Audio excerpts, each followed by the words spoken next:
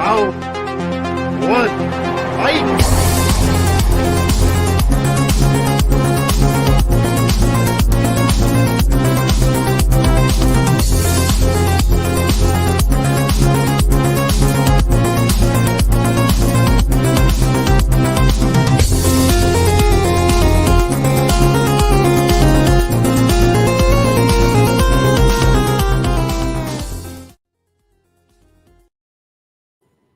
Hey, what's up, guys? Welcome to another episode of Tournament Fights. This is episode number 64, and tonight we are talking best talk shows of all time. Just to do something a little off the beaten path from movies every single time. So it'll be your daytime talk shows. We'll do the political ones. We'll do the trashy ones, like your Jerry Springers and your Maury Poviches and that kind of stuff. Then we do the late night talk shows as well. We got a few from overseas. We got a couple British, a couple Australian, a couple Canadian ones. So it should be a fun time. So I'm your host tonight. I'm Jordan, the TV hero tonight, and I'll go ahead and I'll introduce our panel for tonight. Oh, and also how it's going to work. I just want to give everyone a quick little heads up. We had so many of these talk shows that we're doing a quick little playing bracket. So you'll see two brackets tonight, just because we wanted to contain all this into one episode, not have to split it up into multiple episodes. So yeah, but I will introduce my guests. We have first up, my co-host, Austin Pez. Hello. Broadcasting from a new corner of my living room. I am not on the couch anymore. I'm not on the couch like some of the talk shows. I'm just in a chair at a desk, and but I'm happy to do it. I'm comfy. I'm ready to go, man. I'm right next to my movies now. I'm right next to them. You can actually see a little bit of it on screen now. So yeah, there you go. Nice. Well, that should be fun. And then we also have to join us Mr. Matt Kearns. How's it going? Hello. It's going good. Good to be back. Mm-hmm. Nice. And then we also have Richie Nemo Goodcare. Hey man, good to be back. To talk talk shows. Talking talk shows. Mm-hmm. A lot of talking. Anyway, Richie, we'll have you do a stand-up set, and we'll give you the wave on over so you can come over and sit, and we'll interview you afterwards, like Johnny Carson used to do. Johnny Carson give you the wave over to the chairs. And I can make Jimmy Fallon laugh. It never happens. Yeah. He doesn't laugh at anything. Yeah, he's a serious guy. Yeah. And then we also have joining us Brian Nussbaum. How's it going? Very good. Great to be here. Talk shows. Yeah.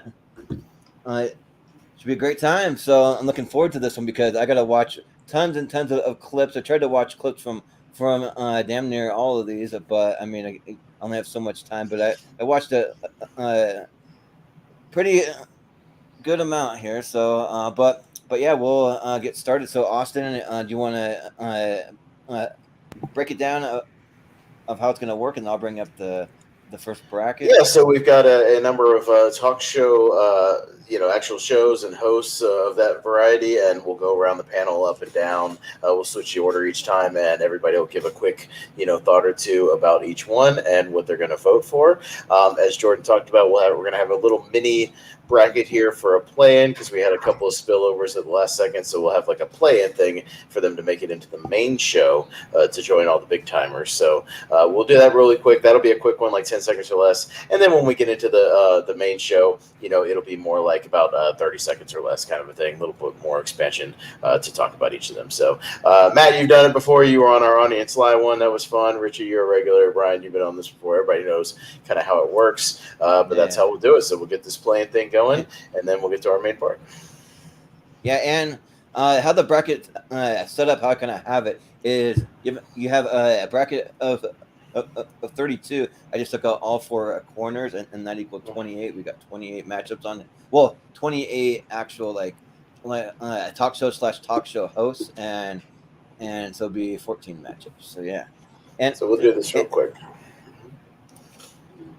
Yeah, and also when you vote, and you can vote for if you like the overall show better, or you can vote for the individual person. I mean, I wasn't sure which way we wanted to go, so I figured I'd just leave it up to y'all. So you can vote for whichever one you want, whichever way that you want the tournament fights. I mean, or if you absolutely despise one of the people and you want to just vote against them, you can do that as well. So whatever you want to do. Yeah, so I'll go ahead and I'll reveal the first matchup here. So we have the Doctor going up against the Talk, which is like the step down from the View, like the View Light. I kind of feel like. I mean, I don't really recognize too many people from the Talk, except for Jerry O'Connell. There, he's the. I mean, one of those from American Ninja Warrior. Now. Oh yeah. So yeah, but. And then the doctors are just like they could give you like medical advice on like a medical topic. So. Is this the show that is a talk? The show that Sharon Osbourne was fired from? Yes. Oh yes. Yes. So, yeah. That one. Yeah.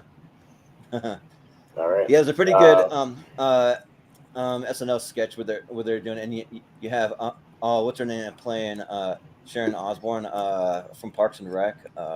Amy Poehler. Yeah. Yeah, Amy Poehler's like, hello, the little doggy. Hello, how are you? We're so excited to see you today.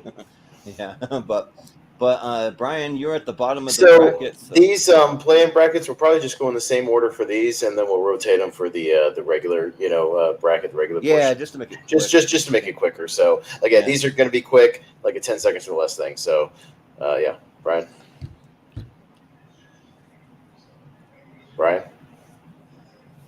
No. I think he's frozen. Oh yeah, he may have. Maybe he's having power issues again. We'll go throw to Richie, and we'll come back and see. Yeah, we'll throw to Richie. So yeah. Yeah. Okay. Well, yeah. Like, the talk is kind of like I'm not a huge fan of the View, which will come up later, and the talk's kind of probably. Me neither. I mean, the Doctors probably. I probably wouldn't watch it, but I'll go the Doctors. All right. Yeah. Jerry O'Connell was in Jerry Maguire with Tom Cruise. So the Talk. Okay. Yeah. I'm Austin. The Talk fired Sharon Osbourne, so I'll go the Doctors. Yeah. Well, I've heard that a lot of what the doctors say, why they're not really on the air anymore, that a lot of it, they would say it was just BS stuff. It was it wasn't all medically sound. I'm sure some of it was, but they were fact checked, and a lot of it didn't add up. So for that reason, I'm going to go with the Talk. All right. So the Talk's going to take it up. Yeah. So the Talk will do that. We'll take it here, and then next up, I think Brian's back, by the way. Okay, let me see if I can. If he's there.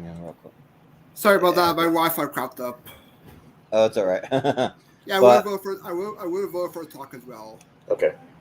Yeah, sounds good. Well, we have Full Frontal with Samantha B going up against the Kelly and Michael, which I have it circled because it's specifically for Michael Strahan is one we're going to focus on because there'll be a separate spot for Kelly Ripa. Okay. So we're just voting on Michael Strahan there. How do you like? All right. So Brian, I'll go vote for even though we're going to match with Michael, I'll still go vote for Kelly. Yeah. Richie. I like Samantha B, so I'll go Full Frontal. Yeah. Matt. Kelly and Michael. Yeah. Austin. Yeah, I'm gonna go with Michael. I'm just not a fan of Samantha B. Same. Yeah, I'm not a big Samantha B fan either. So I mean, I don't have anything big against her. Just not really into her. So I'll vote for Kelly and Michael. All right. So Michael takes it. All right. Next one we got the Daily Show with Jon Stewart on there going up. I went to Nightly Show with Larry Wilmore. Both Comedy Central. Both from Comedy Central. So Brian. Daily Show. Yeah. Richie. Jon Stewart's the best Daily Show host, and it's a good show. Great, it's the best. So Daily Show. Yeah. Matt. Daily Show. Yeah. Yeah, Jon Stewart. Yeah, for the play-in bracket, Jon Stewart might be a favorite for me. I really love Jon Stewart, so I'll vote for the Daily Show. So, all right, Daily Show, we'll take it. Let's see. We have Lights Out with David Spade, another Comedy Central, popping up here, going up against Mike Douglas. So I added him back in after we almost. Oh, sorry, we almost. I took him off, but then I did the play-in bracket. I was able to add him back in. So, Brian. David Spade. Yep. Richie.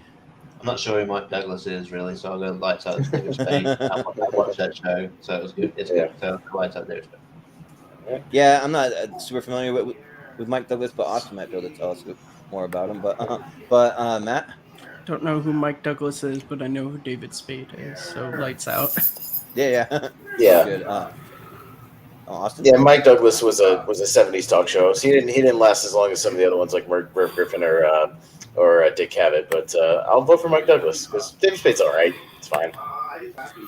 But one of the cool things is, though, I went and watched a clip from Mike Douglas, and then they had Chuck Berry's musical guest playing with John Lennon from the Beatles actually on the show. Very first time they ever played together was on the Mike Douglas show. They were playing, singing, so it's pretty cool.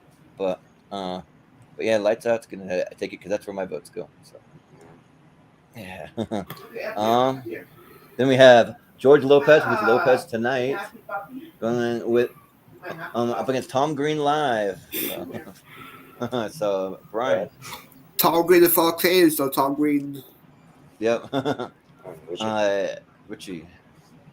I'll go Tom Green because I haven't seen the show, but I've met him a few times. So, Yeah. Oh, nice. Oh, cool. Matt. George Lopez. Yeah. And then Austin. Tom Green's an underrated interviewer. I'll go Tom Green. Yeah, I think Tom Green's underrated too. So yeah, I'll definitely go Tom Green. So makes me laugh pretty good. So Tom Green. All right. Then we had the Pete Holmes show going up against Chris Hardwick. So he has Talking Dead, but I think he just had like a general talk show too. But He had like at midnight or something like that.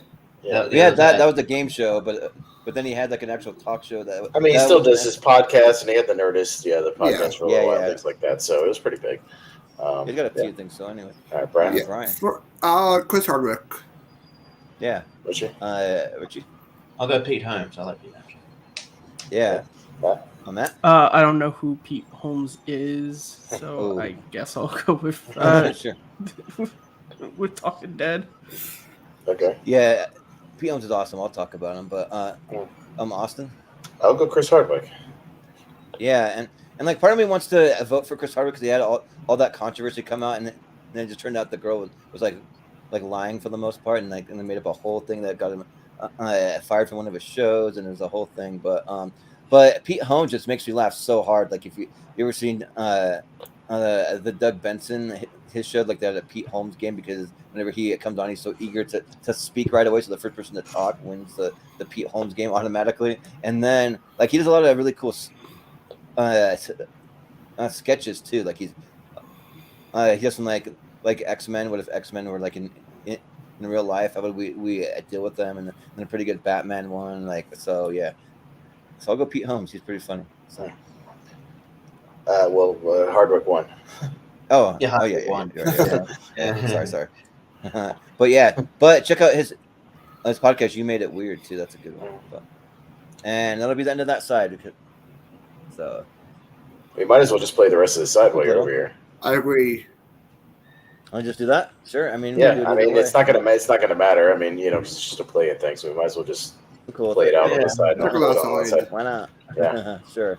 All right, then we'll throw it back to the talk. Going up against Michael Strahan.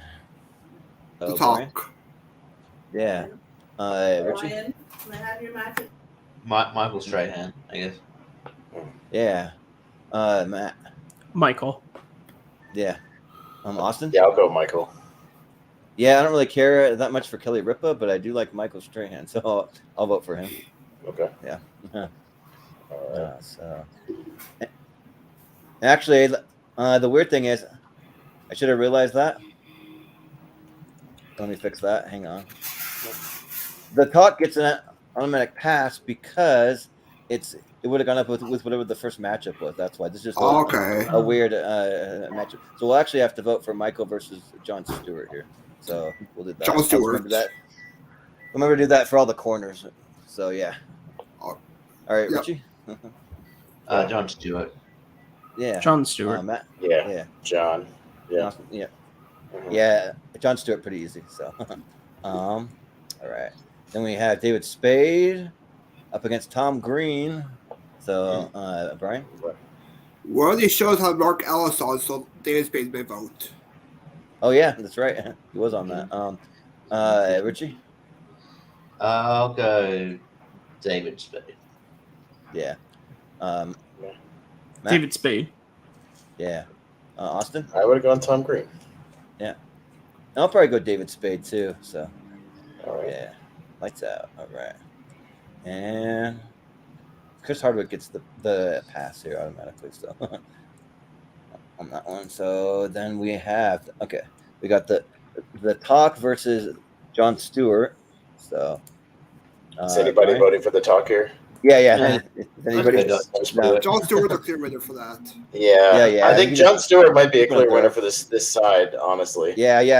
I genuinely can't think of another thing on this side. Well, I mean, a lot of people have voted for Spade, so it might just be we can just bump into Jon Stewart versus David Spade. Honestly, like. Yeah. Unless I'm going for Hardwick, but no, that's fine. So we'll we'll go around for Spade versus Jon Stewart and just make sure, Brian. I like anarchy, so David Spade. Okay. Yeah. Richie. Richie. I mean, I don't like it that much. Jon Stewart. Yeah. Matt. Jon Stewart. Yeah. I like anarchy in certain circumstances, but not this one, Jon Stewart.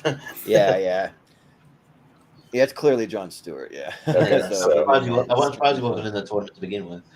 Well, I think we had the Daily Show, but we went with the current host of Trevor Noah as opposed to So we retroactively put Jon Stewart on the Daily Show since it's the same show. But yeah. Let's see. I don't want to reveal too much here, but okay, there we go. Cool. So now we have Ryan Seacrest. That's another one. So I circled Ryan Seacrest because that's the one that we're focusing on here. Going up against Heart to Heart. Kevin Hart has a talk show over on Peacock. So, Brian. Kelly Ryan. Yeah. Richie. I've never seen Kelly and Ryan, but I guess I like Kevin Hart enough, so I'll go Heart to Heart. Yeah. Matt. I don't want to punch Kevin Hart in the face, so Kevin Hart. Sure, yeah. Why do you want to punch Kelly in the face? That's pretty rude. No, look at Ryan Seacrest is one of the most punchable faces ever. Yeah. I'm sorry if you listen to this show. Just look at that face. I have never understood how Ryan Seacrest is like almost a billionaire. Kevin Hart. Yeah, I don't get it. He's like, you look at his net worth. He's worth like $800 million. It's baffling. Yeah, it's crazy. It's that American Idol money. I guess. Yeah. But, oh my god. His hosting ability is nothing special. So I don't know. He's toast. You know, he's like just white Kelly and toast. Ripa, and then he does like the Dick Clark countdown. He does a few different. He has his own radio show too. So I don't think he does the New Year's countdown anymore. I don't think he does. And you know what? Maybe not. Screw Ryan Seacrest's radio show for doing hacky fake bits like War of the Roses. Like those are like fake hack bits. That dude. Like and now everybody in the world does those fake like scripted bits now, and they play. Talk about great bits. When he first started hosting, Howard Stern had a whole thing to where he would just listen to episodes and be like, "Here's why Ryan Seacrest sucks." Yeah. Nice. I think my favorite. I'm gonna vote for Kevin Hart American Idol when he tried to. I think there's a segment where he tried to high five a blind guy or something. Yeah. Wow. It's like no, you're gonna leave me hanging. Yeah. but I guess are you gonna bump Hart already because he's got the corner spot up there anyways? True. Sure. Yeah, he's got the corner spot. Yeah. Okay. Piers Morgan, which he's actually back with this new Piers Morgan Uncensored. I watched this crazy episode with Mickey Rourke where he made Mickey Rourke cry and like really pissed off. So, and then going up against that is Jimmy Carr with the fix. Yeah. The fix. Yeah. I had to squint a little bit to see it, but Brian. I like Jimmy Carr. I like him. So yeah. Okay. Yeah. Richie. Fuck Piers Morgan, he's a cunt. The fix for sure, and Catherine Ryan's good for me as well. She's yeah. Also, DL Hughley's there too. So, but Matt. So I gotta be honest, I don't know who Jimmy Carr is, and yet I'm voting for him because I don't like Piers Morgan that much. Yeah. It was a great British comedian. So yeah. Yeah, he's really good. Okay. Yeah, but. I'll also go Jimmy Carr. Yeah, Piers Morgan. One of the best interviews he ever did on CNN was one where he didn't talk, and it was when Alex Jones was ranting for like half an hour. He just let him go. And let him make an ass out of himself. It was great. So Jimmy Carr. We'll say that like Piers Morgan might be a bit of a guilty pleasure, just because like the way Simon Cowell is, he just kind of just says whatever's on his mind, and like he gets people to get like really pissed off and say controversial things. Like he just has a way about Yeah, him. but Simon Cowell's funny, at least. Yeah. But I'm not going to vote for him. I'm going to vote Jimmy Carr. So, yeah. Yeah. All right. So then we have Howard Stern there going up against Roseanne Barr. So you can see her there interviewing good. another cancel. But Roseanne had like a really crazy set. I watched an interview with Chris Tucker, and her set spins around 360 degrees like a house. And there's like a kitchen, and then a dining room, and then a bathroom, like a bunch of stuff, a living room. So, but anyways, Brian. This is the Howard Stern. Yeah. Richie? Yeah, I'm not going to be as hard on Roseanne Barr as I am Piers Morgan. I think Roseanne Barr's cool, but it does have great qualities. I'm surprised Howard Stern hasn't been cancelled either. It's I know, yeah. But I don't know. I think I know where it's going to go. I'll go to Roseanne Barr. Well, he's in a spot where we can have naked women on there. Like, he doesn't do it anymore, but he used to have them on there, and they're like orgasming on the Sibian and all that stuff. but Matt? Howard Stern. Yeah. And Jordan, we've all seen Private Parts. We know about that. right. Yeah. But Austin? You know what? I'm going to go Roseanne because I think Howard Stern's overrated as an interviewer. I think he talks over his guests way too much. So I'm going to go Roseanne. Yeah. I just don't really care for Roseanne that much, but so I think because their voice really annoys me. I'm like, how you doing today? Well, so, I don't think she's going to go very far anyways, and she wouldn't have gone far anyway, so, like, whatever. Yeah, so I'll vote for Howard Stern. Yeah. Okay. Yeah. We have Comedy Bang Bang. Cool. I'm trying to think of the guy that actually does it. I have it written. That's Scott Aukerman. Yeah, Scott Aukerman, and he actually had Weird Al Yankovic as his band leader for a little bit after the other guy went to Reggie Watts left. Gordon's show. Yeah, Reggie Watts left. So yeah, we got that on there. Then we have Rick Mercer from Canada, which is one Brian suggested. So yeah, Brian. Which I'm gonna go with Rick Mercer for this one. Yeah, he's actually pretty entertaining. I watched some clips from him. So yeah, but Richie. I saw Comedy Bang Bang live. I like it. It's so fucking stupid, and I love it. I love Paul Tompkins. I love Paul Tompkins. I love everything about it. But yes, I'll go Comedy Bang Bang. Yeah. Matt. Comedy Bang Bang. Yeah. Yes, that's spicy meat the ball. Yeah. Austin. I don't know who Rick Mercer is, so I'll go Comedy Bang Bang, but I genuinely like it. Yeah. Well, from the clip I watched, it seemed like he's like basically traveled to every single nook and cranny of all of Canada and like filmed it, and then like went on his talk show and talked about it. So, but I'm gonna go with Comedy Bang Bang. I mean, Weird Al's my guy. I grew up with him. Like I vote for that just for Weird Al. So yeah, Comedy Bang Bang. Yeah. But we have the Jim Jeffery Show going up against Adam Carolla. Okay. All right. So Brian. I've never seen Jim Jeffery, so going with Adam Carolla. That's because it was only on for like 12 episodes before he got canceled. Yeah. Yeah, like he got shut down for racy jokes on Comedy Central. So, yeah. It's pretty funny, yeah. But Richie. I'm gonna go Jim Jeffries here. Yeah. Matt? I'll go Adam. Yeah. I'm awesome. I love Adam Carolla, so I'm gonna go Adam. Yeah, same. I gotta go Adam Carolla. But I love Jim Jeffries' podcast. I don't know about that, where like they just take topics that they're like he has no idea or like anything about, and then they have like experts in the field, and he has to answer like really overcomplicated questions and just be funny and stuff. It's pretty good. But we have. I always forget the guy who hosted the Late Show before, Craig Kilborn. That's who it is. So going up against Norm Macdonald. Oh man. Norm Macdonald, which you can go ahead and you can vote. I'm gonna find it. Yeah, his name. Norm Macdonald. Not old. That's Tom Snyder. That's who it is. Tom Snyder. Yeah. Okay. So Richie. Not Norm. Yeah. Matt. Norm, easy. Yeah. Yeah, Norm. Austin? Yeah, I got to go with Norm too. Yeah, with his really cheesy like Wait, kind did you of put the offensive Jeffery jokes. Show? I think, what did Adam Carolla go through? Oh Adam yeah, Carolla sorry, won. that was mine. Yeah. My bad. Yeah, there's Adam Carolla. Yeah. You have to watch me. Sometimes I'm on autopilot, but Yeah. yeah. So that'll be it. So Norm Macdonald gets a pass too for being over in the corner. So we'll go back up. We have Jimmy Carr up against Howard Stern. Okay. So Brian. I'll go with Jimmy Carr this one. Yeah. Richie. The Fix, Jimmy Carr. Oh, yeah, that's true. Yeah.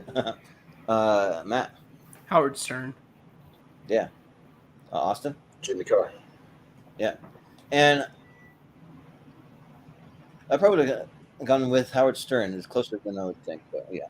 But it'll be Jimmy Carr. Okay. Moving on. And then we got Comedy Bang Bang going up against the Adam Carolla Show. So, Brian, what do you think? I'll go with Cardi Bang Bang. Yeah. Richie? Comedy Bang Bang. Yep. Yeah. Matt? Comedy Bang Bang. Yeah. Austin? Adam Carolla. Ooh. And I like them both a lot, but I got to go with Comedy Bang Bang, I think.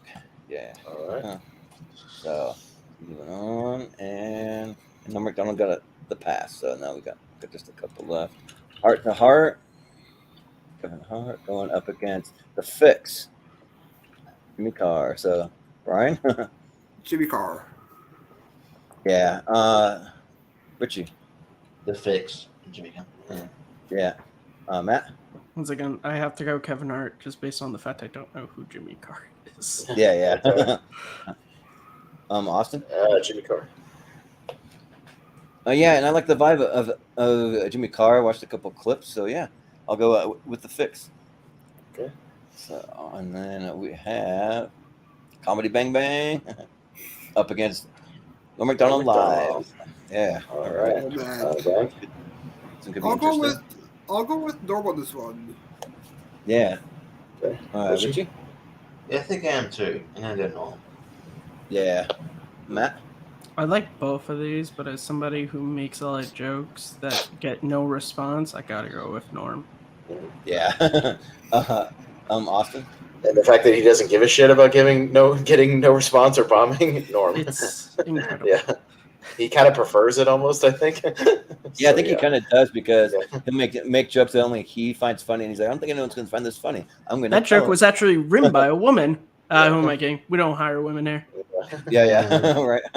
Yeah, so Norm Macdonald, yeah. All right, so I think we have our final, right? Is that? Oh no, we got the Fix though. Okay, the Fix versus Norm Macdonald. Then we'll get to it. And I think the winner faces Jon Stewart, I think. So, Yeah. yeah. All right. Brian? I'll go with Jimmy Carr on this one. Okay. Yeah. Right. Richie? Norm. Yeah. Matt? Norm. I'll go Norm. Yeah. Yeah, and I'll go with Norm, but in the chat, Steven makes me sad. He says almost anyone but Adam Carolla. Come on. Oh yeah. He's divisive, yeah. He made a comment right as I went to click it. It like literally popped up like that millisecond. but yeah. So it'll be Norm Macdonald. Adam Carolla was on Bill Maher's YouTube show recently, though. It's really funny. Y'all should check it out. Yeah, it's very good. Yeah. They kind of have difference of like views and all. Not really though, because Bill Maher is like a common sense guy. They agree with how the state of California. That's for damn sure. So they talk about that. Nice. You have to check it out. But yeah, we got Jon Stewart versus Norm Macdonald for the winner of the play-in bracket, which will move on to the other bracket. So. All right, Brian. Daily Show. Yeah. Richie. This is how my logic is that we already have, even though Jon Stewart is the best, we already have a Daily Show, so I'm going to go with Norm. Yeah, but it would be kind of cool to see the two Daily Shows face each other. But I agree with that. I like Norm a lot, but I think we should get the better Daily Show host on this bracket. True. So Jon Stewart. Yep. Austin? Yeah, I'm kind of in the same boat because I'm not voting for Trevor Noah, so Jon Stewart. Yeah. Same. I would not. I think Trevor Noah is like a drastic jump off a cliff step He down. wrote a from nice yeah, I book think so. that I had to read in college, but like he's like Yeah. Really? he's like I'm when your voting for mom. Jon Stewart. Oh well, I'll talk about him when we Yeah, get yeah. When we get there, Right, we'll I had talk a about it. joke, but I'll save it for We'll the save it for the For Trevor Noah. Mm-hmm. Well, now just bear with me one minute. I'm gonna actually turn the screen off, which I gotta zoom out some things to get my controls back. I had it like zoomed in so I could see better, but yeah. So the Daily Show will be moving on, and I didn't make a bracket for it because I wasn't sure how, like which one was gonna make it, so I couldn't. But the Daily Show, just real quick before I put up the next one, is gonna go up against Space Ghost Coast to Coast. Will be the first matchup. So we can just go around and we can vote for that. Yeah. And yeah, so we'll just go in the same order. So we'll officially start with Brian now, and then we'll start rotating. So yeah. So Brian, then Richie. The Daily Show versus Space Ghost Coast to Coast. What do you think? Okay. Jon Stewart. Yeah. Richie. Jon Stewart, Daily Show. Yeah. Yeah. Matt. Daily Show. Yeah. Yeah. Same here. Space Ghost is fun, but yeah, Jon Stewart. Yeah, I gotta go with Jon Stewart, but I have a funny story about meeting John Schnepp at a panel and just him like going on and on about like editing Space Coast to Coast, just having to put in like the really awkward reactions from like all these celebrities. Just find the most cringeworthy, awkward things to put in there. But it sounds like a kind of interesting job to have. But okay, so now I just have to hit finalize, and I think the problem is I didn't add the Jon Stewart graphic to this one because I didn't know which one was going to be here. So in light of that, I'm going to just throw the Space Ghost one in there, and that's going to count for Jon Stewart in this next bracket. So just to save time, if I could fix it, it'll take like 5 minutes, and we'll just save some time, and then we'll do it. Hopefully that doesn't get confusing as we get later. Well, no, we've had ones before where Jordan put like a sequel or something in there. So like on accident. Yeah, to be like, oh, this isn't X2, this is X-Men, or something like that. So we've done it before. So a quick thing about Jon Stewart. He had Steve Carell on his show one time. Like he brought Steve Carell back. You know, if you remember, Steve Carell was like a correspondent or whatever for a long time. Yeah. And then he came back on after he was like super famous and he'd done the movies and The Office and all that. And he just sits down. There's this pause and he goes, "Hey John, how much?" And he goes, "What do you mean how much for the show?" How much? Because I don't know if he knows or not, but I'm very rich now, so I'd like to buy the show. How much? And you. So like it was just this funny like opening 5 minutes of him just being like a big timer, big timing Jon Stewart. It was really funny. So Nice. All right, let me bring up this bracket here. It's all ready to roll. Let's see. I'm gonna put on my notes: Space Ghost equals Jon Stewart. Let me just talk show. Okay. I'm trying to make sure that I get the right one product because both brackets are named a similar name on here, but yeah. So tell him to calm down, Richie. Yeah. But yeah. So Space Ghost equals Jon Stewart here. So you can see Maury Povich there's the first one. So it'll be Maury Povich versus the Daily Show with Jon Stewart. So we'll go to Richie first this time. We can rotate around. If his dogs will calm down. Otherwise, we'll pass on him for a second. Yeah. And if you want to say a little more this time, you can say a little more because we're in the main. Yeah, we're in the main thing now. So if you want to go 20 or 30 seconds, that's fine. Yeah. Okay, so didn't Daily Show go ahead and give Space Ghost and then So it's Jon Stewart. It's what we're actually. Yeah. It's Jon Stewart versus Mark. It would take him too long to add the graphics. So switch it. Okay, but let's save time. It's hard because like Maury. Also, there's a few daytime talk shows that make you guys in America look pretty bad. Not wrong. You're not wrong. They had to bring some kind of crazy headline there. Like I made a mistake. To be fair, International has Jeremy Kyle, and which is almost as bad. So you know what? To be fair, I feel like Australia would have had a few as well. I just kind of avoided them. But Well, yeah, Australia has a show called Studio 10, which I was on. But anyway, Maury is a guilty pleasure. We stayed up ages one stream and watched a whole bunch of clips. Yeah, that's good stuff. With It's like the it's definitely fat like children that are like 3 and 4 years old that are way overweight. Or like, is it some a man or is it a segments- woman? Which one is it? Try to guess. definitely some segments that wouldn't fly today, especially like like what you just mentioned. Like phobias. And some of the phobias are they're a bit less, they like empathy a bit. But anyway, Maury's fun, but and I would like it to see it move on if it was getting something else, but I can't, so I got to go Jon Stewart. Okay. Yeah. Matt, what do you think? Matt?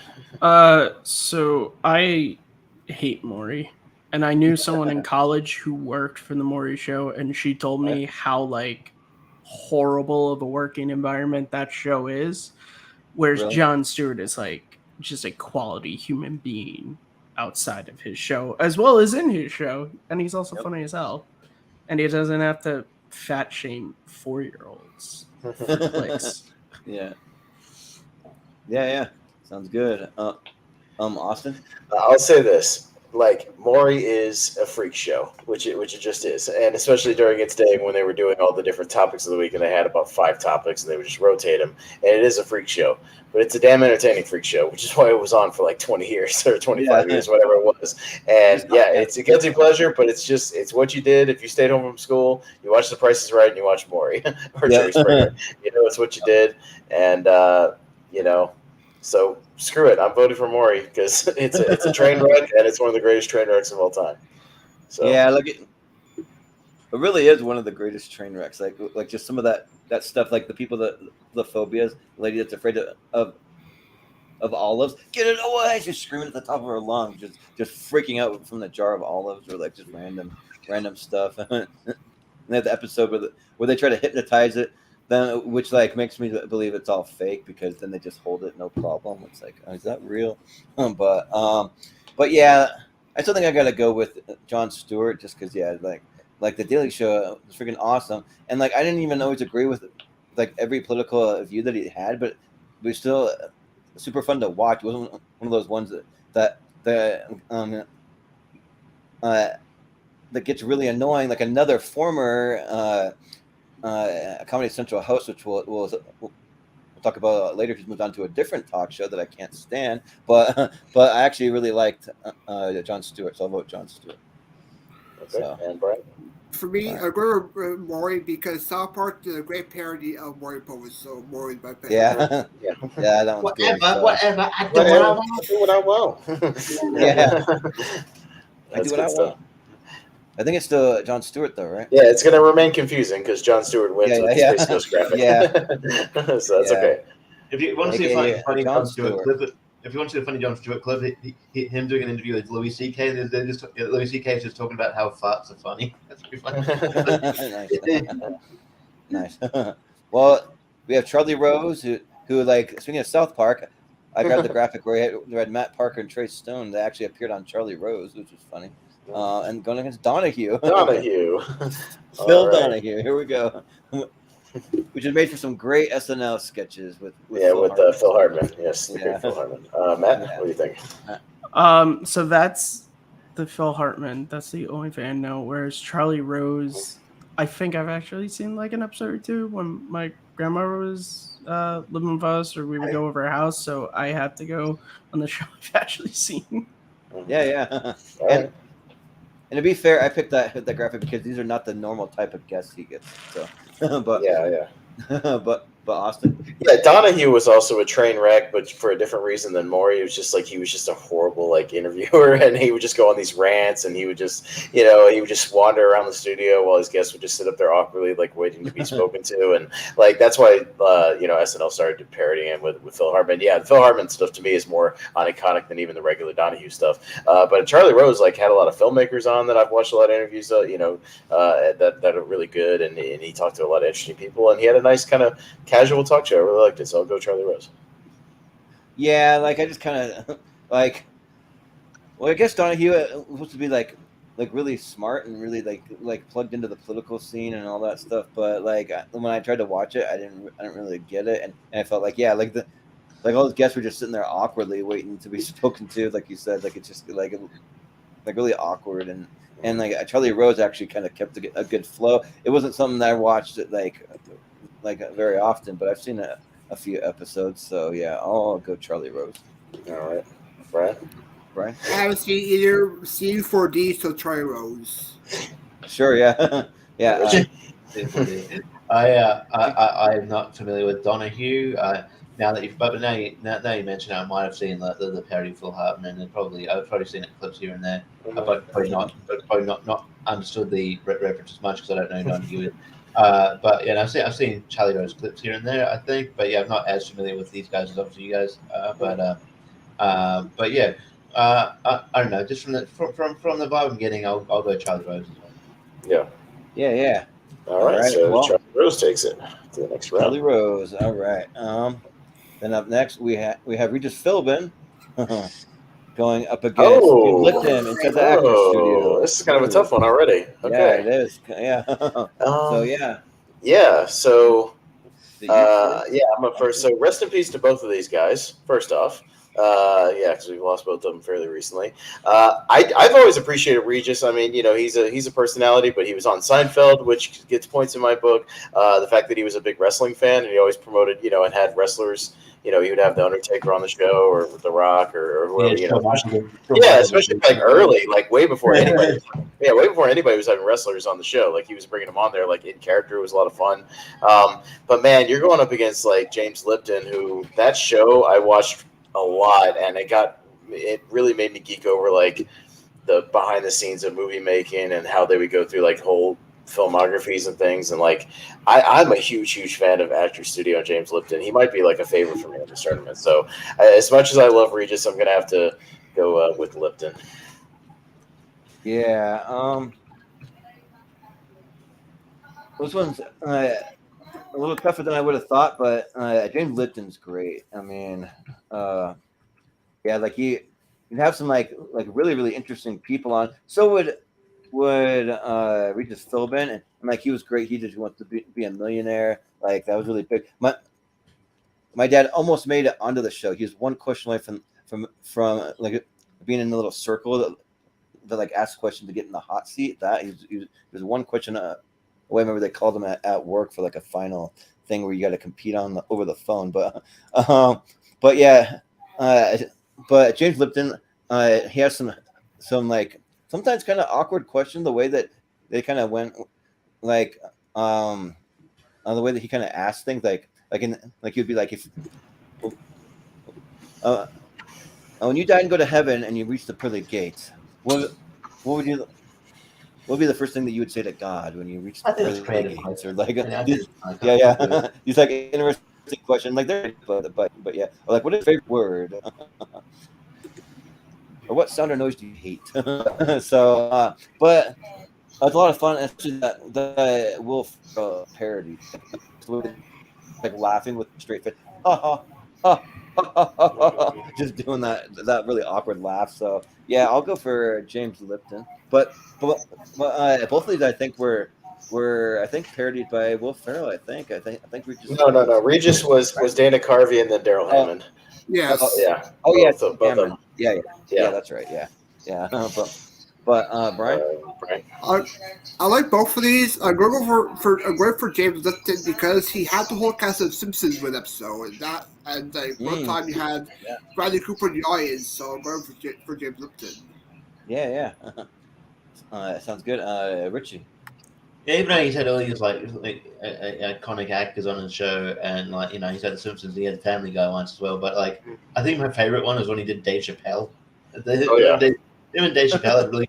Him and Dave Chappelle had really good rapport. They had really good chemistry, and like I think he really liked being on the show. So and yeah, I obviously know Regis Philbin is, but yeah, I don't have as much affinity for him as because I'm not an American. But yeah, I understand like how important he is to the pop culture in America. But I love Inside the Actor Studio. I watch it all. I used to watch it all the time when I used to record it before, and I'd come watch it when I get home from school. So I just like his style of interviewing. I don't know, and I think he just comes across as like sort of just a sort of a warm kind of character. I feel like you'd feel at ease just immediately talking to him. And I don't know. Inside the Actor Studio rules. So I'm gonna go. James Lipton with Inside the Actor. Oh yeah, with Regis too. Like he's always yelling. Like he's like assistant guy. Stedman, what do you think over there? I don't like he's always yelling at that guy. But Matt. So I don't really have the reverence for Inside the Actor Studio. I've seen quite a few episodes, and I think it's a good show. I think Lipton's a good host. But you guys talk about like when you were sick from school watching Maury. I was watching Regis and Kelly, and I really like Regis Philbin. I think he's one of the most like famous talk show hosts for a reason, because he was actually like a good host. He didn't talk over his guests. He was actually funny, not that like fake stuff that his now predecessor is attempting to be. So I go Regis Philbin. Okay. Yeah. All right. We'll love for Regis, but it's gonna be be James Lipton. All right. Oh yeah. There you go. A little insight from Stephen Bradley Cooper was a student from Inside the Actor. Yep, that's correct.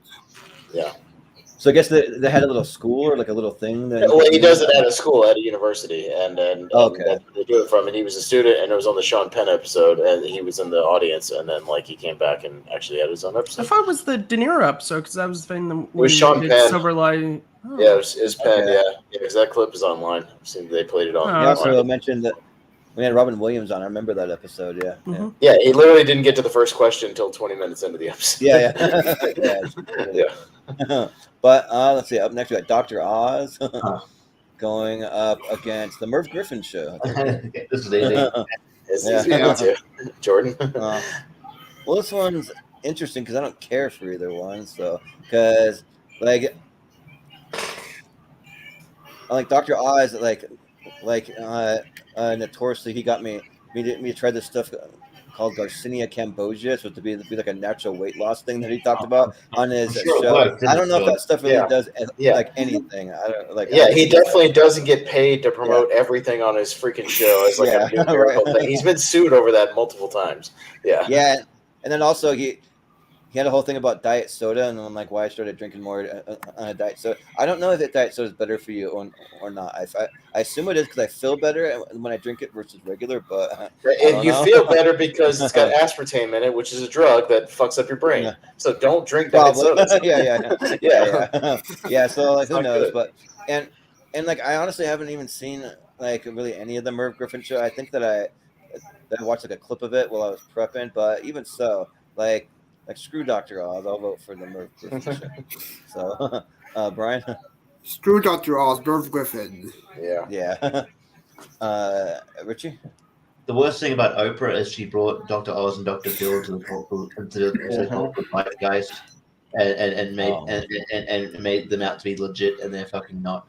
Dr. Oz is a quack. So and he's been sued multiple times as Austin said. So yeah, Merv Griffin. I've seen enough clips to like it. So yeah. Well, Matt, I've never watched every one of these shows. I go in Dr. Oz just simply because I remember him when my mom would watch Oprah, and I literally don't know anything about Merv Griffin. Right. It's not that I like Dr. Oz. Well, famously, there's an episode of Seinfeld where they recreated the Merv Griffin set. There's that, but Austin? Yeah, no, I don't like Dr. Oz. He's a pill and whatever peddler, and he peddles just whatever anybody pays him to peddle, and that's dishonest to me, especially if you're going to do like a doctor show, and just a lot of his information is proven to be incorrect almost immediately. Merv Griffin is another one of those like 70s guys who, if you actually go back and watch it, they're fun. They're just very laid back. talk shows, like I just like the more laid back style where they would just chill and talk, and he's not just like sitting there with cards. Like they just have conversations, and I kind of it's refreshing to go back and watch now as opposed to everything just being made. Not to get to Jimmy Fallon too early, but like everything's made for like clips on the internet. Like we gotta talk about this so we can put it up on the internet. You know, like it's just right. I like long form conversation, where they're just talking. Yeah, right. There's an interview. I don't know what he did it with. An interview with Bo Burnham where he rants about that. It's like I wouldn't be able to go viral. It'd be hard for me to go viral anymore because people. You just put up a clip. Oh, a talk show that goes viral. He rants. Yeah, right. Yeah, that's all these shows are made for now, and it's refreshing to go back and watch that guy just talk to somebody for 20 minutes. So yeah, yeah, because like a lot of these older talk shows, like the interviews went a lot longer versus the current ones are like so quick, and then the whole thing's over. Yeah, they barely talk about anything. Yeah, they barely talk. Yeah, but here we go. We got the monster going up against Jerry Springer. Two train wrecks here. Here we go. Which one's crazier? Because I've got some information about Wendy Williams when we get to her. Brian? I'm going for Jerry Springer just because of Steve for Austin Powers 2. Okay. Sure, yeah. Oh, yeah. That's true. It's a great scene when like Dr. Evil and Mini-Me just like run at each other. Yeah. Scott Evil. Yeah. Oh, yeah. Well, Dr. Evil's fighting the KKK on the show. Like, yeah. Richie. Out of the two train wrecks, I'll go for the person that's self-aware that's a train wreck and it's funny and takes piss about it, and that's Jerry Springer. Yeah. Matt? Yeah, they're both train wrecks. They're both should never have been given shows, but between the two train wrecks, Jerry Springer I can at least kind of get a laugh out of, whereas Wendy Williams, it's just like it's very uncomfortable, and I feel like the audience is just being held at gunpoint every episode. Yeah. It is kind of like that, so. But, Austin? Yeah, Jerry Springer is, it's a train wreck, but it's an infamous one that, like, I think, eventually he knew what it was and just made it a spectacle because it just is what it is, and how silly can we get? And the fact that it's pretty much all fake. I know many wrestlers and wrestling personalities around Florida that I used to talk to who were on the show, like, just played things. Yeah. And I know other guys who were on there too, who like they're basically given these like bullet points of their character essentially, and they just go out there and whatever. So, but yeah, it got sillier and sillier. But Wendy Williams is like almost unwatchable, and she's literally gave somebody advice one time in her audience. She told a wife to poke holes in the condom to make him have a baby when he didn't want to. Like, fuck you, Wendy Williams. That's what the? Yeah. Wasn't there a clip? There was a clip where they're having they're getting the audience to make fun of this TikTok rapper, and then later revealed that he was murdered. It's like, fucking Jesus Christ! Isn't that like the plot of Joker? Yeah. Did Wendy not watch that movie? Yeah, right. You can look at the clip I'm talking about, though. She's like, my husband just doesn't want to have a baby. Like, he just doesn't think he'd make a good dad. He's not responsible enough, whatever. And she's like, should I, like, do something? He's like, I'm not telling you to, like, do this, but wink, wink, do this. And I'm just like, you're a horrible person, Wendy Williams. Screw you. The only clip I think of with Wendy Williams is when she passed out. Yeah, when she passed out on screen. Yeah. Uh-huh. Probably the best 30 seconds of her show ever. Yeah, Jordan, you're really breaking up. She passes out when she tries to distract you, and then 5 minutes they cut back, throw her back on stage. We're not gonna get her medically checked out. We're gonna be like, sorry guys, I just overheated a little bit. Am I breaking up? Yeah, you're very much breaking up and on a delay. Can you guys hear me? Yeah, I can kind of hear you, but you're still very broken up. Yeah, I have no idea why. I don't even have anything open. So, can you hear me now? Yeah, you're good. Hello. Yeah. Hello? You're in and out. Yeah. Okay. Just making sure, but yeah, that whole pack was just crazy. But and then like she'll just say just like the most like weird things. Like she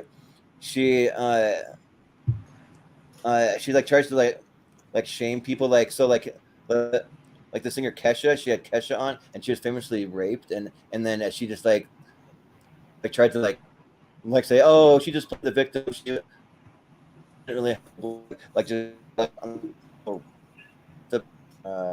and then she had another thing I listened on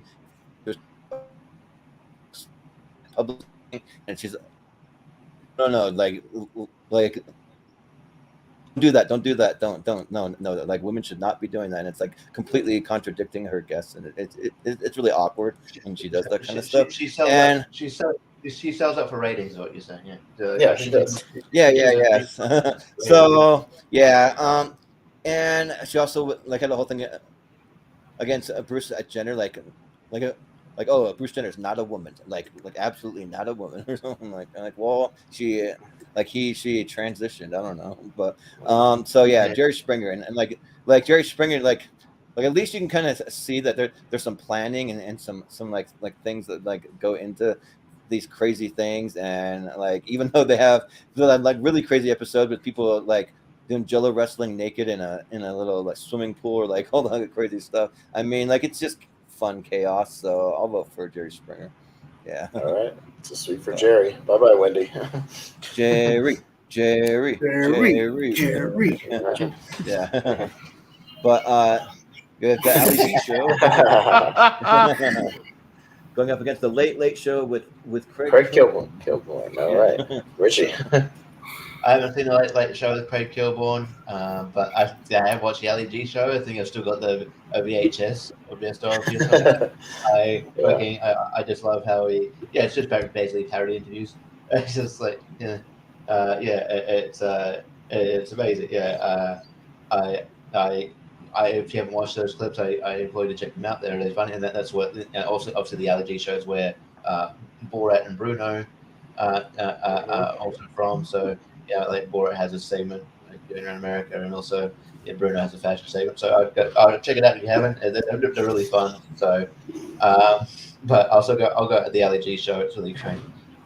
Yeah. Matt, what do you think? Booyakasha, West Side is the best side. So if this was the Late Show with another host named Craig, this would be a little bit harder of a choice. Thankfully, it's not. The Ali G Show is one of the funniest things I've ever seen in my life. I remember when FXX first started his channel, they had like 3 things they were able to show: The League, The Simpsons, and the Ali G Show, and I watched it every night. And it still makes me laugh. Like when he does the episode when he wants to become a cop and he just pulls out his gun, even when they tell him they're like, you don't need your firearm right now. Yeah. Or when he when he's talking to the movie producer and he's like, a lot of these movies talk about drugs and violence and they're bad. No, I want to glorify the violence. The Ali G Show. It's amazing. Yeah. I'm gonna say something. I'm gonna say something you can't say on TV. Cunt. There you go. Yeah. Okay. And then some noise. I mean, you just stop that banging you.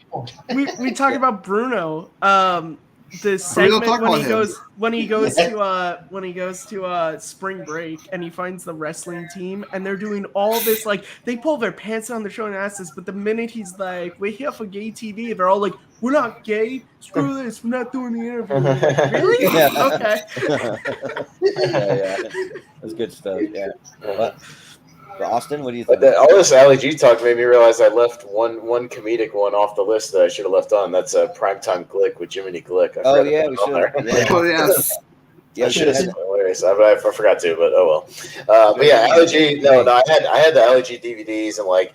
Yeah, it's just when he would interview like serious political people, like and just ask the most ridiculous questions, like, "Are we over in Iraq looking for the BLTs, instead of WMDs?"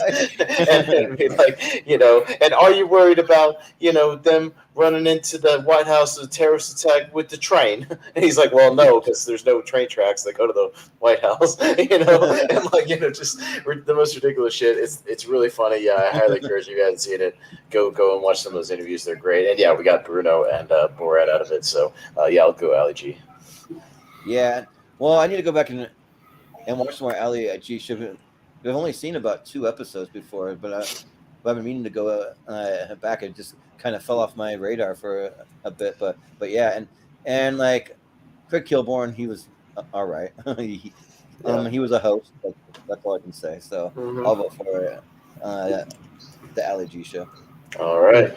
I'll go for. I forgot my vote. Ali G. Oh yeah, that's right. I'm sorry about that. I thought you went first. My bad. Yeah. It was Yeah. Matt first, I believe. All right. Yeah. You're coming across better Alright. now, Jordan. That's what I said. Yeah. Okay, that's good. I have no Yeah. idea what happened. Yeah. But speaking of a Eric Andre. Eric Andre show on here, going up with Larry King. Larry King. Total opposites. But. Yeah. All right, Matt, you're up first. Oh man! All right, I love Larry King. I love Bill Hader used to parody him on SNL a lot. Mm-hmm. One of my all-time favorite moments is when he's interviewing and the actors escape me from Community and DuckTales, and he's like, "Oh no, what's something you can't live it out? I don't know, like a plane." Larry, I'm on DuckTales. But the Eric Andre show is one of the funniest things. It's like the Ali G show on crack, and I think Eric Andre is on crack. It's great. It's just, I don't know. And my favorite thing is every guest comes on and he just, although Lance Riddick, I think, is still my favorite when he breaks the table. And the whole story behind that is like, he knew, like, the whole thing was he was supposed to annoy Lance, but he didn't know what Lance was going to do. So when he broke the table, that's like genuine fear from Eric Andre. And then 5 minutes later, he comes out dressed like with the chains and the visor. He's like, "I wish I was LaVar Burton." Eric Andre. If you guys have not seen, look at Eric Andre reviews The Joker. It's one of the funniest videos on YouTube ever. Yeah. Well, Austin, what do you think? Yeah, it's funny because Larry King has been around like forever, and you know he did a lot of interviews, but he would like the funniest thing about Larry King is he would get a lot of information wrong, and then he would also ask about the weirdest things, like he has somebody who got like kidnapped or something about like what she did with her groceries that were still in the car, and like what happened to the groceries. And I was like, what does that have to do with anything, Larry? my favorite clip is when he thought Seinfeld was canceled. Seinfeld was canceled. Oh, He's yeah. like, yeah. You thought I was, you know who I am? You thought I was canceled. He's like, we're the number one show on TV. Yeah, right. Is that why Yeah, you had to I know. do B movie just to apologize to Be Jerry Larry Seinfeld King. for that? Yeah, right. So yeah, I you know I respect Larry King more than I kind of like Larry King, if that makes sense, you know. But yeah, I Eric Andre, I didn't used to like it, but then I warmed up to it and then just appreciated sort of the absurdist you know stuff about it. Yeah, it's probably the closest thing right now that we have to like an Ali G show type of thing. So I'll go Eric Andre. Yeah. One of the other guys from Saturday Night Live, he used to do Larry King with Norm Macdonald too, and like he would just say random things that like you'd think like some senile old man would say, be like, the kids today know nothing about A tracks, or like random off the wall, just like stuff that just made no sense, and like that just hits me because like for me, like I just love random humor that just makes no sense. It just really makes me laugh. But then Eric Andre is like filled with that, and from like beginning to end, like he destroys his set every single episode, and like he really messes with the guests. Like all the guests look like genuinely scared to be on the show. Like when they sit down in the chair, like there's always something that's gonna happen. Like sometimes it'll be like a person like in a chair suit, and they reach out and like grab them or whatever, or the chair just randomly shoots across the room in the middle of the interview, and it like freaks the guest out. And then like when he gets on they're like chains, like you were saying, Matt, they're like chained with like little nipple clamps and the little like Star Trek visor thing, and that goes around freaking people out. Like it's good stuff. Like there's even one bit where he's like sinking in cement, and he's like screaming for people to help him out on the street. He's like, help, the cement's drying, help me, somebody get me some nachos quick. I need nachos. I need an ice cream cone. I need sprinkles. Get me sprinkles. And like they're running to grab him all this random stuff. And like he's like, it's clamping around my legs. It's crushing my legs. And then you see blood coming out everywhere. Like it just gets crazy. Like yeah. I think Eric Andre's show. Like I've actually binged a bunch of episodes because they're really easy. They're only 15 minutes, so they're pretty easy to just binge watch quick. And also having Hannibal Buress just kind of looking all like what's going on, guys? Why you booing me? You know I'm right. Yeah. So I gotta go Eric Andre. Yeah. All right, Brian. For me, I'm gonna go Eric Andre as well. My favorite bit was the final episode where he did like the Muppet Show type ending. Oh yeah. Yep. Richie. Yeah, I do appreciate Larry King. Yeah, R.I.P. to him as well. and I do, yeah, like, and I appreciate his, you know, so see, yeah, there were definitely interviews I watched where I'm like, yeah, I don't know, what he just asked random questions, or, Yeah, that was a weird question. Okay. or sometimes it's, yeah, the interview just kind of goes around into like, you know, kind of like a soap opera thing where, I think there was one point where he's interviewing, I think he's interviewing he's interviewing China about Anna Nicole Smith's death, and then they had someone else come on and go, "Oh, she actually she didn't actually know Anna Nicole Smith," and then there's a big argument about this is weird. This is uncomfortable TV. Anyway, he had a lot of uncomfortable interviews when the Chris Benoit thing unfortunately happened. Like he brought on a lot of wrestlers and stuff, and there were some really awkward moments on a lot of those interviews because they were just like, no, like, yeah, you know, just all the stuff about steroids and all this. Yeah, it was some really weird, awkward interviews. So like, I think he never really had a direction where he went in the interviews. He just kind of asked random stuff, and people got thrown off a lot. But that was an awkward period because like a lot of like media things picked it up, like you know, like wrestlers that weren't a thing. You could tell that wrestlers who weren't a big, you know, hadn't been in the limelight for ages, just, you know, like, oh, I want to take, like, you know, it's like Nancy Grace interviewed Mark Mero, or people like, no one's talking about Mark Mero in ages.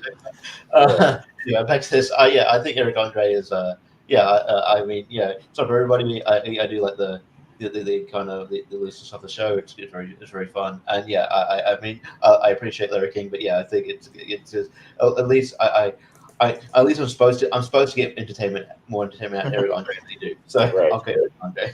I gotcha. All right, Yeah. Andre. And like I totally get Eric Andre isn't for everyone because he can be like a little over the top, but like he's pretty good.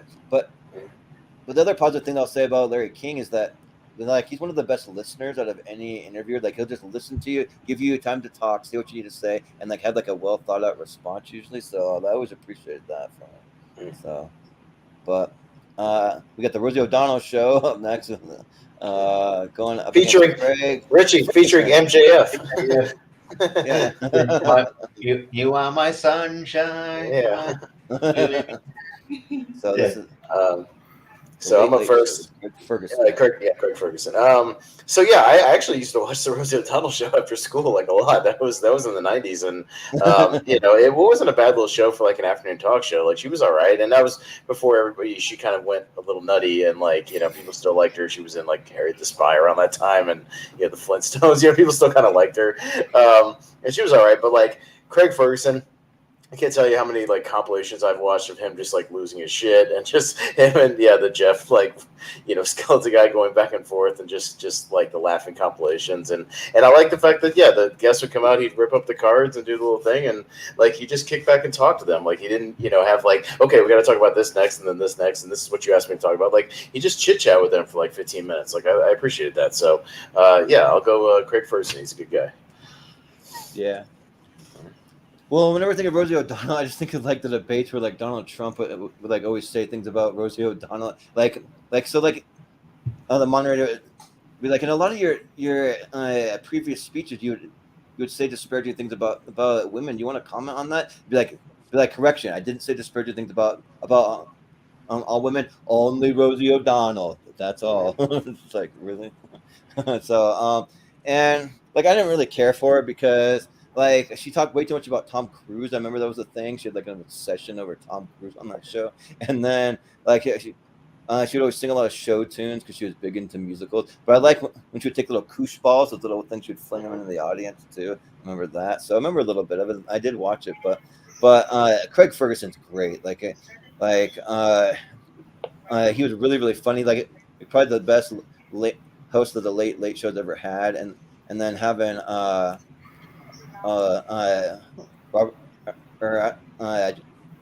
Josh Robert Thompson for the voice of Jeff too, and that's a cool fact that he's been kind of in like with some Christian Harloff stuff from time to time, so that's cool. And yeah, like he's just really, really funny, like super entertaining. I know that like, I don't know what he's hosting now, like I think some kind of game show or I don't think he has a game show right now. I think his show got canceled recently for okay. Yeah, maybe show. But whenever he pops up, though, he's fun to see around. So, and I like the Scottish accent. It's from Scotland. So yeah, I'll vote for Craig Ferguson. Brian?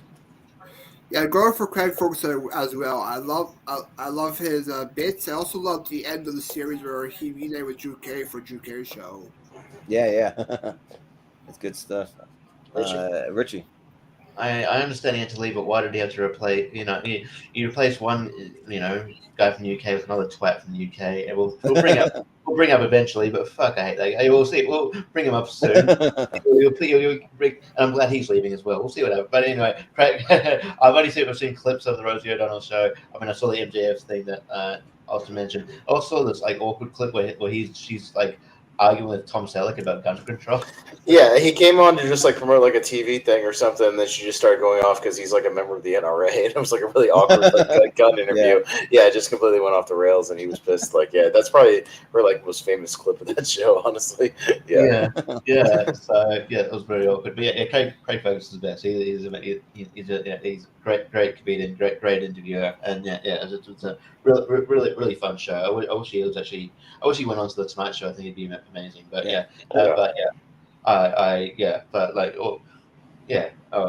all respect to him, and if you haven't seen his stand up, he's really good as well. So I would Craig Ferguson by mine. I think he should actually do pretty well in this tournament. So Craig Ferguson. Some of the more weirder clips they have from Craig Ferguson, they have Craig Ferguson being creepy towards hot women for 15 minutes. I don't really get it because you watch it. He's not really being that creepy. He's not being creepy. There's a lot of them where it's just titles. It's just clickbait titles because he's actually the women actually flirt with him a lot, and he's just very, they flirt with him a lot. He has a flirty personality. They just go back and forth. And it's not it leads to anything. They're just being. It's like a gimmick. It's just what they do. So I don't really get it. And also, Malcolm wants to know who's watching TV in the background. Brian. It's probably over parents. That's all. Yeah, somebody is. Yeah. Yeah, but it's not too loud. So, Matt, what do you think? So the Rosie O'Donnell show was after my time. I think it was on when I was born, but I think she was done by the time that I would have been cognizant of it being on. I've only seen clips of when she had the Lethal Weapon forecast on George Lucas, and it's okay. I don't hate Rosie O'Donnell, but Craig Ferguson is my favorite late night host ever. I love his show so much. I still will find full episodes people have uploaded on YouTube, watch them all the time, watch all the different compilations. We talked about Jeff already, so I want to give a shout out to Beth, the CBS executive, who he always has to check in to see if the jokes are going to get him canceled or not. My favorite being when he had Neil Patrick Harris on, and I forget what Neil said, and he's just you can't say anything because he's prime time. And then, of course, at the end of all the interviews, he would ask the people, do you want to have an awkward silence, or do you want to touch my glittery ball? Craig Ferguson's incredible, and Richie alluded to, seeing what he's been replaced by is I don't know. It's if McDonald's got replaced by a salad place. It's just what are you doing? What are you thinking? But that's it. From Austin, Okay, so it's Craig Ferguson. Yeah, and I big ups there. The people on YouTube who upload it'll be this actor's collection on Ferguson, where it'll be an hour and a half of all their appearances mashed into one video. I appreciate that. This stuff's fun because I can put those on a lot. Yeah, and the laughing compilations. There's tons of those, and just silly moments. It's a lot of fun. Good time killers. Good background time killers. Well, next we have George Strombopoulos, which is a Canadian guy that Brian recommended. Oh, fuck. There we go. Oh, God. There he is. There's your guy, right? Let's make this go fast. Is anyone actually going to vote for James Gordon? Well, I mean, I want to rant about him. So we'll go around. Yeah, we'll go around because I got something to say about him. Some aspects about him, I do. So, yeah. All right. Jordan, you're up first. Yeah. So, I don't really get all the hate. I guess we'll find out why people don't really like him. Because I've even posted it, on my social media, what's the deal with all the hate towards James Corden? And then people will be I don't know, I like the guy, he's fine with me, so I don't really understand it. I think that he tries. Maybe he's not the most I don't know, that like the funniest guy, but he's had a couple of really good bits. He did one where I actually used it in the intro for one of my shows. I got to use the like little yodely guy from The Price is Right that goes up the hill, and they made it like a whole clip where like he made it to the top and he falls off in like a horrible accident, and then the mother and son come up and like the little kid's like, Mom, what happened to Daddy? Like where did Daddy go? Like who's that man on fire down there? Oh my gosh, it's Daddy! And like that's a whole thing that's like pretty funny. They bring out similar looking little puppet guys and stuff. So and then also I like I always forget his band leader used to be on Comedy. Reggie Watts.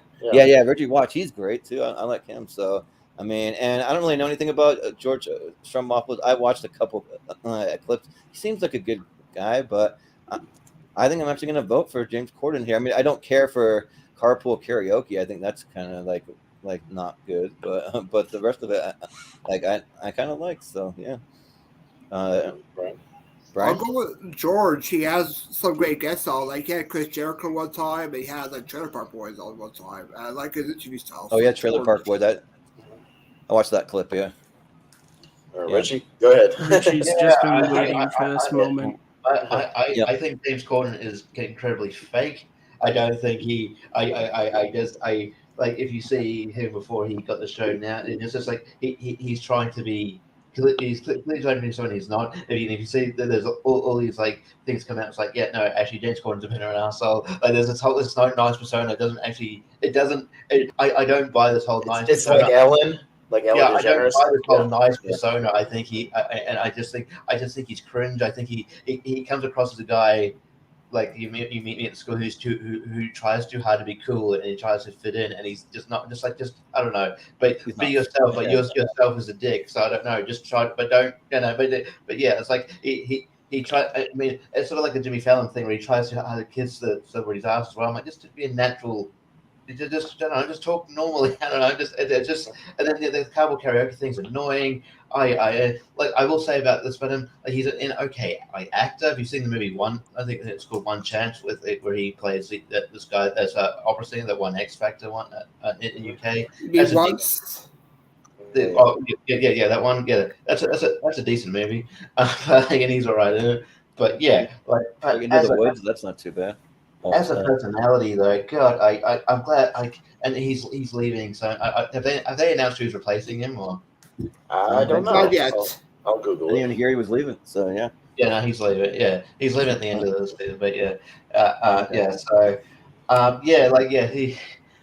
think ever since it's like ever since the show, like all these people have come out and go, yeah, I worked with him. He's a bit, he's a dick. But yeah, there's just something phony about his whole presentation. Just like I don't know. I mean, we'll get to it, but like someone like Conan, I believe I'm seeing Conan on screen.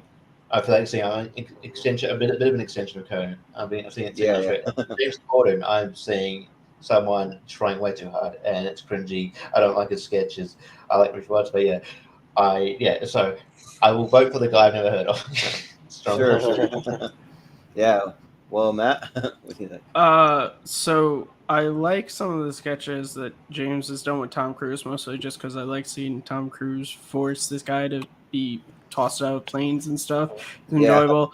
But yeah, I don't like him. He's such a downgrade from Craig Ferguson.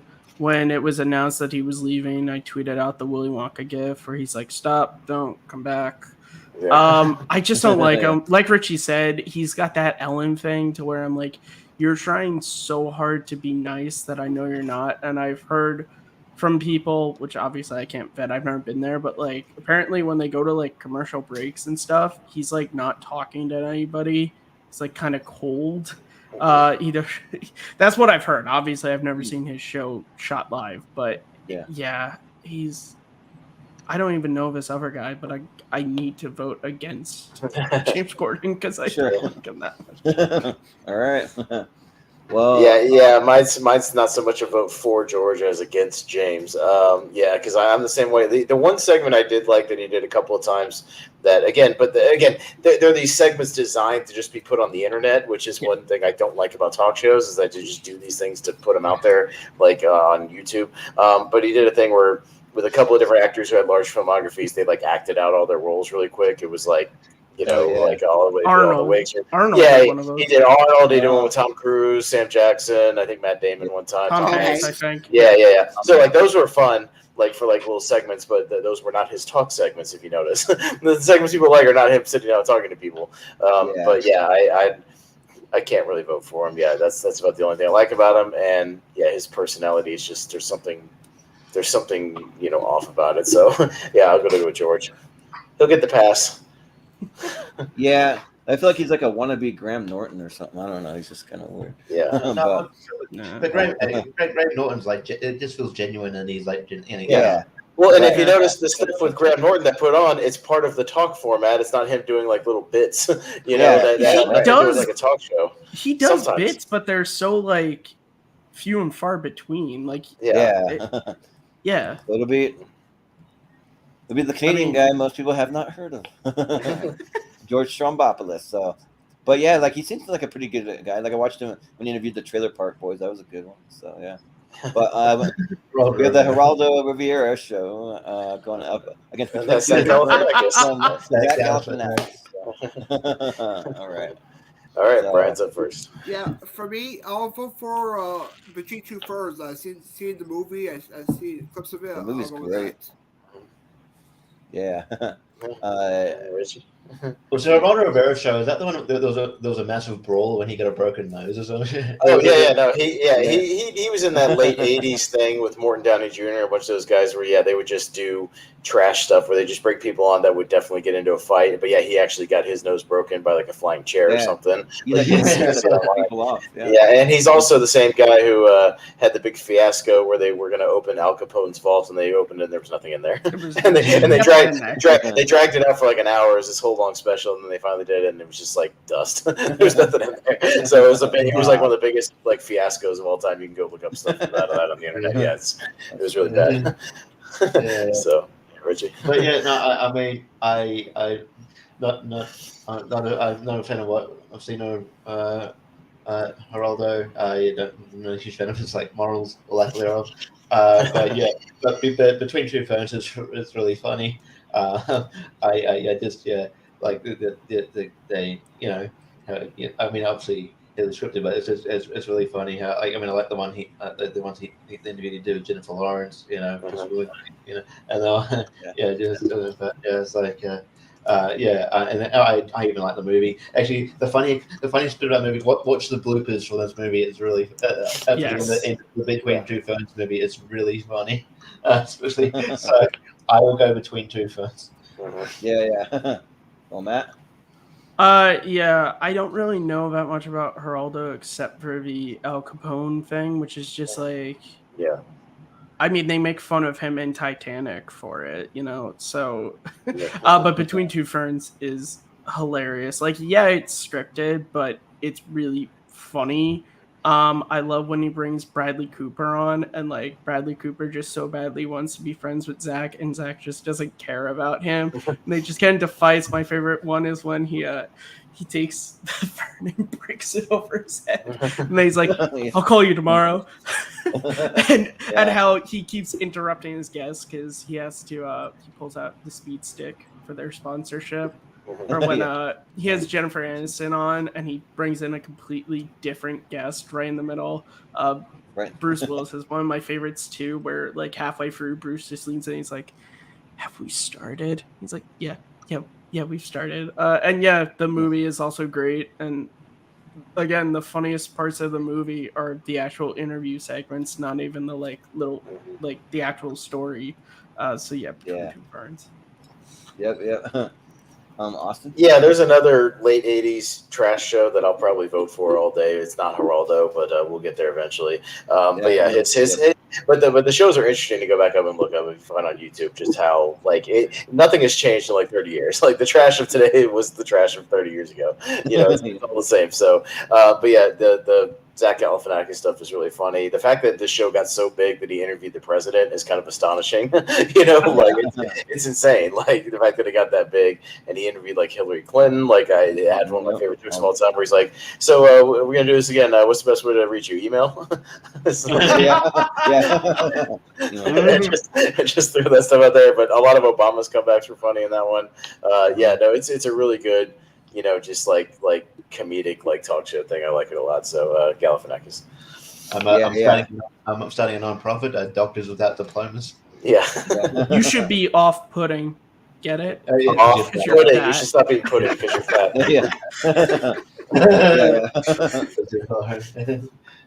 But yeah, Geraldo, like he's just been like basically reduced to some like guy no one wants to watch on Fox News now that no one gives a shit about. It's just kind of like he just pops up once in a while. And even still, he still like sees. I don't know, like he like still holds a grudge, or it never seems like he's happy. It seems like he's always pissed off about something. I don't know, but yeah, I got to go with Zach Galifianakis. Just the way that he interviews, the way that he like really pisses off all the guests. Even the movie's great when like he nearly drowns Matthew McConaughey. They like flood the whole building and stuff. That's good stuff. So between two ferns. Yeah. All right, it's gonna be a clean sweep for Zach. Yeah. All right. Up next, we have Sally. And those glasses. Yeah. Joe Rogan. Okay.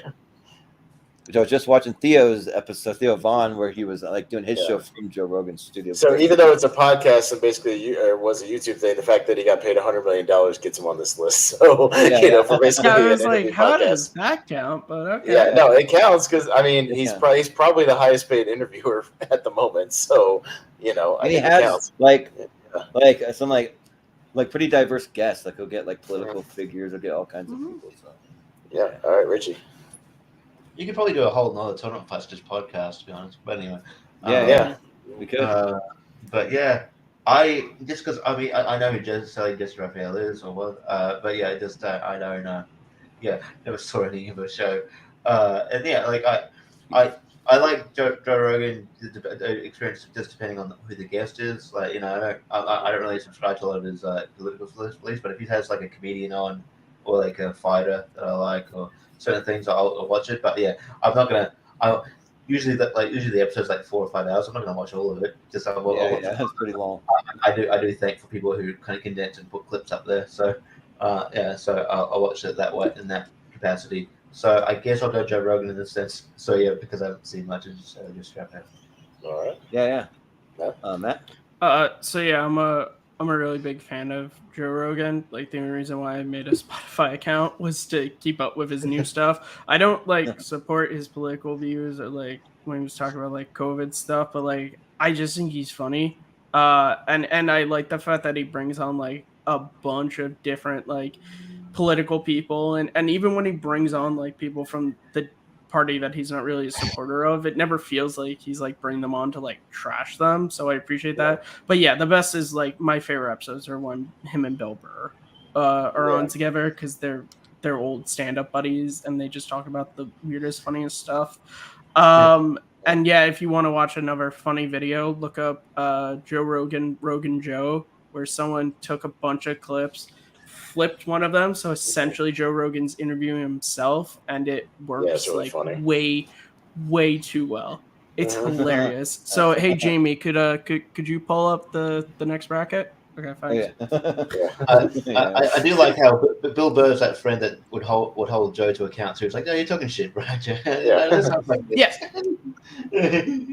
Yeah. Well, Austin, what do you? Yeah, Sally was, again, I know, Matt, that's kind of like beyond your time. I was born in '86, so I grew up a lot of these like mid-90s shows, watching and things like that. She was lumped in with the, the Maury's and some of the other ones we'll talk about here soon. But yeah, she did the same things. It was like, oh, yeah, the crazy kid, and we'll bring the drill sergeant on, or the crazy lovers. I got a secret I'm going to tell you I'm cheating on you, whatever.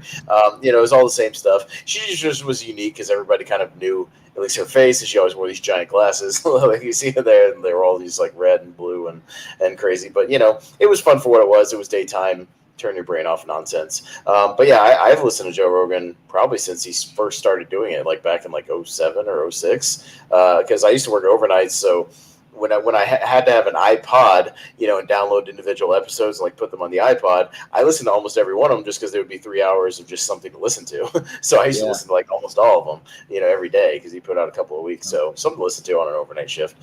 So I'll go Joe because I still do it. But yeah, it's kind of like Richie. It kind of depends on who the guest is. If it's somebody I don't care about the subject matter or whatever, that's fine. But I still listen to it. So I'll go Joe. Yeah.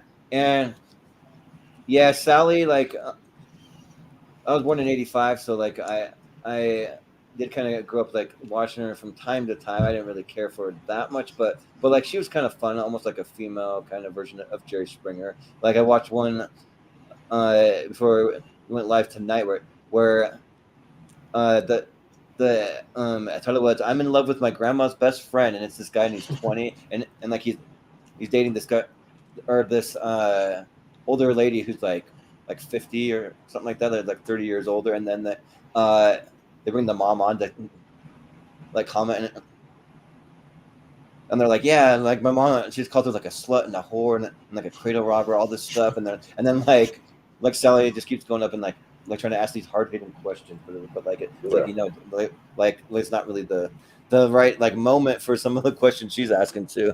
So, but and then Joe Rogan, yeah, he's great. Some of my favorite episodes when he has Elon Musk on there because like there's the infamous thing where they smoked weed together, but then I like just kind of asked him about like the future of AI and like of like space and like all these different things, and like he'll ask some kind of really wild questions, and then like I like don't really agree with his politics that much, but I think Elon Musk kind of explained it right. It's like so like I think that he's kind of on the liberal side, but as the liberal side shifts more and more and more, because more and more liberal, his views are staying exactly the same. So that shifts him more to the middle. So now he's kind of like a middle of the road kind of guy.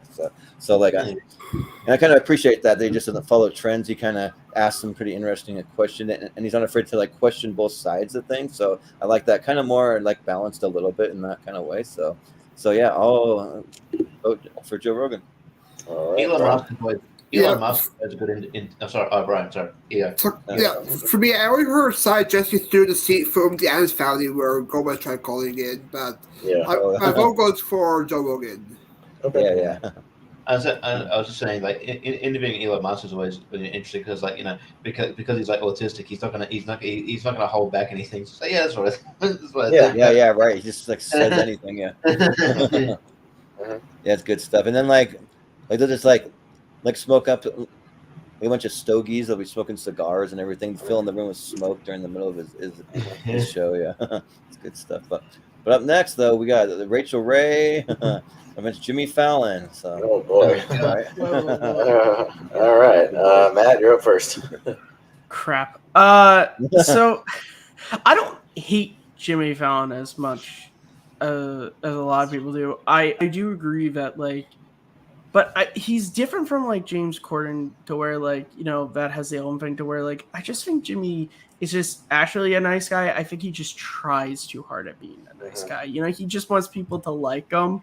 Like he was definitely bullied in school. Like he was definitely bullied. So I understand that.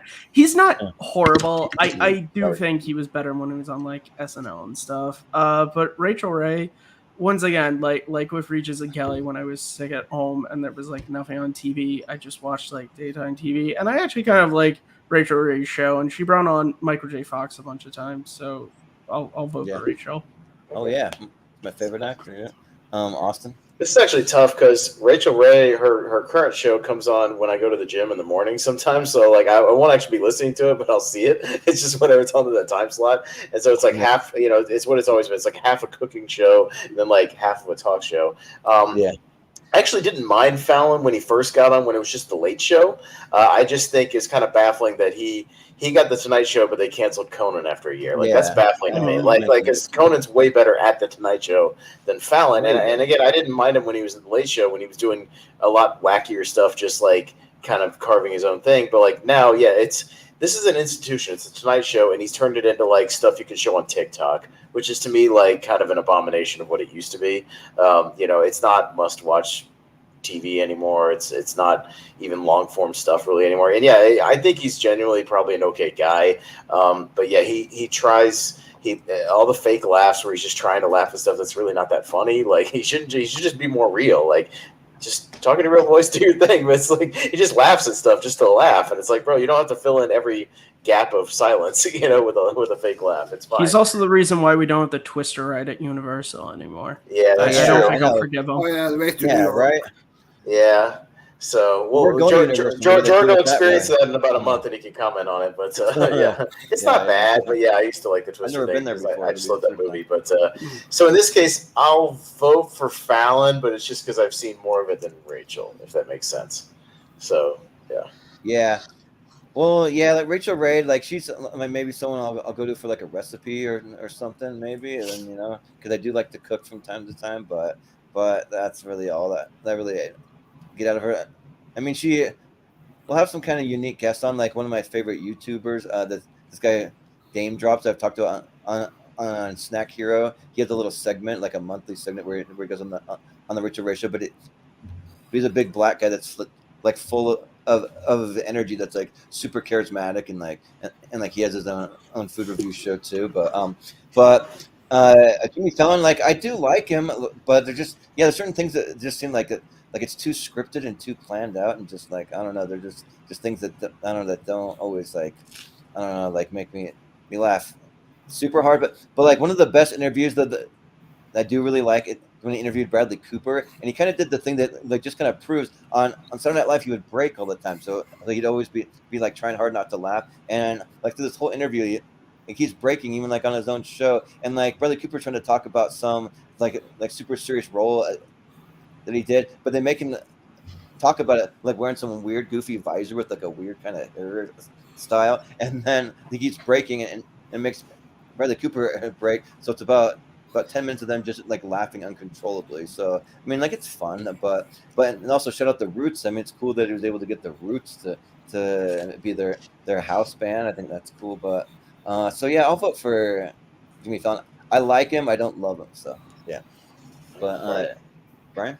For me, I'm going to go with Fallon this one. I like the guest like Seinfeld for some episode, Jim Carrey one time, and also one time he had one of my screen grabs made to the show, so Fallon my vote. Oh, nice. And you ever see the Lego episode with Jerry Seinfeld where they're both dressed as like Legos and stuff? That's pretty fun. Yeah. Especially those parodies they do, like with Empire or I think how Game of Thrones. Oh yeah, or like dude, like the fake soap operas, or like the thing with like tiny hands. Like he does some like fun little bits and stuff. So yeah, but Richie. Yeah, I just don't think Jimmy Fallon's he's not a great interviewer. He's not straight. Like I feel like he laughs as a defense mechanism. I'll laugh to prove that like I'm getting that I'm gelling with this person. It's like, dude, like if you think something's funny, laugh. Don't, but you can still have a good conversation with the guest you got on. That's what I'm talking about too much too. He always uses that phrase over and over. If you like, I don't like because if you genuinely find something funny, like I'm not going to believe you.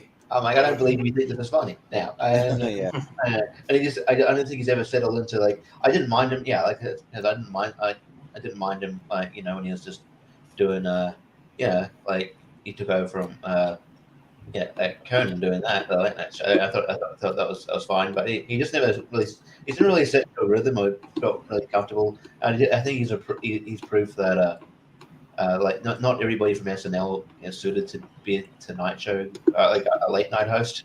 I'm just not a fan. Again, like kind of not to the extent of James Corden, but there's just a little bit of fakeness to me of him. He's really good in like bit parts in the movie. Like he can be good in like obviously like we mentioned like a few on T-Rank or Tournament Fights, like he's good and Almost Famous. He's great. Really good. He's got a bit part in that Drew Barrymore directed Whip It about roller derby. He's funny in that movie. Yeah, but like I don't know. I know I'm ranting about it, but because I've only seen like clips here and there. Rachel Ray, I think Bert Kreischer was on a show once. I saw a clip there of him once there, but that's about it. I mean, I know Rachel Ray a bit, but yeah, I haven't seen this particular show. So all that criticism out of the way, I'll probably have to go Jimmy Fallon because I've seen it more. I've been exposed to it. So yeah. And also, I try to the thank you notes he does every Friday. Like if I ever were to go see him live, I'd want it to be on a Friday because I do actually like thank you notes, even though it's kind of been going on for a long time. Maybe it's time to retire it. But also, appreciate it. Who's his sidekick? His sidekick's kind of useless. I don't like him at all. Yeah, the Higgins, Higgins or whatever. Yeah. That guy's kind of weird. I'm not a huge fan. I don't think he adds anything. Yeah. But yeah, so it'll be Jimmy Fallon. Did everyone vote? Well, again, he was okay on the Late Show. Steve Hibbert was okay because they would use him as like the wacky announcer for like some of the bits. Like he would do like the mini game show things they would do, and he would be silly in that and the rest of it. But yeah, he's not a very good like ad lib, sidekick like Andy Richter is, for Conan. Yeah, right. So yeah, but yeah, we'll get there. Yeah, or like Guillermo for Jimmy Kimmel, that too. Yeah, But we have the Morton Downey Jr. All right, it's Oprah. Okay. Oprah Winfrey. All right. Wow. So who's all right. Me. So it's kind of funny because Oprah kind of started as a trashy daytime show. If you ever go way, way back and watch early Oprah, like she pretends like she didn't, but she had those crazy shows where she would bring on people who would get into verbal fights and did the trashy segments, and then she sort of became, what she became of just like the more chill like one. But yeah, like I've seen the documentary Evocateur about Morton Downey Jr. He was only around for a couple of years, but he had this stuff where he definitely like encouraged people to fight on the show. Like it was trash, but like it was very over the top. Like behind the scenes, he would be like, "Oh man, that was great. Yeah, keep that going. It was really good. This would make for great TV." Like that was definitely like very pro wrestling, where it wasn't like scripted, but he encouraged it. So yeah, I just think it's more entertaining. I think if you've seen the documentary, it's awesome. And yeah, he's a personality for sure. But I'd watch his show over Oprah's any day. So I'll take Morton. Yeah, and like Oprah's one of the like best to like parody, like on the Family Guy when they parody Oprah, they'll be like, "You get a big screen TV, you get a big screen TV, you get one." And you see people freaking out, and like one lady just like slamming her head into the like chair in front of her, and until it's like bloody. You see someone giving live birth, like in the audience. Like where the baby shoots out, like you just see it, like these crazy things. They're hitting each other with baseball bats because they're so excited. Like like pretty good stuff. And or like when they did it on Mad TV and they have Deborah Wilson like going to like Oprah, it's Oprah, and like she just come out and just be like way over the top. Like it's good stuff. And I tried watching episodes of the Morton Downey Jr. show and before this, and man, like that was one of the most annoying things. Like that people are trying to talk and then bring in some other like guest to like be the antagonizer to like get them riled up and just constantly interrupt them over and over and over again. And they had this lady that was talking about like the child pageants where they're like talking about the like is it very ethical to put your like 3 and 4 year old into these beauty pageants and like whatever, and like one guy just hammering hard how it's so unethical and just going and going and going and like interrupting and just really like just like hammering on this lady to the point where the lady's just like totally fine, but this guy starts pissing her off and she's getting like more and more upset. So I can kind of see how he encourages people to fight. No, that's what he wanted. All he wanted was antagonizing stuff, even from the audience. The audience would come up and make comments and they'd be like, "Yeah, I totally agree. If you do this and you hate America, you can get the hell out of here." Just like it's the worst, like just being angry for the sake of being angry. But that's why it's kind of funny to me. And he would encourage the people that are the the calmer guests, be like, if you're pissed off, get up in his face. You can totally get in his face. Come on, let's do it. Like he's almost like pushing them towards each other, and I'm just like okay, this is really annoying. I don't really like that. But like I don't like Oprah either. I think she's is super annoying too. But I mean, she like give away really cool prizes, I guess, and like I don't know, she like helped people out that were in need. She donates a lot to charity and that kind of stuff. So for that, I'll just vote Oprah. Sure. All right, Brian. For me, I'll go for Oprah. I like the episode she gets where she reunited Mary Tyler Moore Show and the Sound Music cast. Oh yeah, yeah. Richie? Yeah, I don't know. I've never really got bought into like why Oprah Winfrey's a great person. Like other people, just like I've never. To me, it just comes. She just like all this like shit just comes across as narcissism. Why does she have her own TV channel? I don't get that. I don't know. Just like she had her own channel named whatever it was. It's like, yeah. Oh. That's her Yeah, magazine. it's like and then like like the whole I don't know, just the whole I don't know, just I mean it's cool you being rich, just flaunting your wealth and just like she's responsible for Dr. Oz and Dr. Phil being famous.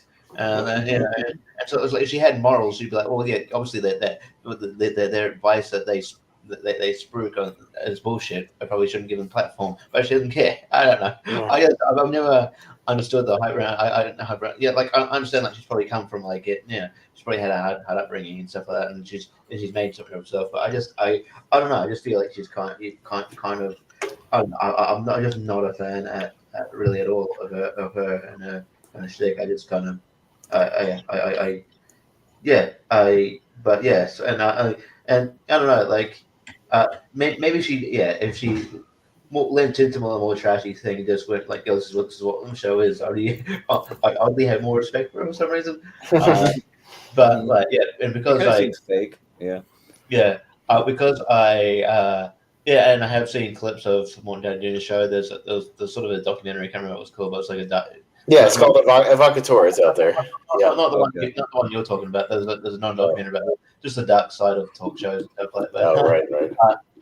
But Morton Downey Jr. show is mentioned a couple times, but yeah, and it looks wacky, but it looks like something I would definitely watch, like when I'm home from school, or a binge just for it's just a show I'd binge knowing it was bad. Like a show that will probably come up soon called the Jeremy Kyle Show. But anyway, so the Morton Downey Jr. show, I'll go. Okay. Yeah, and like I just I had a point about Oprah, and I'm having a brain fart if I think about it. Go ahead, Matt. I've never heard of the Morton Downey Jr. show until right now, but Oprah, I mean, I guess my mom was just living a stereotype because she watched Oprah every night. And I liked Oprah. I don't know. I didn't think she was that bad. She had some interesting guests on over her whole time. I really like the Dane Cook stand-up routine he does about the two different type of Oprah shows. Like there's the one to where it's like super exciting and everyone's getting prizes. You get a humpback whale. Everybody gets humpback whale. You get a school district with a full faculty. And then there's the other one to where it just starts single like predators are in your area. You could be a sexual predator. And it is very true considering the fact that I watched this show almost every night with my mom. It would swing like that from like one day it'd be super fun. Like Dane Cook was on, she talked to him about that stand, and then the next day she'd be like teachers who like touch kids inappropriately, and you're like, why can't you just have like one fun week and one not so fun week? What are you doing, Oprah? She's doing whatever she wants because she's super rich, and look, she has a lot of wealth, but look, if I had enough money, you bet I would start my own TV network and just put the most random crap on it. Why not? When you have more money that you know what to do with it, go right ahead and buy a network. I'm waiting for the Oprah streaming to start. Streaming platform. The thing I was gonna say is that they're like, I don't know, like really know what she's doing with her TV network or like the magazine, but like she does some like really clickbaity stuff. Like here's an exclusive interview with Prince Harry and Meghan Markle that we're gonna do in my backyard or some random thing. But it's like when you have that much money, you just do those random weird things, and it's like, okay. All the memes that came from that interview were great, though. Yeah. But I do hope that when that she did the famous segment of giving people away cars, she checked with everybody that they had their license and stuff, or she could drive. You know what I mean? Or, thanks, Oprah. Now I've got a money pit sitting in my fucking garage. Yeah. Well, here's a car for you. Oh, I'm only 14 and I don't have a license. Yeah. Yeah, but it was gonna be Oprah, I think. So yeah. All right. We have Chelsea lately going up against Johnny Carson. So I don't know if anything gonna vote for Chelsea. We could just put. I'll talk about it, but yeah. Yeah, Jordan. Sure, we could talk about. I mean, yeah, like I don't know what you can say about Johnny Carson that hasn't already been said. Like he's one of the best to ever do it. Like he's like he kind of made the Tonight Show and also late night TV a household name. Like it's kind of like if you were on the Johnny Carson show, Richie, and doing stand up, like your career was just basically made. Like you were a star just automatically. Yeah. Especially if we called you over to the couch and stuff. Like back in those days, he just had that kind of thing about him. Nowadays, it's not really like that. Like you have comedians go on late night TV and they don't really go anywhere because we're oversaturated with like so much of it. But yeah, like he's had some of the most iconic people. Like I even like when he would have Joan Rivers on to fill in for him too on certain times when he was gone. She was great because she could bring on guests Johnny didn't want to have because he would say no to a lot of people. There's a lot of stories out there, like Howie Mandel tells one where he had to call up about 15 different times before he finally got on, and then he became huge, and then he got canceled because he did some stupid bit that Johnny didn't like or something, so he got canceled from his show. But and Chelsea lately, I don't really care. I don't even know if I've even seen a full episode because it just doesn't really appeal to me. So I'll vote Johnny easy. So, but Brian. For me, I'm going to go with Johnny Carson as well. He's the most iconic one. Also, I believe this is where Ron Willis got his big start on. Yeah. Sure. So yeah.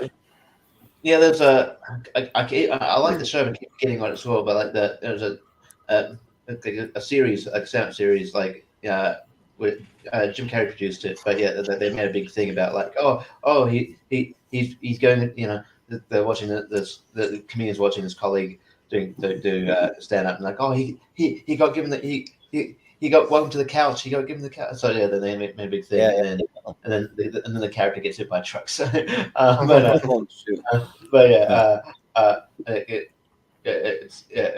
it out. I'll check. I'll look it up before I get up. But yeah, Chelsea lately I'd watch sometimes, but I wouldn't watch it for her necessarily. I don't think she's a great host. I think a lot of her jokes are the same. Like I sleep with a lot of people. I like black guy. Oh yeah. Oh man, I like alcohol. It's like yeah. I try to spin that into every. To try to weave that into every joke she does. So, but and occasionally I like it introduced me to other comedians I do like on their panel like Jen Kirkman on the show and people like Fortune Feems they'll be on the show and then Kevin James's brother's pretty funny and I think his name's Gary Valentine. He's pretty funny and people like that and Natasha Leggero. But yeah, and it's been to Australia a few times. But yeah, and I just don't think the Australian and I wouldn't say American humor, but the Chelsea lately comedic sensibilities just didn't mesh well. So it was a bit of a weird thing. But yeah, Johnny Carson is one of the best. I really can't add much to it, but yeah, I think he should go far and for good reason. So I'll go Johnny Carson. Yeah. Well, Matt, what do you think? I've never seen Chelsea lately ever, nor have I ever seen an actual full episode of Johnny Carson. But Johnny Carson, along with Ed Sullivan, they're the granddaddies of these talk shows. So you gotta give it to Johnny Carson. He's in Home Alone, if I'm not mistaken. So I guess I've seen that clip. I've seen that clip every Christmas. Oh yeah, even the Alf episode as well, where Alf hosted for Johnny, I believe.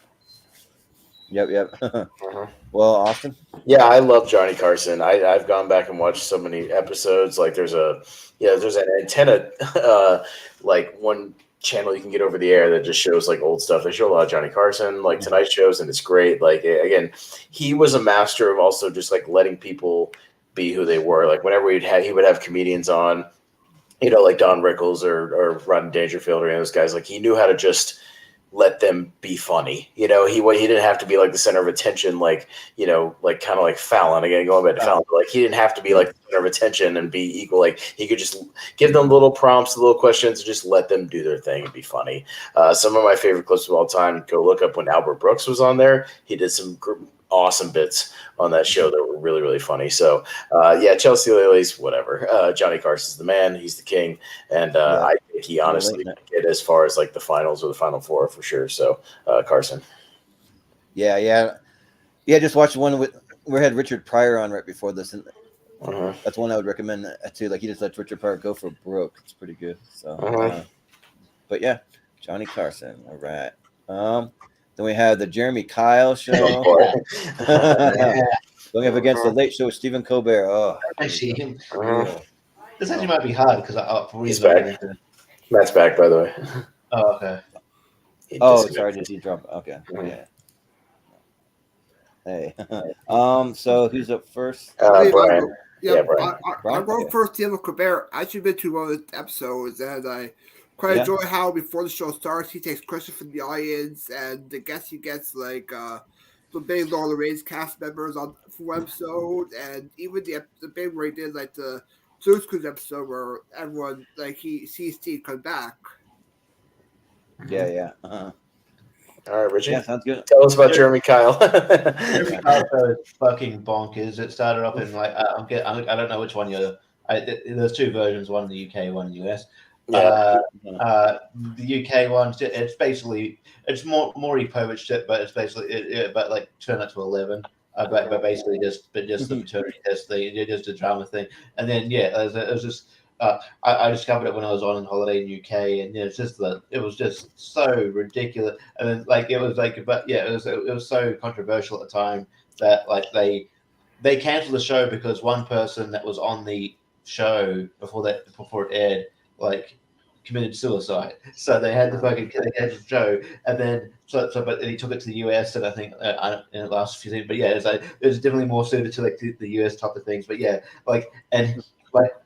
pretty much maybe like James Corden, I guess. So it's like if you read stuff about Jeremy Kyle, he's a fucking nutcase of a person. He's just saying fucking he's not this compassionate dude at all, and even on documentaries that aren't like Jeremy Kyle's, he definitely has these values that aren't really great. It's just and there's this I think there's a documentary about this overweight guy, and then he's got breathing tubes out of his neck, and then he just Jeremy Kyle just couldn't couldn't waste opportunity to take pot shots about this is why you shouldn't eat it's why you shouldn't eat cut down on junk food and stuff. And I'm just like, Jesus Christ, I don't know, just there's a time and place for that shit. I don't know, but honestly, if we're talking about Colbert Report, that's a fucking great show.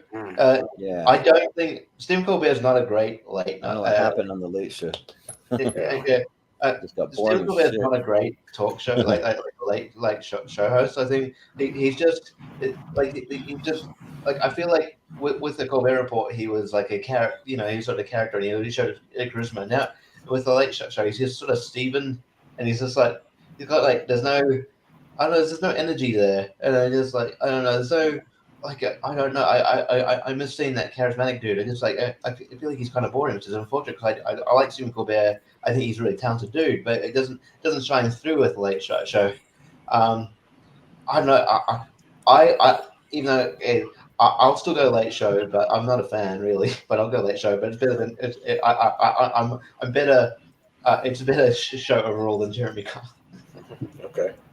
Yeah, and I like the little tagline there, it says, "I won't give you money until you prove you're my son." I don't know what that's about, but but it made me laugh. But Matt, I feel like I've been saying this a lot this episode, but I've never heard of Jeremy Kyle until right now. Whereas Stephen Colbert, I'm not really a fan of him as like the Late Show host, I still believe that they should have given it to Craig Ferguson. But Colbert's fine. I like his ice cream. I literally just had Americone Dream not too long ago, so it's got a good ice cream. Hey, to be fair, Jimmy Fallon's The Tonight Dough is pretty good too. I agree with that. So yeah, they both have good ice cream. All right. Yeah, it's Richie makes a good point about if it was the Colbert Report where he was just doing a parody of Bill O'Reilly, essentially, and being the uber conservative dude, and his segments on the Daily Show back in the day were super funny. And, yeah, he had a ton of energy. He was really good, and then now he's just a guy. it's weird. He's just a bland talk show host. It's very strange. Yeah, I like him better when he's almost doing a character. Jeremy Kyle is a character, that's for sure. He's something. Yeah, it's. I will give him respect for one thing, Richie. He had a famous clip where there was a guy telling a story about him being abused by his girlfriend, to where he had to jump out of a window to get away from her. She was being so violent, and the audience was laughing at him. And I'll give him respect because he was like, "Now hold on, you're laughing, but if this was a woman telling the story, you wouldn't be laughing." So yeah. So I'll give him that. He occasionally has his moments. So just because we're voting on the actual Late Show with Stephen Colbert, I'll vote for Kyle because again I like Trainwreck Television. All right. Well, I'll just say I am not a fan of the Late Show. I think it's boring as shit. I just think that there's just nothing funny. I don't laugh. One of the best things though, there's one moment where Jon Stewart came on. It's a pretty famous thing where he came on and did a big political rant about COVID, about what COVID came from over in China. That's obviously created in a lab, all that stuff, and so Stephen Colbert keeps trying to rein him in and stop him. He'll be like, "Hang on now, John. Hang on now, John." But then he just keeps going and going to the point where he gets out of his seat. He goes right up to the camera. He's ranting right into the camera, just kind of going for broke. And so that was pretty good. But I just can't stand when these comedy the late night shows are meant for comedy, but then they bring out all their damn annoying politics into it. He just gets way too political, and he always looks pissed off about every little political thing, and he's trying to ram it down your throat, and it's just I don't like any of that. But if it was a show meant for that kind of thing, meant for politics and that kind of thing, then sure. But this isn't meant for that. It's meant for just comedy and interviews. Doesn't really do really any good bits either, any funny bits. So I'll just say I'll vote for His cold opens are great. I mean sometimes, but I mean the Jeremy Kyle, yeah, he just seemed more of a train wreck. And if I can vote for it, if I clearly I'm not as high on the other person, I'll vote for the train wreck. So I'll vote for Jeremy Kyle. Yeah, I will say when I look at clips and stuff, and the show comes up when they do monologue, it's always especially with Stephen Colbert, it's oh, what's going on in Russia? Oh, uptick in COVID cases.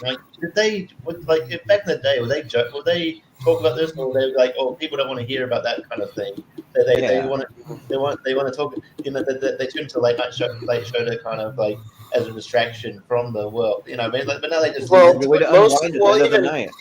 Conan back in the day would make one or two jokes about current political stuff, maybe at the top, but then he would go into the weird news stuff, the goofy news stuff that would make So screw all that political stuff in or just celebrity stuff, just dumb celebrity shit, which is fine. Make jokes about that. So, but yeah, even then, Colbert's going to move on, and we'll go to the next one. All right. Let's see. Next up, we got Ellen DeGeneres. Here we go. There we go. Against Graham Norton. All right. Let's get. All right. Be something. Richie. More like Ellen Disingenuous, right? Yeah. Right. Yeah. No. Look, I've never been a huge fan of it, her book or anything, but I think some of her interviews are alright, and she has some segments, but yeah, I wasn't surprised when all this stuff came out about Ellen, and it was she does sort of come across like she's trying too hard to. But Graham Norton's been around, he's been a staple of the UK talk show circuit for since the early since the early to mid 90s, and he's great. He also briefly had a show in America. I don't know how long it lasted, but yeah, he did it. Not very long. Yeah. He did the show in America. But but yeah, he's just a great interviewer and gets personality out of celebrities who might not really know for their personality. He's just got great segments like that. And he's able to get these great stories out of like comedians that are there. If you look up this comedian named Greg Davies. Like he's been on there 3 times. He's just got some wacky stories, and then obviously the segment they do with like the chair where like you got to tell an interesting story or you'll pull a lever and then you. It's great, I think, and Graham Norton's still ahead of his game. He's amazing. Yeah. So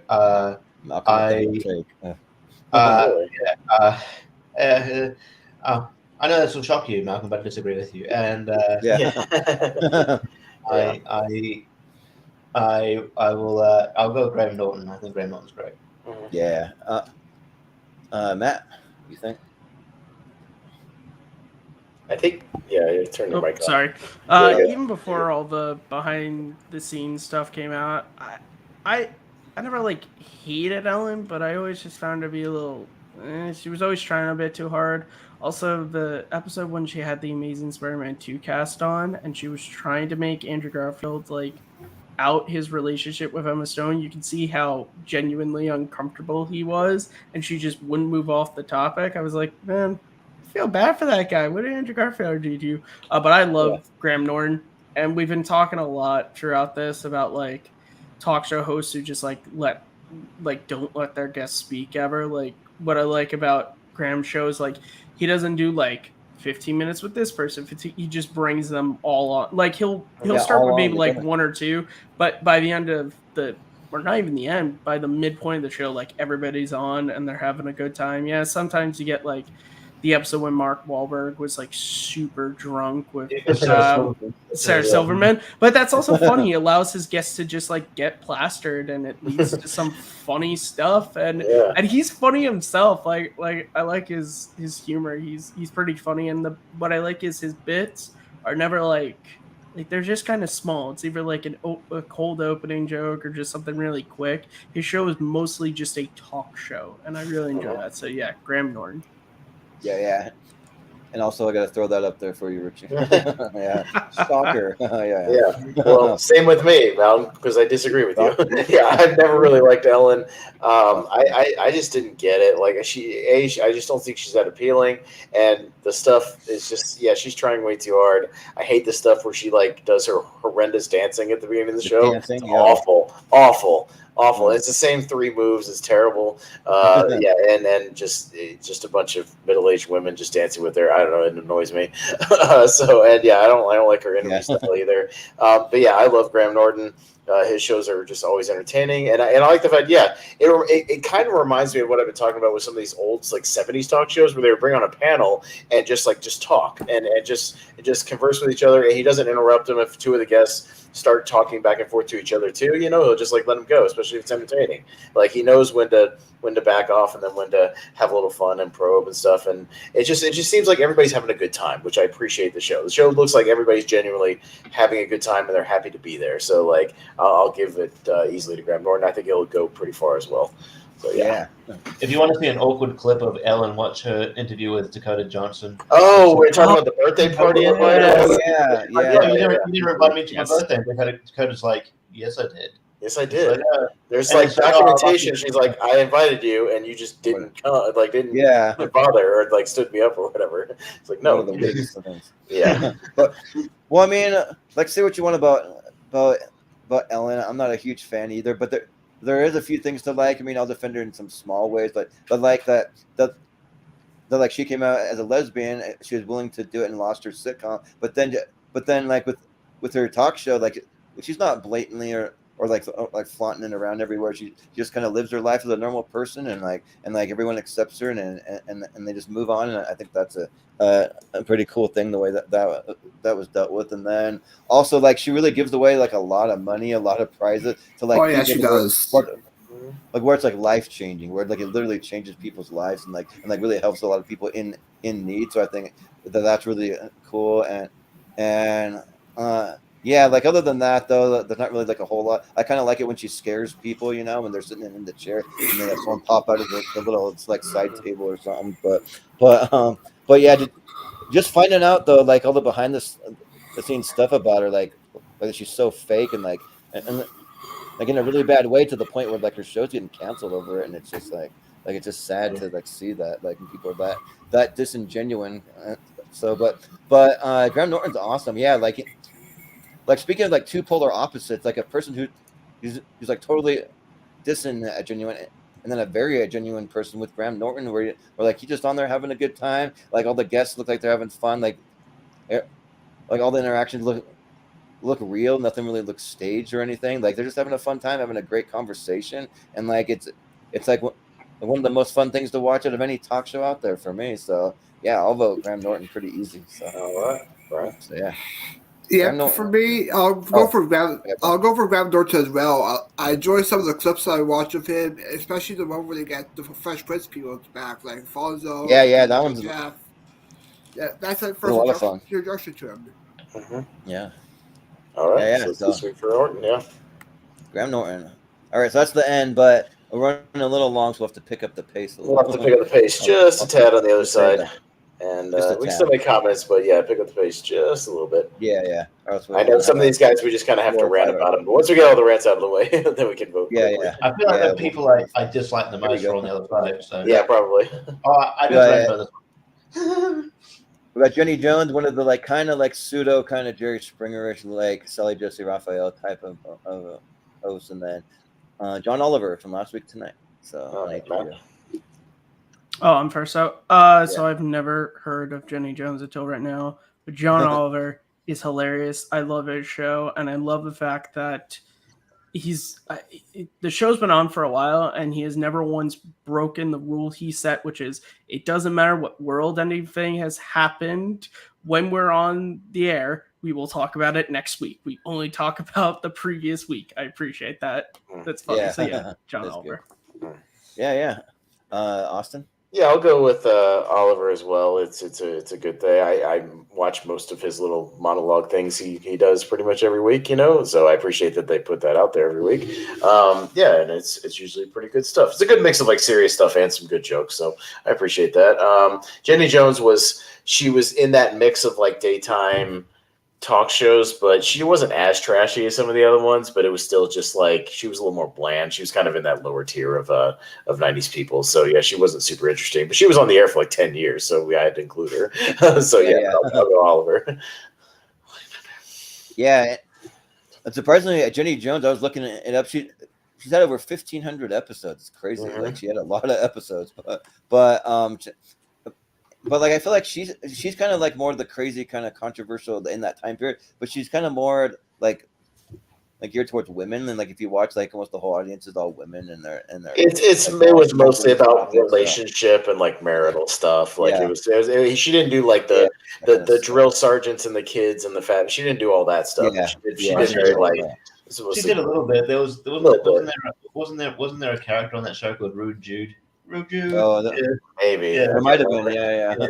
But John Oliver is awesome. Like I mean, like I may not agree with a lot of his political views necessarily, but it actually works because you know what the show is like versus someone like a Colbert where like he just looks angry and like when he has political stuff, it's not funny almost at all. Like John Oliver, it is hilarious. Like you go watch the one he did recently on Subway, oh my gosh! Like I was like almost on the floor crying, laughing. Like it was so good. And like like he almost sways me with like some like the things and the points that he brings up. Like they're like really good stuff. And like he has a good team of writers and everything behind him. Even during the pandemic, like I like how he did it from like a like blank white room and a void of nothingness is like kind of like what he called it.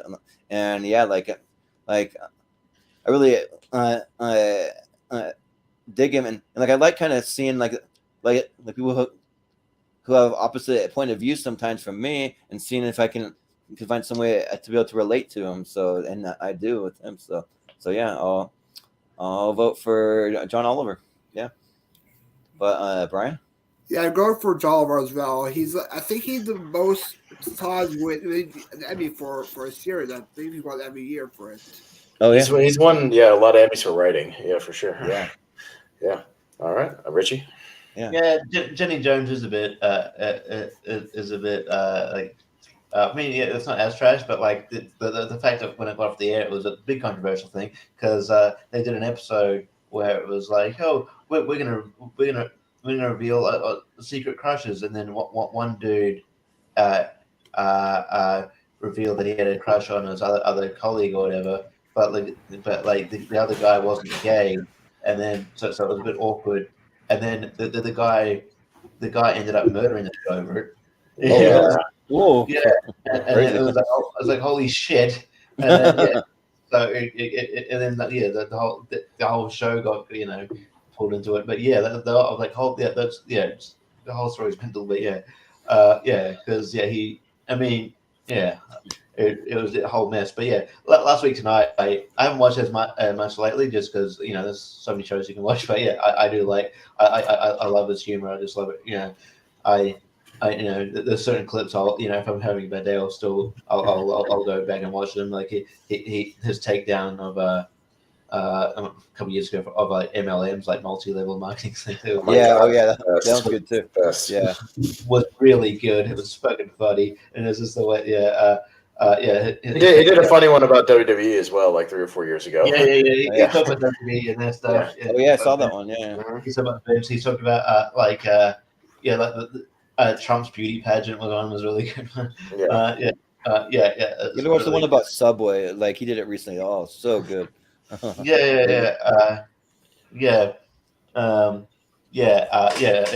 amazing. And I think last week tonight's a show that kind of works. Like even with obviously the restrictions of the pandemic, it didn't take away from the show that much. I think it as that show could still work. It's cool with having the audience there and laughing and stuff, but it didn't. His show didn't necessarily have to change that much. It was still kind of presented really good clips. So last week tonight by far, and I do really love the show, so I think it should be fun. But last week tonight. All right. Yeah, I think it might be a bit more of a favorite in this. Yeah. All right, move it through. Oh, wait. Yep. You're the first one. Okay, so yeah. Mm-hmm. Right. Yeah, there was a really good one we did a couple of weeks back about Ticketmaster and their horrendous fees. You should check it out. Oh yeah, the monopoly they have on tickets. Yeah, it was a really good one. Sounds pretty good. Yeah. But we have Ricky Lake and Steve Harvey, two kind of similar photos. So, Steve Harvey and his mustache and buttons. I think of Kenan Thompson more than I think of an actual Steve Harvey. Yeah, and the guy where his mustache is like alive and it moves around. Yeah. But so I'm up. Again, Ricky Lake. She was kind of lumped in with a lot of those mid-90s, much like Jenny Jones, just kind of doing her show. She was okay. It's kind of astonishing. It was like, oh, the girl from the original Hairspray movie became like a 90s talk show. So it's very, very, very weird. Again, she was just kind of whatever. I didn't watch her show a lot. Steve Harvey's pretty good. I don't like how religious he is. I know it's a strange thing to say, but he works it into a lot of his stuff. It's weird. His actual show is not bad, and he's a likable personality, and he's a comedian at heart, like a stand-up, so that definitely comes out, and he has good ad-lib skills when it comes to that. So I'll vote for Steve, but I probably won't vote for Steve a lot beyond this round unless he's up against somebody else. But I'll vote for Harvey. Yeah, it's almost kind of better on Family Feud. I don't know, if you don't know the story of what happened to Ricky Lake, though, it's pretty wild. The reason why she ended her show that her husband committed suicide, and so after that she went into a huge depression. She did a whole bunch of drugs and stuff. She shaved her head bald, and it was just really wild. She kind of she gained all this weight. There's picture you can find where she gained all this weight. She's really overweight, but then she was able to get off the drug, go back to therapy and get some help, and she came back for a second run to try and do the Ricky Lake show again. Didn't really work for her. I think it only went one season and then it was done. And so she kind of had a kind of wild little bit there, but And then, like, I never really cared for her show that much. I mean, like, if there was one I was gonna tune into, like, it probably was Ricky Lake at the time. Like, as far as like all the similar ones, though, she was a little more likable. But Steve Harvey makes me laugh pretty hard, especially it's like he's like on this show. It seems like most of his audience are all women for some reason. I mean, there are men there, but it's mostly women. And then they're asking him all these relationship questions, and like he just seem up there kind of being like, I don't know, I don't give a shit, I don't care about this stuff, and like he just makes like jokes about stuff, and then I incorporate some of his stand up into it too, and stuff. So he's pretty entertaining. So yeah, I'll vote for Steve Harvey, and I also like his radio show. He's got a radio show now that's pretty good. So yeah, I'll vote Steve Harvey.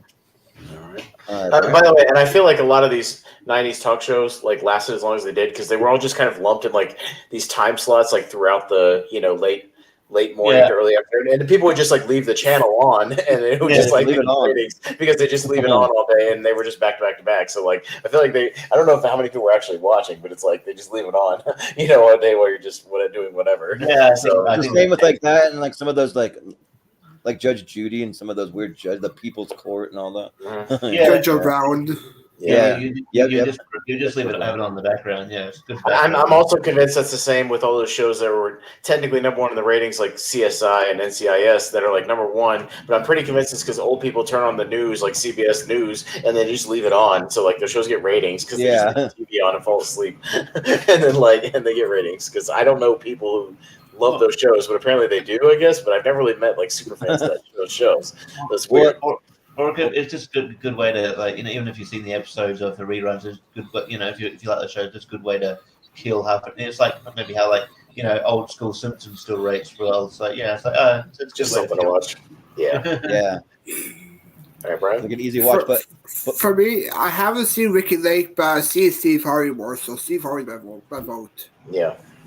You should go and look up Judge Judy's net worth. She's one of the highest paid people in all of TV. Like it's crazy. So she's another person. We'll get to that eventually one day. Yeah. I know Steve Harvey more as a Family Feud guy, and he's really funny on that. So I mean, there's a whole compilation of like him, just his reactions when someone answers something, gives a really stupid answer.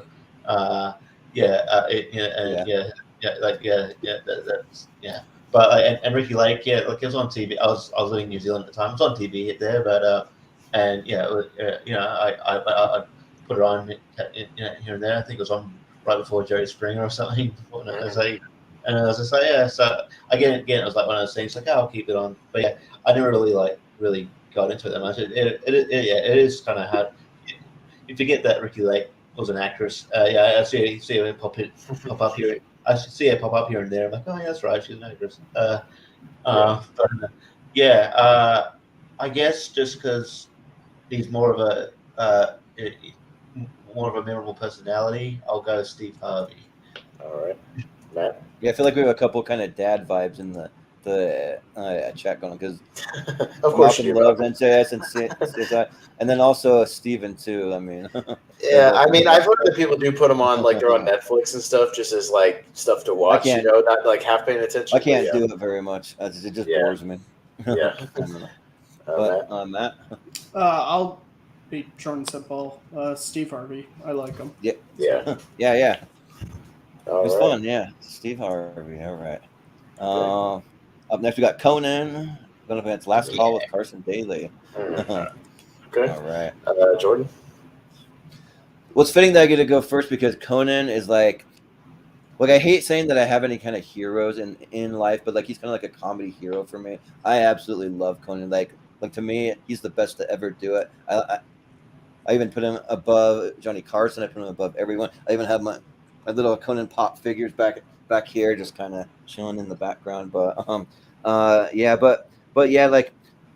like Conan because like he can just say like literally anything and like make it funny. He just have it like everyday random conversation. He just says some random thing out of left field and it's like hilarious. He has this way of just doing that. And then like when he does the Conan Without Borders, he just goes to other countries, does the same thing, and and it really, really works. Like just like really well. And then also like I really like how he handled the whole debacle with the Tonight Show. He didn't have any bitterness. He even had like a whole thing where like he hates when people hold grudges and like get bitter over things. It's like just move on with your life, you know, just like don't worry about it. And like they really put him in a bind because he was moved over to the Tonight Show. Then within like 6 months he gets canceled, and then in his contract it says that he cannot appear on TV or host anything for 1 year. So he's out of work for an entire year before he goes over to TBS. Luckily, he was able to use that time to do a stand-up tour and stuff. I wish that they would have got to go see it because I haven't ever met him, and like that's one of my things. I always wanted to go see his show live. That's one of my like big things. I just haven't gotten over to LA really, but I really hope. Like I listen to his podcast all the time, but I really hope. Supposedly, he's supposed to be doing some kind of like variety show on HBO. It's been rumored, but like there's really no news about it whatsoever. So I don't know if it's still happening or what. But yeah, and like I just like that he just kind of stays the same and he stays out of politics. He doesn't really get in involved. If he does it, it's just in like a real subtle way. Like when Donald Trump calls Haiti a shithole. Like the next. Without Borders went to Haiti to like showcase why Haiti's great and why it's not a shithole.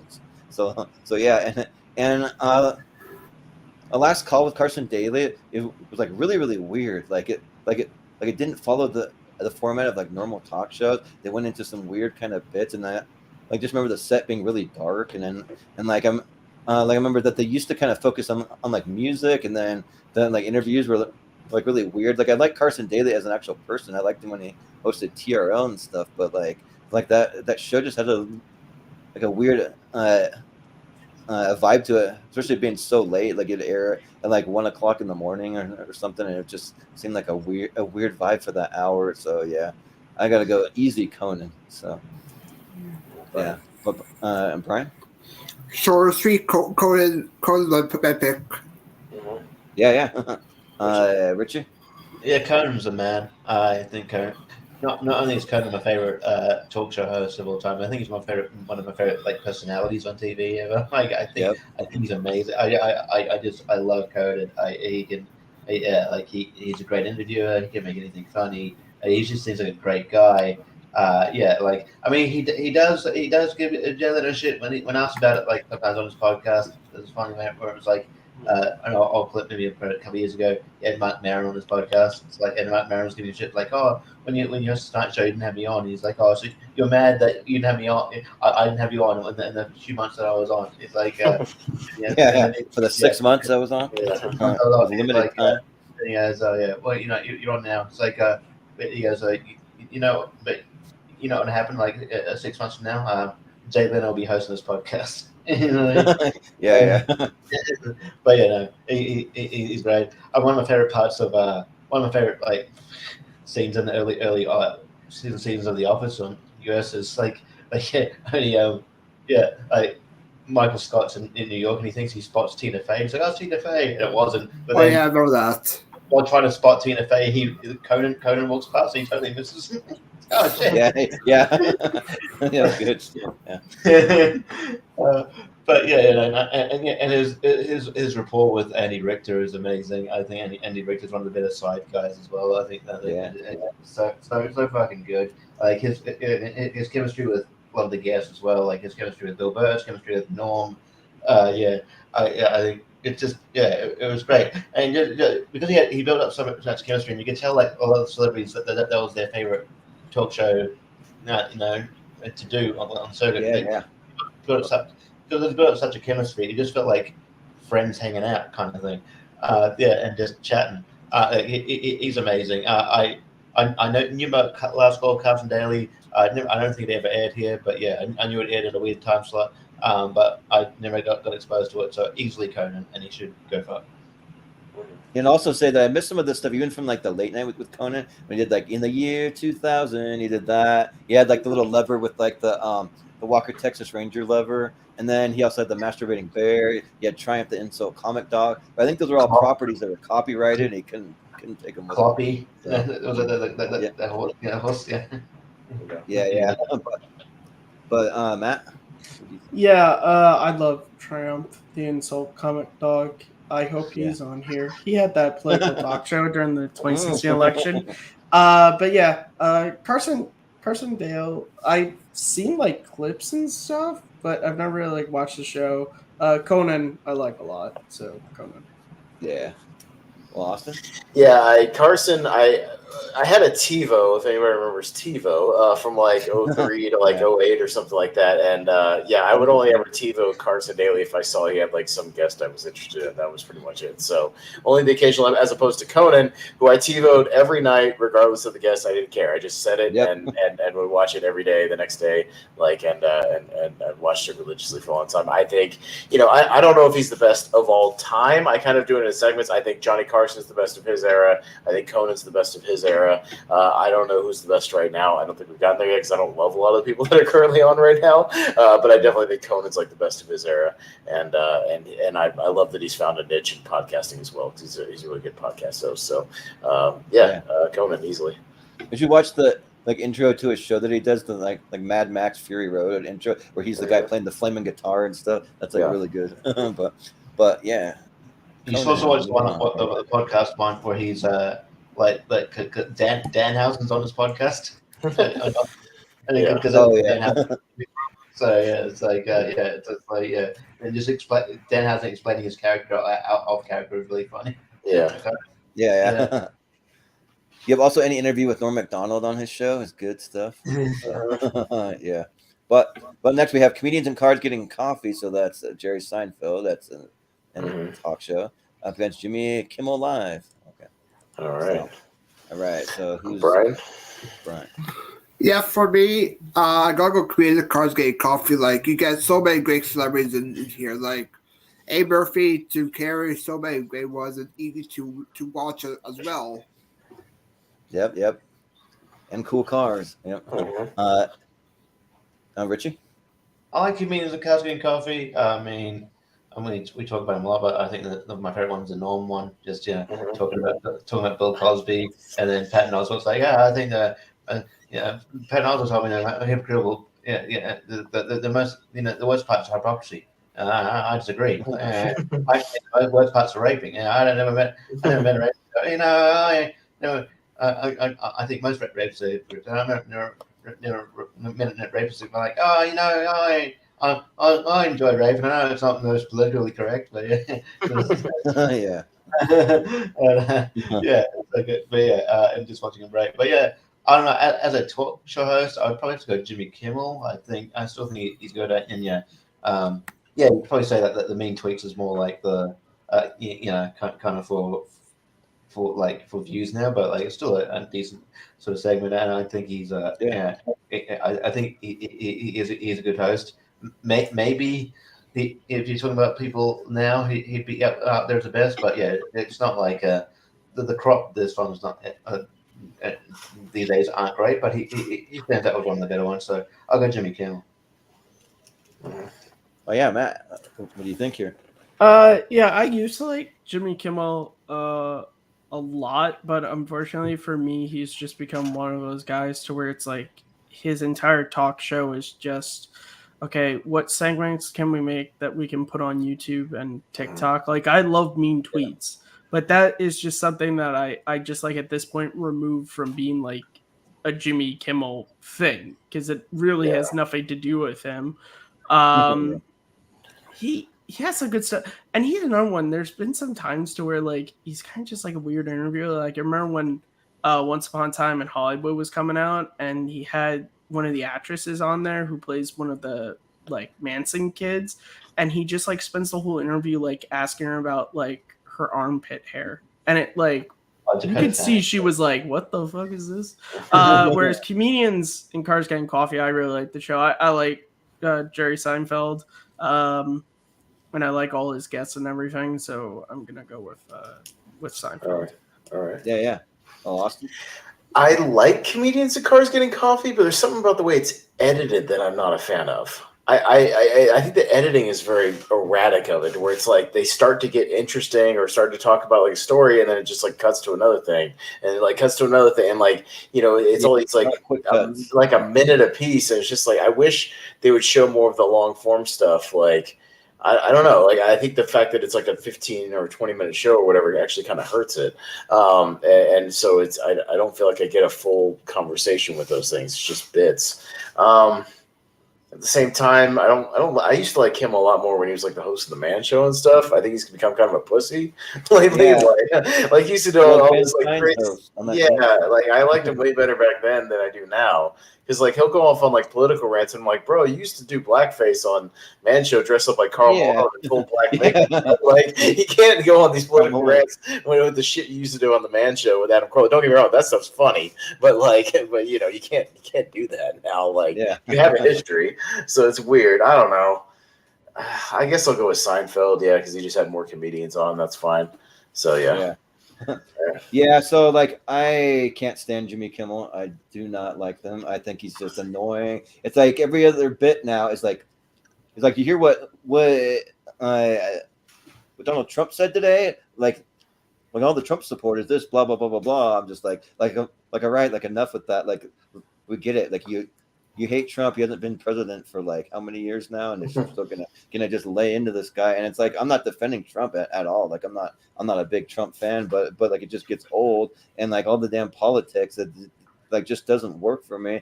And that, but I do like Guillermo though. I think Guillermo is like one of the like best like side hosts. He just seems like just a real sweet kind of innocent guy. Like I love when they like send him to the NBA finals, or they send him to like the red carpet stuff, or like they used to do these bits where they'd put Guillermo in like movie trailers. Like there's one where he's in The Dark Knight. Like he'd be like, I'm Batman. He's like, hey, Yoka, stop doing bad stuff, okay? And like I'll let them like crashing through walls, and like it's pretty funny stuff. And then those have him do like the most craziest things that I've had him skydive before. Then they've had him do the like run up the Empire State Building that they do like from the bottom up while you're drinking tequila and stuff, and like just some pretty interesting stuff with that. And I do like a couple of the bits. Like I always tune in during Halloween time when they do the thing where they have parents tell their kids that they ate all their Halloween candy, and the kids like freak out. But then again, like that stuff you can tell though it's just kind of made for like clickbait on YouTube stuff. So I mean, yeah, like I don't really like the guy personally. He's seems like a weird guy, but I'm a huge Jerry Seinfeld fan. Like I feel like maybe he's not as funny as he once was, because I actually wasn't a huge fan of his last stand-up special that he did. I didn't think it was very funny at all. Like I was like come on, this is Jerry Seinfeld. Like you're hilarious. You're better than this. But Comedian in Cars Getting Coffee is fun. I like showcasing. I see him showcase different cars that are kind of geared towards whatever guest he's going to have. You get some really iconic comedians, and like I do agree with you, Austin, with the editing too. The editing is kind of weird. They'll be in the middle of a story and they just cut to it to like something like pouring coffee and they go on to the next scene, and you're like okay, that story didn't go anywhere, or like whatever, I wanted to hear more of that. That would have been nice, but I'll still vote for Jerry Seinfeld here. Yeah. All right. I think my favorite Man Show segment was like think him and Adam Carolla hanging out with Snoop Dogg or smoking weed. Oh yeah, yeah. They come out of the smoking room. They're both wearing like do rags, and they're just he goes up to Snoop Dogg with like a basket. He goes, "I had my bitch make you some muffins." Yeah. And then there's this one clip where he's just laughing at a plant. Yeah. Nice. Well, I think it'll be Seinfeld. Yeah. All right. So we have up next. We have Steve Wilkos going up against Bill Maher. Steve. Yeah. Richie. Steve. Yeah. I was aware that Steve also had his own talk show. I didn't see much of it though. I just find the idea that he had his own talk show Almost a talk show had a spin-off. It's quite funny. Yeah, the security guy from the show had a spin-off show that's like serious. It's weird. I just find that idea quite funny. Yeah, and I'm not the biggest I mean, I'm hit or miss with Bill Maher sometimes. I'm not the biggest fan of some of the things he says, but I do like some of his content. I know we're not talking about it now, but his documentary "Religulous" is pretty fun. Religulous is amazing. What a great documentary! That's a great documentary. Yeah, and I do like some aspects of real time Bill Maher. Watch some clips. And it can be funny. So I'd probably get more into it than Steve Wilkos. So I'll go real time with Bill Maher. All right, Matt. This is difficult because I don't really know who Steve Wilkos is, but unless I'm mistaken, is it Bill Maher, the guy who after Stan Lee passed away, he shit talked him? I don't remember that. I don't want to misjudge the man, but I feel like I remember that was him. On par with Bill Maher, yeah. He would do that, yeah. But the few things I've seen of him, he just seems like one of those. He just look at that tagline. You can't cancel the truth. You know exactly the type of show he's making. Yeah. And that's not the type of thing I want to support. So I don't know, Steve, unless you're really crazy, I'm voting for you. I don't know. Sure. In most of Steve's shows, it's he used to be the security guard on Jerry Springer, and then he got his own spinoff show, and most of it is he brings families on of somebody accusing a family member of molesting the kid or whatever, and they do it's a lie detector show. 90% of the time it's a lie detector show. So or something to that effect. But also if it's something that heavy should be if it's a molestation thing, maybe that should be for the cops and stuff. Yeah, it's really weird because then they're because then the lie detector will show whatever and he'll be and then I hope you get prosecuted. Okay, everybody, bye. It's very strange. Yeah, it's a strange something show. happens. Yeah, I don't know. Steve is again, it's modern trash TV where it's not as they're not fighting and stuff, but he tries to be serious, but he's still doing trash content. And then Bill Maher, I like him more recently. He's been, again, he's been more of a common sense guy kind of recently. But yeah, he did use Stanley's thing to trash people who like comic books and shit, superheroes. You're just y'all need to grow up, and it's okay, bro, whatever. Like what they like. Who cares? Yeah, people can like what they like. I don't give a shit. Whatever. So this is tough. I'll go with Bill, but just kind of barely. So yeah. That's an interesting comment from Steven Shepard. He says that shortly after Steve Irwin's death, he wore a Halloween costume where he was something that made it look like he was stabbed by a stingray. That's kind of weird. Yeah, but yeah, I don't really care for either one of these guys. I do like when the political shows though, they kind of let you know, okay, you know what you're getting to going in versus you're here for comedy and then surprise, here's a bunch of politics. So you know what you're getting into, but a lot of things that he does, I think that he does it for more shock value, but he's not going to say that. He's just going to be no, just whatever. He's going to fold his arms. He does on this show all the time and just kind of play it off it's just his real opinion. He's not doing a bit or anything, but I feel a lot of it probably is. But and then Steve Wilkos, surprisingly, I saw way more Steve Wilkos than I ever cared to because of my ex-wife. She had 5 shows that she was absolutely obsessed with and could never miss, and she would always watch Steve Wilkos. I don't get it. I'm just why do you watch this? It's trash TV. But so I do kind of like Bill Maher more recently. So I'll give it to Bill Maher. If it was 10, 15 years ago, I would not be even in the ballpark of voting for him. But for now, I will. So yeah. His most recent YouTube show is not bad because it's just a one-on-one thing for an hour where him and his guests just talk and he's smoking weed the whole time. So he's a little more chill on that show. That's the whole thing. So yeah, it's not bad. Yeah, I like it when he's on Rogan. I'll listen to him.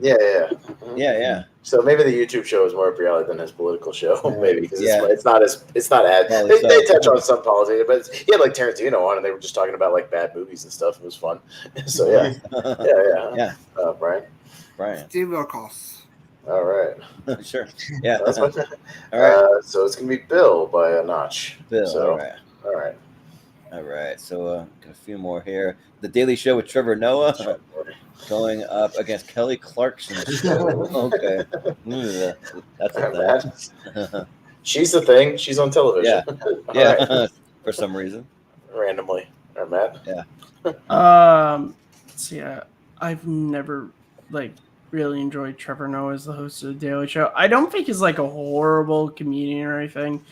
His autobiography was really interesting. I had to read it for one of my college classes, but it's I don't know. I just feel like I know it's like a really popular thing at Comedy Central, but I also feel like after Jon Stewart walked away, maybe they should just let it go. Maybe they should just let it go. Yeah. Kelly Clarkson, I mostly have just seen clips of the show, but I kind of like the fact that it's kind of just a normal talk show. I've never heard of her really insulting guests, and she doesn't really seem to do anything, bits that are just for the internet. Yeah. She seems kind of nice. It seems like the guests have a nice time, so I'm gonna go with Kelly Clarkson. Yeah. Austin. Yeah, she comes on after Rachel Ray at the gym if I'm there at 10 o'clock instead of 9. So, I'll see little bits of it. They're both kind of similar in some ways. Yeah, it's just she seems like she's having fun, and she just brings people on, and it's just giggly and whatever. So it's not offensive, whatever, daytime stuff, but it's not horrible. I mean, she's not trying too hard. She's having a good time. Trevor Noah, I just don't think he's funny. I don't think I've ever laughed at anything Trevor Noah's ever done. I just don't think his delivery is very good. I don't know. Jon Stewart had a way of ranting and doing what I think the modern version of the Daily Show with Jon Stewart is John Oliver's show. I think that's more of the current version that's better. That's more of the same thing. So yeah, I think they should just let the Daily Show kind of die. And yeah, I don't like Trevor Noah, so I'll give it to Kelly by default. So congratulations, Kelly. You're going through another round. Yeah, and I'm thinking that Kelly Clarkson's gonna get the default win here because I'm the same way. I don't find Trevor Noah funny. And I think to fill Jon Stewart's shoes is a pretty tough thing to do because there were episodes of Jon Stewart where I got pumped up just watching him. So and it's just not that way. Even close. With Trevor Noah, I'm the same way. I've never laughed at a single thing he's ever said. And Kelly Clarkson, she's, it looks like she's having fun. It just seems kind of vanilla, kind of cookie cutter stuff. And I mean, at least there's no crazy, weird off the wall. There's no political stuff. There's no, I don't know, just a regular talk show. Yeah. So I'll give it to Kelly Clarkson. Her show will probably last 10 years because it's just not offensive and people will just have it on. Yeah. So have it on in the background. Good for her. Good for her. Yeah. And also when I look at her too, she doesn't seem like someone who'd be this crazy amazing singer either when I look at her, but she is. So that's cool. There's another show like that will come up soon. It hasn't been here, but we'll oh yeah. Okay. I might know what you're talking about, maybe, but Brian. Kelly Clarkson, I'm going to get off now because Big Game's been late for me. Okay. Oh, sure, yeah. That's fine. Yeah, thanks for coming on. Though. Yep. Who wins? For plugs, I'll be back here Sunday for my 128. Yeah, you're 128. So you got to hang around for that whole show, Brian. Sure. I will. Yeah. We're going to go an hour earlier for that, and I won't be late this time. Okay. There are films on there that very get brought up on Tournament to Ranker. Okay. Cool. And also I'll be on Ranker on Saturday. Okay. Yeah. The Mostly show. Yeah, we'll talk about that. Yeah. With all me. Right. I'm going to say so. Yep. All right. So yeah, Richie, you're the last vote on this one. All right, cool. Trevor Noah's a guy. I don't think he come up maybe like Jimmy Kimmel doesn't practice what he preaches sort of thing because you watch his sort of stuff. He's been in trouble here for making fun of Aborigines. He's had to get apologized, all that stuff. So it's and had a lot of sort of very ignorant material. So for him to go to kind of say, oh, yeah, racism is bad or whatever. I'm like, yeah, but you still like what like I understand, like I don't want to hold people to account for what they said, like what they've said like earlier on in their career or whatever. But like it's like you were still doing material like recently, so I was like, it just kind of makes it look a bit hypocrite. And also, I feel like I have like 6 years of separation with Trevor. I'm surprised I haven't met him. I'm friends with Ronnie Chang, and I'm also friends with Michael Costa, who's also on the show. and there's this guy that's in Brisbane named Dusty Rich. He's a South African who's good friends with Trevor Noah. So I'm surprised I haven't met him yet. But yeah, I don't know. Just like there are. I mean, I like some interviews, and I like Ronnie Chang. I mean, not too much, but I do like Ronnie Chang's presence on the show and Michael Costa. But yeah, I just he's solid. I just feel like I don't know. Just I don't know. Just like that's the problem with changing hosts. Like you expect one of the same from you're like, oh yeah, you want kind of that Jon Stewart vibe, but Trevor Noah's going to bring his vibe, and it's not my thing. And I don't know. But yeah, Kelly Clarkson. It's interesting that Kelly Clarkson. It's like she's never really like she's never as a singer, but like I never like saw like anything about like a personality. Who should host a talk show? Kelly Clarkson. Yeah, right. Exactly. He'd be a good talk show host, whatever. But again, there'll be someone that first comes American up, Idol winner. Yeah. Yeah. Huh. Again, there'll be someone that comes up sooner where I can understand why she got a talk show. But I feel like Kelly Clarkson's probably the least offensive sort of person. And she seems like a nice person. So yeah, I'll go Kelly Clarkson, sure. Yeah, she'll probably make it one round, maybe not too much further than she'll make it one round by default. Sometimes it happens. It can happen. Yeah. But up next we have the Jonathan Ross show going up against the very first host of the Tonight Show, Jack Carr. Right? Yeah. Actually, no, he was the second host of the Tonight Show. He's not the first. Yeah. Steve Allen was the first show, and then it was Jack Parr. Yeah, I mean, is anybody voting for Jack Parr? I respect to him, but I haven't seen much of Jonathan Ross. I know more about it, and I've seen stuff. He's fun. Right. Yeah, he's fun. Yeah, he's fun. Yeah, he's good. So we can save time if we need to. Respect to Jack Parr for keeping the legacy, but there's not even that many clips of him because there's just not that much out there. It's not. But he was there. Yeah. We have Kathy Lee. I just used that picture because I had her name there, and I didn't want to have to make another graphic with her name. Yeah. So Kathy Lee Gifford going up against Lisa Gibbons. Okay, another one of those. Man, there's so many of these I forget about. Oh yeah, there was a ton of them. So yeah, I'm up first. Lisa was another one like Jenny Jones who was kind of just lumped into that. It was on. People watched it sometimes. If you were homesick, it's what you watched. But she didn't stand out too much. But again, her show was on for forever.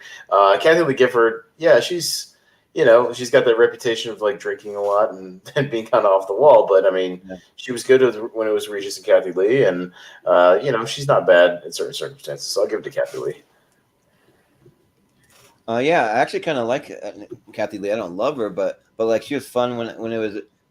She was with Regis, and like even like I didn't mind her too much when she was with like Hoda Kotb on the Today Show. But like the best things that come out of that were just all the SNL parodies with like Kristen Wiig doing all the drinking and stuff, and that's pretty good. So like Lisa, it's just one of those ones out of like all the ones from that time period. She's probably the one that like got lost in the shuffle because I even had a hard time finding a very good graphic. This is literally like the best graphic I could pull for the whole show. Most of them were just her in like some really blurry picture that like didn't work for a graphic. So yeah, I'm just gonna go with Kathy Lee. Yeah. All right, Richie. Yeah, I only really know. I mean, I know I've heard of like Kathy Lee from like Richie and Kathy Lee, but also like I know Kathy Lee because she was on like I think the second episode ever of like South Park. It was like they were like they're all like excited for like Kathy Lee, and then like they did a whole parody of JFK where Mickey Garrison shoots her, and then so that's like but like I don't but because I have seen clips of Regis Kathy Lee, so because I know more about that, I'll go Kathy Lee. Yeah, Matt, what do you say? I've never really seen every one of these, and I knew the name Kathleen Gifford, and it took me a second to think, but there was an episode of Conan when Triumph was on Hollywood Squares, and he was sitting next to Kathleen Gifford, Oh, yeah. and he made the joke where he was like, me and Regis have a lot in common. We both broke up with our bitches this year. So, yeah, like she, by the time I was growing up, it was Regis and Kelly, but I have seen her when she was on today. So I'll go with Kathy Lee Gifford. Yeah. Well, I mean, it was Regis and Kathy Lee when Kramer went on there to promote his coffee table book on Seinfeld. Yeah. Coffee table. Yeah. Yes. Yeah. Well, we have Arsenio Hall right there. Yep. Yeah. Gotta do it. Going against the Dick Cavett show. Okay. Yeah, the Dick Cavett show. Yeah. All right, Jordan. Yeah, I don't really know too much about the Dick Cavett show. I think he was around, I want to say 70s, I think. But yeah, it was all 70s. He used to, Yeah, but it looks like when I was doing a little research that he had a lot of really big guests, though, like from that time. So, I mean, he's probably pretty big back then. It just just missed my time before my time. But yeah, Arsenio Hall, though, I actually really liked it. And I wanted to pull up this picture because I rewatched the interview too. That this is like a famous interview because they were like really good friends. They were in like Coming to America, some of those movies and that. And in this interview, Eddie Murphy comes out and he's asking him all these really interesting questions. He's given like these one word kind of short answers, being like the worst like guest to have, and then he calls him out on it, and then eventually he switches over and like starts getting real answers, just doing like a bit or something. This is right like at the height of like when Eddie Murphy was big. So I mean, great time to have him on, and yeah, like definitely like kind of like the like guys like late night talk show host with the woo woo woo woo and all that stuff. So, and yeah, like he was even pretty interesting when he came back, but the show didn't last too long. But I mean, I watched it for a little bit when he came back. I remember they recreated the original set and everything, but yeah. So I'm gonna vote for Arsenio. Yeah, Richie. I don't know much about the Dick Cavett show. I've heard of it, but I don't know much about it. But yeah, Arsenio, I've only seen a couple of things, but yeah, there's also Arsenio. I think it was one of the famous thing where Hulk Hogan went on there to say he's never done steroids, and he's done steroids.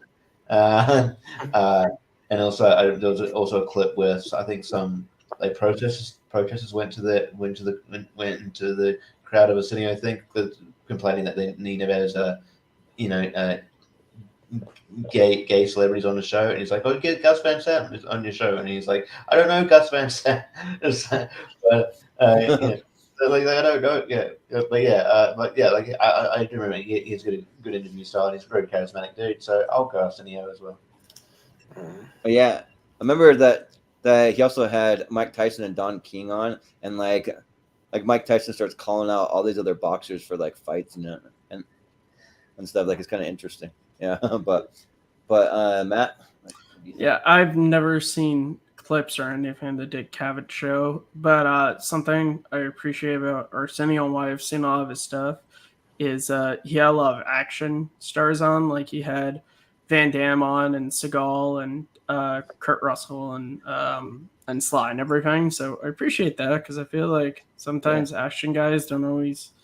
Or at least like, and also he was like a genuine fan. Like, he like watched all their movies, unlike, no offense to Jimmy Fallon, but like, I don't know if Jimmy Fallon's actually like ever seen a Van Damme movie, but I feel like if Van Damme went on the Tonight Show, he'd be like, I love your movies. They're all so great. Whereas Arsenio, I like felt like that guy went to Blockbuster on a Friday and like rented a Seagal movie. So yeah, so I'll go Arsenio. Yeah. Yeah. Well, awesome. Yeah, I loved you in Under Siege, Jean-Claude Van Damme. You're all. Yeah. Yeah. I mean, I give respect to Dick Cavett. He was another one of those kind of laid back 70s guys who would just bring people out and just chit chat with them. Didn't have too many cards in front of him or whatever. There's an amazing clip you can go find where he got Marlon Brando to be on a show like around the time The Godfather came out, and then all Marlon Brando wanted to talk about and told him he couldn't ask any questions about his movies. He just wanted to talk about the Native American stuff that he advocated for. So it's just a horrendously awkward interview where he's like, you know, he wants to try to worm his way, but he can't, and it's insanity. But yeah, like Arsenio's fun. Yeah, he had a lot of wrestlers on back in the day, kind of like Regis, you know, so that's cool. Like he was in and on that early, and he had a lot of like horror people on too. He used to have Elvira on the show, like, and you know, he once had Kane Hodder as Jason Voorhees come on the show as a guest, and he just sat there looking at him for like 8 minutes and tried to make like, an interview out of it. Yeah. It's a pretty famous clip online, so like I felt like he would do kind of off the wall stuff like that in addition to the regular guests. So that was a lot of fun, and yeah, he had a good vibe on the show. It was a good time. So I'll go Arsenio. Yeah. Yeah. So it's gonna be Arsenio.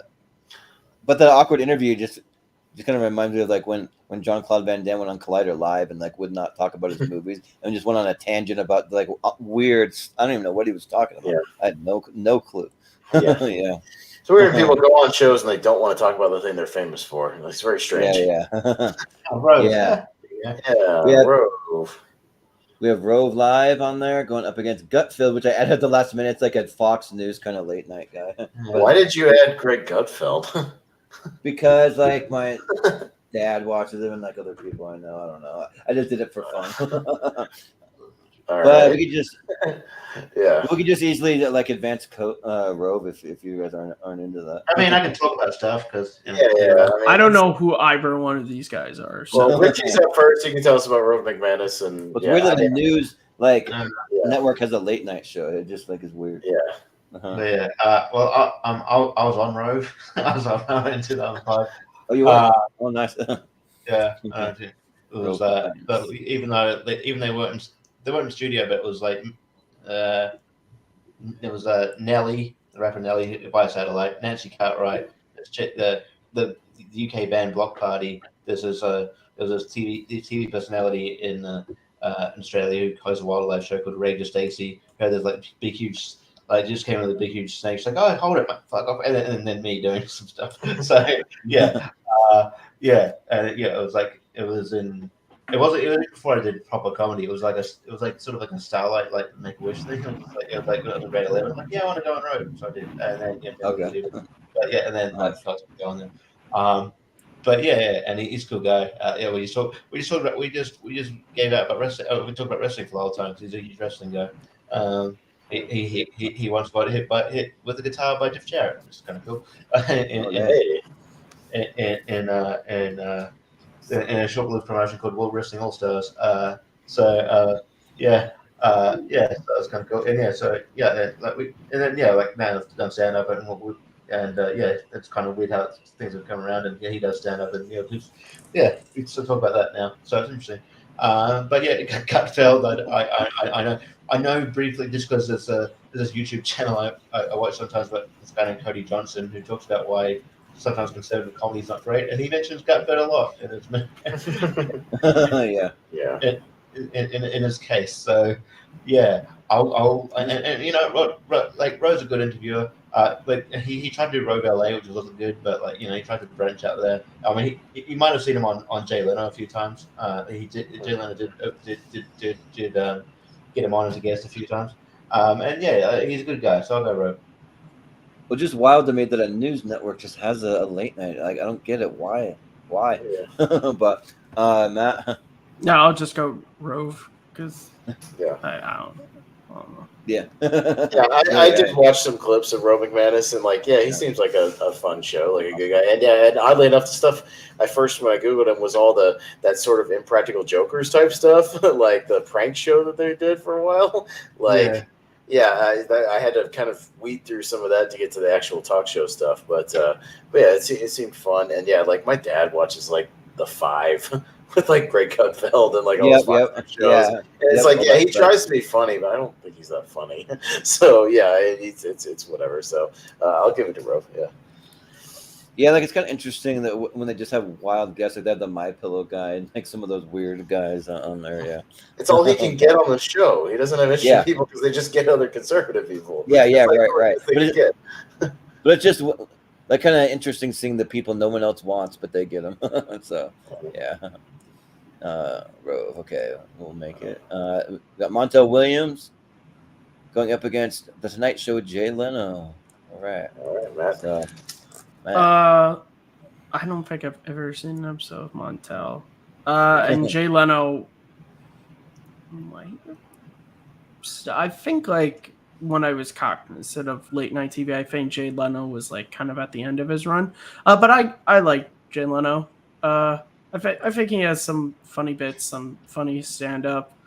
Although unfortunately Jay Leno is one of those guys who's been like so parodied throughout my life, you know, between like SNL and YouTube and stuff that like sometimes I can't separate Jay Leno, the actual man, from the parodies, unfortunately, but I'll go with Jay Leno. And also I gotta head out, unfortunately, because I got a meeting tomorrow, so I gotta get some semblance of sleep. But this was fun.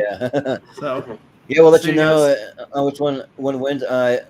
If you have any plugs, you can real quick, or you can just peace out. It's all right. Follow me at Kearns_Matthew on Twitter, and all the stuff I do over on Take 3 Productions. Cool. Night, guys. Thanks again. Yeah, we'll see you. Have a good one. 3. All right, and then there were 3. All right, we can speed through it, so it's fine. But so yeah, Austin, I guess. Yeah, I'll definitely go with Leno pretty easily here. Again, Montel was. I didn't watch him a lot. He was lumped into that 90s, time slot, daytime stuff. He was a little more serious. Like he did more just like, serious like relationship type stuff. But not trashy versions, just like more like just kind of, serious. Just trying to like actually work out people's problems. So again, it was more serious, but it made it kind of less watchable, if that makes sense, because there was so much other like entertaining, trashy stuff that like I didn't, watch Montel a lot because he was more serious.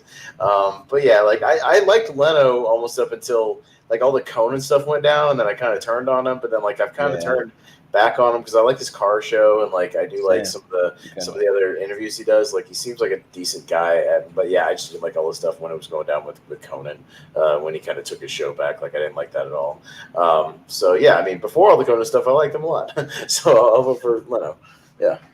Yeah, like I don't know, like Jay Leno's kind of hit and miss. I found some of his stuff funny, like, but then other stuff I found it kind of boring too. So it's just kind of like I don't know, just depending what it is. Like he would do too many the same bits, like those little headline things, but he would like read from the newspaper clipping. Like they were funny to a point, but like kind of like I don't know, maybe you should have retired it after a little while. Or like jaywalking, I actually really liked that. That one was good when they go interview people on the street and ask them about stuff that's like general knowledge most people should know, like who's the current vice president or whatever, and like people wouldn't know or whatever.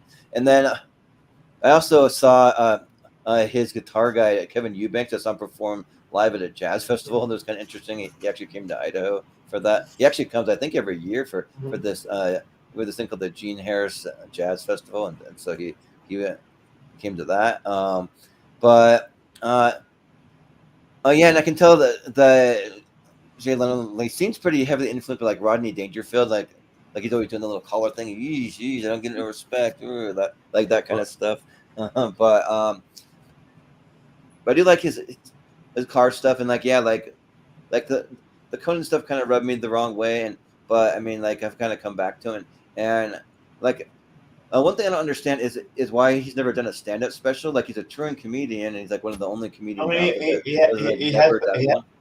He has a permanent residence at like Las Vegas, right? So he just does that. Oh, he goes there. Yeah, he just goes there on the weekends on like Friday and Saturday nights and does shows. And that's I didn't know that. Yeah. So he famously said he only ever spent his car money was like the stuff he spent on cars was all of his like stand-up money, and he saved a lot of his like Tonight Show money. So like he basically lived on his stand-up because he would get paid a lot like for his stand-up show. He still does.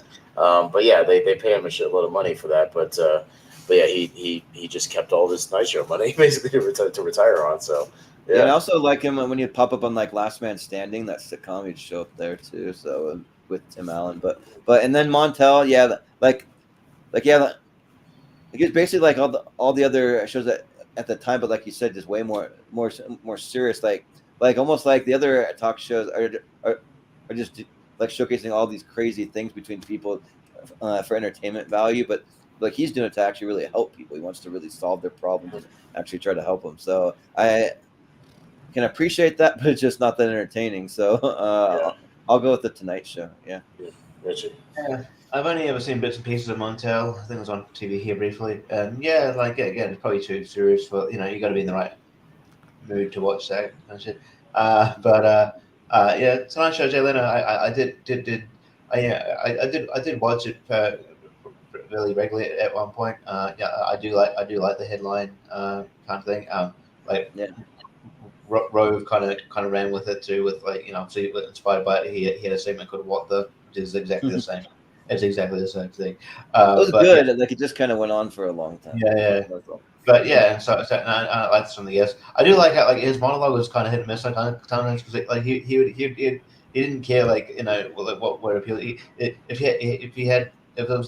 his writers had like some so boring thing about tax, or fucking some boring premise, he would run with it anyway. So okay, You'd call him out and be like, "That was a stupid joke." Oh, right, but yeah, it's a stupid joke. And let me tell you this one. Yeah.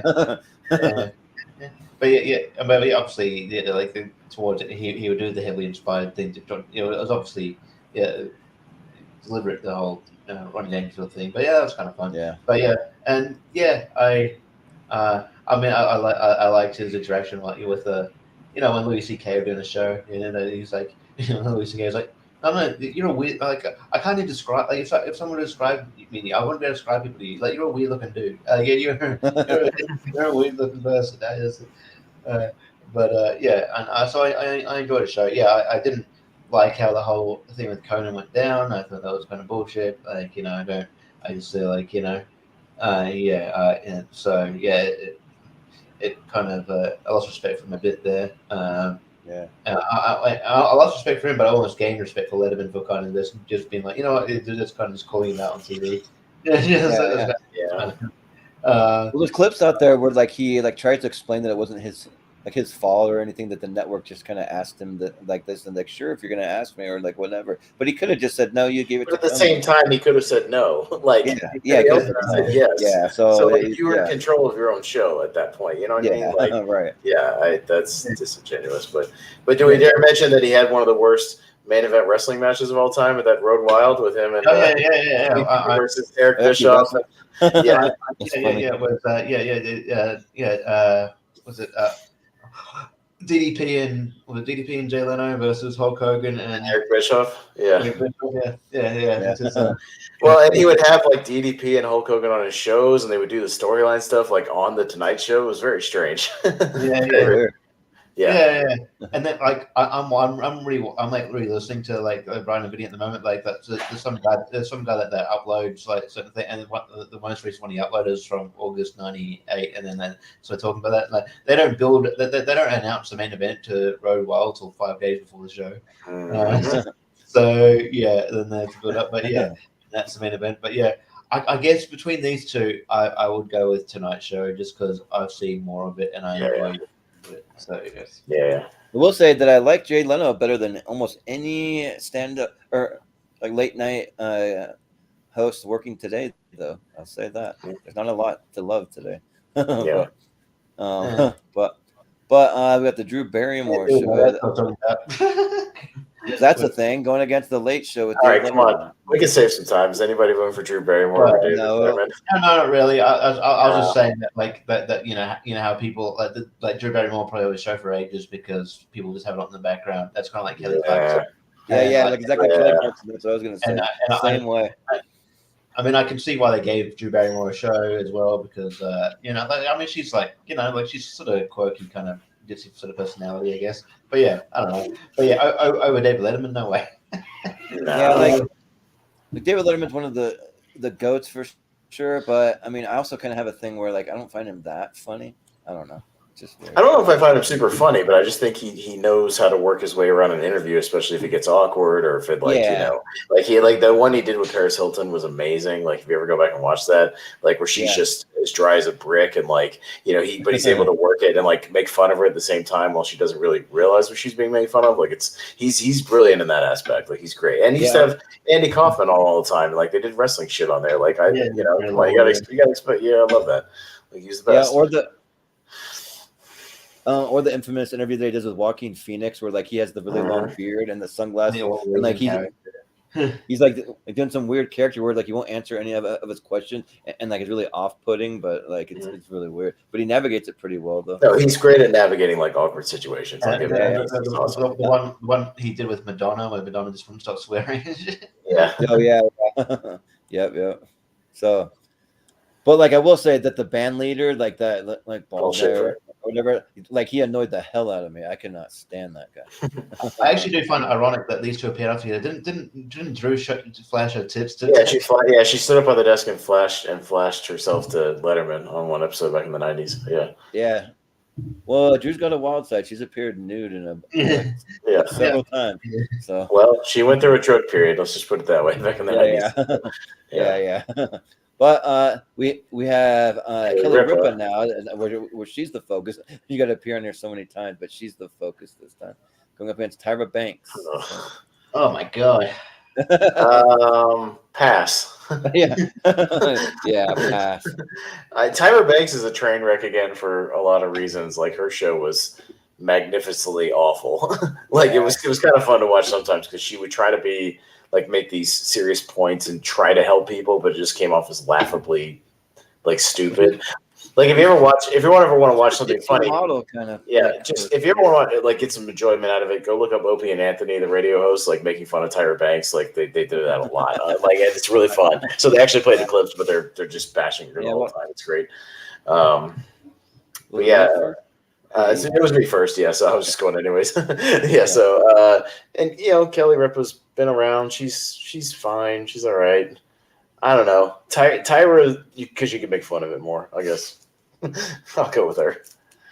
Yeah, well, like Tyra's fine. I mean, yeah. But didn't her show air for a long time? It's like 10 years or something. She was on a long time. It was a long time, and I don't get it. I don't know if who was tuning into that. Definitely, maybe like don't underestimate women, bro. Women, maybe we're not the right skin color. I don't know, but and then Kelly Ripa, like she's really weird. Like I don't know, she just seems like she just seems like she has a weird personality. Like sometimes she's like really bubbly and kind of ditzy almost, but then other times she seems like she's on drugs or some like high or something. I don't know. They made fun of that when she hosted SNL. She did a commercial for a shampoo that had cocaine in it, and it was really funny. Yeah, and then it's a funny SNL bit. yeah, and then sometimes people come up to me and be like, "Oh, hey, Kelly, I love it." I'll be like, "Get the fuck away from me! What are you doing? Get away from here!" And I love my shampoo. Like it's a really funny sketch actually. Like it was actually her though, right? Yeah, it was her. She was hosting, and she was making fun of herself. Yeah. But like, there's a whole controversy when like Regis Philbin first left the show. They're going to give the show to somebody else, and then she made a huge stink, and they decided to keep her on, but like she demanded like a pay increase, and they wouldn't give it to her. So she made this huge thing where like she wouldn't appear. She actually like refused to appear for like a couple of months. Like she was on the show, so they had guest hosts, and then they eventually brought her back. I don't know why they should have I've gotten rid of her a long time ago, but I don't know. It's the whole thing. So I'll vote for Tyra. Sure. Why not? She's one of those ones that's like a default win. Sure. Tyra Banks is in Halloween Resurrection for 5 seconds. Check it out. Well, Richie, what do you think? Yeah, I think like if the more you sort of dig into like Tyra Banks and shenanigans with her shenanigans with top model, I like her shenanigans and top model, and like she tried to create an MLM, like she did as well. And she wrote a really terrible book nonfiction. That was that was one of the worst reviewed books ever. Yeah, like she comes across. She might not be a great person, guy. I think she's maybe not be a nice human being. But yeah, So I don't know, I don't really like. I'll just go Kelly because I don't like watching Tyra. So. We're kind of two people that are kind of just around for looks. I don't know if they contribute a whole lot else. I don't know. Like, I'm just saying. I don't know, but But Tyra. All right, we'll advance, and we got Late Night with Seth Meyers going up against the Dennis Miller Show. Oh, I forgot that was a thing. Okay. Yeah, Jordan. Yeah. Okay. Yeah. Yeah. Like I never really cared for Dennis Miller. Like I just don't. Like he just kind of like doing the little head bobble thing.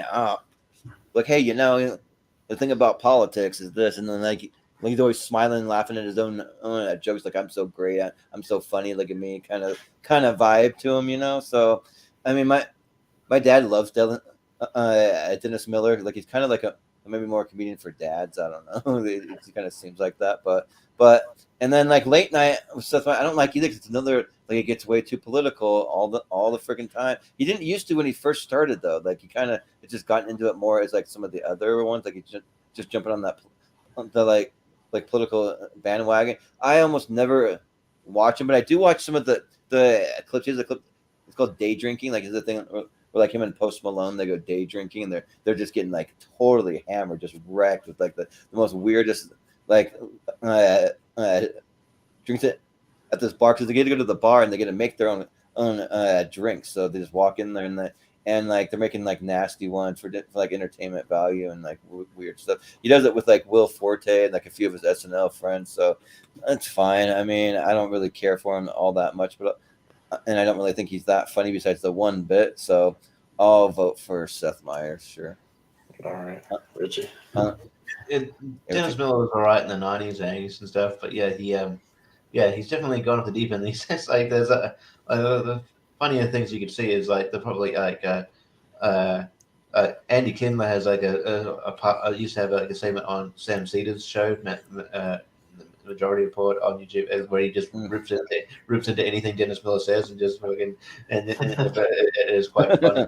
Just seeing them that just absolutely trash him because he does say stupid shit and he does, and then his references like that reminds me of 1950. His references are so dated. Like I couldn't even. Every joke is the same. It's I haven't seen this thing, something that crazy since the bah, bah, bah, bah. Yeah, that's what And then Gorbachev this, and he's naming all these foreign. Like it's all like Russian people, since Russian, Gorbachev did the bah, bah, bah. And then it's like. He also to do a wrestling tie, and he Yasser Arafat did the background. To do a wrestling tie, and he once guest hosted Raw, which is fucking so cringy. Like you go watch it, it's like, and that they obviously had the announcers laugh for it, but like apparently Vince was so annoyed at him that he like never he almost cancels appearance mid-air, like mid. It's just like and I mean Seth Meyers, I don't think is like he doesn't blow the, I don't know. It's not like he doesn't stand out or anything like that. It's like but like Majority Report, Stevens. I like I like them, but like because they get like because it's their job to talk about like the state of the world, it kind of gets too depressing sometimes. So I don't watch it a lot. And you can see but it can be funny. But I let. But Seth Meyers is inoffensive, and he's got some good bits. But I wish he was better to stick out as one of the better hosts. But I guess he is. But I just wish it was, it was more notable. I guess. But I'll go Seth Meyers. Yeah. And also, do you remember when Dennis Miller was the host of Monday Night Football for a season? That was a thing. And like he was not funny. He didn't really add too much to it because he had less football knowledge than anyone else that was commentating. So. Well, Richie, he made an article on Bleacher Report of the 5 worst Raw guest hosts, so you're correct. Yeah. Nice. There you go, along with Ken Jeong. That's a weird one. She looks like New Japan. go over there. Out of the current ones, I can tolerate Seth Meyers the most out of all of them, so I'll go with Seth. That's literally the only reason. So yeah, sure. at least he doesn't. At least he doesn't fake laugh at everything, so that's fine. Yeah. No, At least that. we have the Larry Sanders or Gary Shandling, which I included Larry Sanders just because it was the closest thing to like a late night, because it's about a late night show. But we got Steve the Allen. night show starring Steve Allen, the first to ever do it. So Richie. Richie. I love the Larry Sanders show. I love Gary Shandling. I think we lost him too soon. I think he's great. I think he's underrated and all that stuff. I think and Steve Allen. Starting to show Steve Allen. I didn't see anything, and you probably can't find a lot of clips online. So Larry Sanders show for sure. Yeah, I'm Austin. Yeah, I'm kind of the same way. Like, again, respect to Steve Allen. He was the first to do it. And, there's a couple of clips online that are okay. But, I think they were still trying to figure out as far as, like, television talk shows. Because, he was like a radio guy. So a lot of them tried to bring, like, they tried to do it like radio on television, basically. And they're still trying to figure it out. So, it's one of those things that's all right. It was more like a variety show than a talk show. But I mean, respect Steve, for doing it. But Larry Sanders is a lot of fun. I love Gary Shandling as well. I think he's a super underrated, just comedic personality in general. And it's a shame we lost him when we did, because I feel like he was almost kind of making a comeback, because he started showing up in like the Marvel movies, and he was kind of doing some other appearances here and there, and then passed away. So I'll give it to Gary Shandling. Yeah. Like the Tonight Show, like it's just one of those things that like they're still working out the kinks, trying to figure it all out. So like it's good to have someone that started it all, though, that kind of got the ball rolling and turned into something like really, really huge like it is today. So that's cool that he's able to do that. So shout out Steve Allen for that. But I mean, I haven't really seen much besides just a couple clips here and there. But the Larry Sanders show is great. Like I was actually watching a couple episodes earlier today, and like they had a season where they actually had Jon Stewart on there hosting the late show, like kind of filling in for him. So like that was pretty cool that they did that. Like I think I don't know when the Larry Sanders show aired. Was it 90s? Is that when it was? No, it was kind of late 80s into the early 90s. Yeah. I want to say it started around like 87 or 88, something like that. Yeah, it was late 80s. Yeah, so it must have been before Jon Stewart even got the Daily Show. So they were already putting him in some things, and maybe somebody saw them. They're like, like he could make a good talk show host, maybe. but I'll vote Larry Sanders. Like it's really good stuff. There's a lot of character actors that like show up in there. Like if we were to do some character actor nominations again, I could probably pull quite a few from that. But I do really like Jeffrey Tambor. Like I think he's really great on it. So shout out him. But I'll vote Larry Sanders. All right, there you go. Yeah. All right, that might be the last one. Maybe. Oh, there's one more. Okay, Queen Latifah against Dr. Phil. We can't forget about old Dr. Phil there. Had to get the most. That's a great. Yeah. Here's how many people like Dr. Phil, too. Yeah. Oprah Winfrey. Yeah. Dr. Oz and Oprah Winfrey. I'm up for we can't ever forgive Dr. Phil for bringing Bad Baby into the world, the Catch Me Outside girl. Like, I'm sorry, because even he's Catch Me Outside. She made like $50 million last year. 50 million. On OnlyFans. Crazy. Yeah, it's the only things I've even watched of Dr. Phil fairly recently was when Bam Margera was on there for like a couple episodes in a row. They did like a series about him, and he was, in his kind of meltdown. And then other than that, it's again, it's like presented as more serious trash TV, but it's still trash TV, but just like presented as serious. And I only ever watch clips here and there. It's whatever. I didn't even watch much of Queen Latifah, but I'd rather watch Queen Latifah, so I'll give it to her. Yeah. Well, one of my favorite things is that there's a podcast by this comedian Jeremiah Watkins, but he has this other comedian on, Adam Ray, all the time, and like he does the most spot on Dr. Phil impression, and he'll do the entire podcast in character, and they're like going back and forth. But he makes the like Dr. Phil just look like batshit crazy, just saying off the wall things, you know. Like he has the like voice done perfect though. But as far as a real Dr. Phil, I don't like really care at all. I don't like the only reason he's a thing is because of Oprah. Like, there's really no other reason to really have him as a talk show. I'm not even sure if he's a real like psychologist or anything, or doctor maybe. He hasn't had a license to practice since 2006. Oh wow, So, yeah. But we still had a show as a doctor. But Yeah. but yeah, Queen Latifah, I'd never seen a single episode, but she was friends with Tupac, and they were really close, and so I've seen her on guest on some other stuff where she talked about all that, and that was cool. So I'll just vote for her for that reason. So, All right, Richie. yeah. Yeah, I saw the Queen Latifah show a little bit. It appeared here. It was sort of it was a bit trashy, but a bit more grounded. Like, you know, like in Queen Latifah's as a nice person. She comes across a nice person. So you're like, it's sort of like, less trashy in that respect. Like, Dr. Phil is I don't know, like he. I think he's he's just I don't know, I don't dislike everything about him really. He doesn't have, he has overly simplistic advice to complex issues. Yeah, he'll go on the show, and then the guys are helping people, but he'll make fun of them. And he has really bad takes himself. The best thing he's ever done was he was on series 3. Shaq trying to escape one of the crafts. That was one of the funnier things in the movie. So, but I'll go Queen Latifah.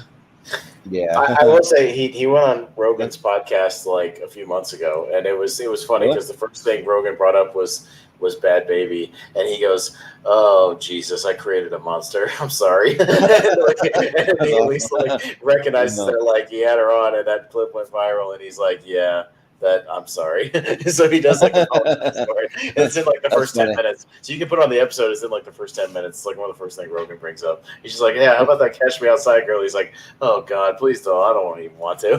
And he's just like, Well, I think it went viral because the way he was interviewing her made people sympathize with her as opposed to like going, you know what I mean? Like it felt like it was on him. It was just like It's like, imagine having it's like apologize for the existence of a person. It's kind of weird. Right.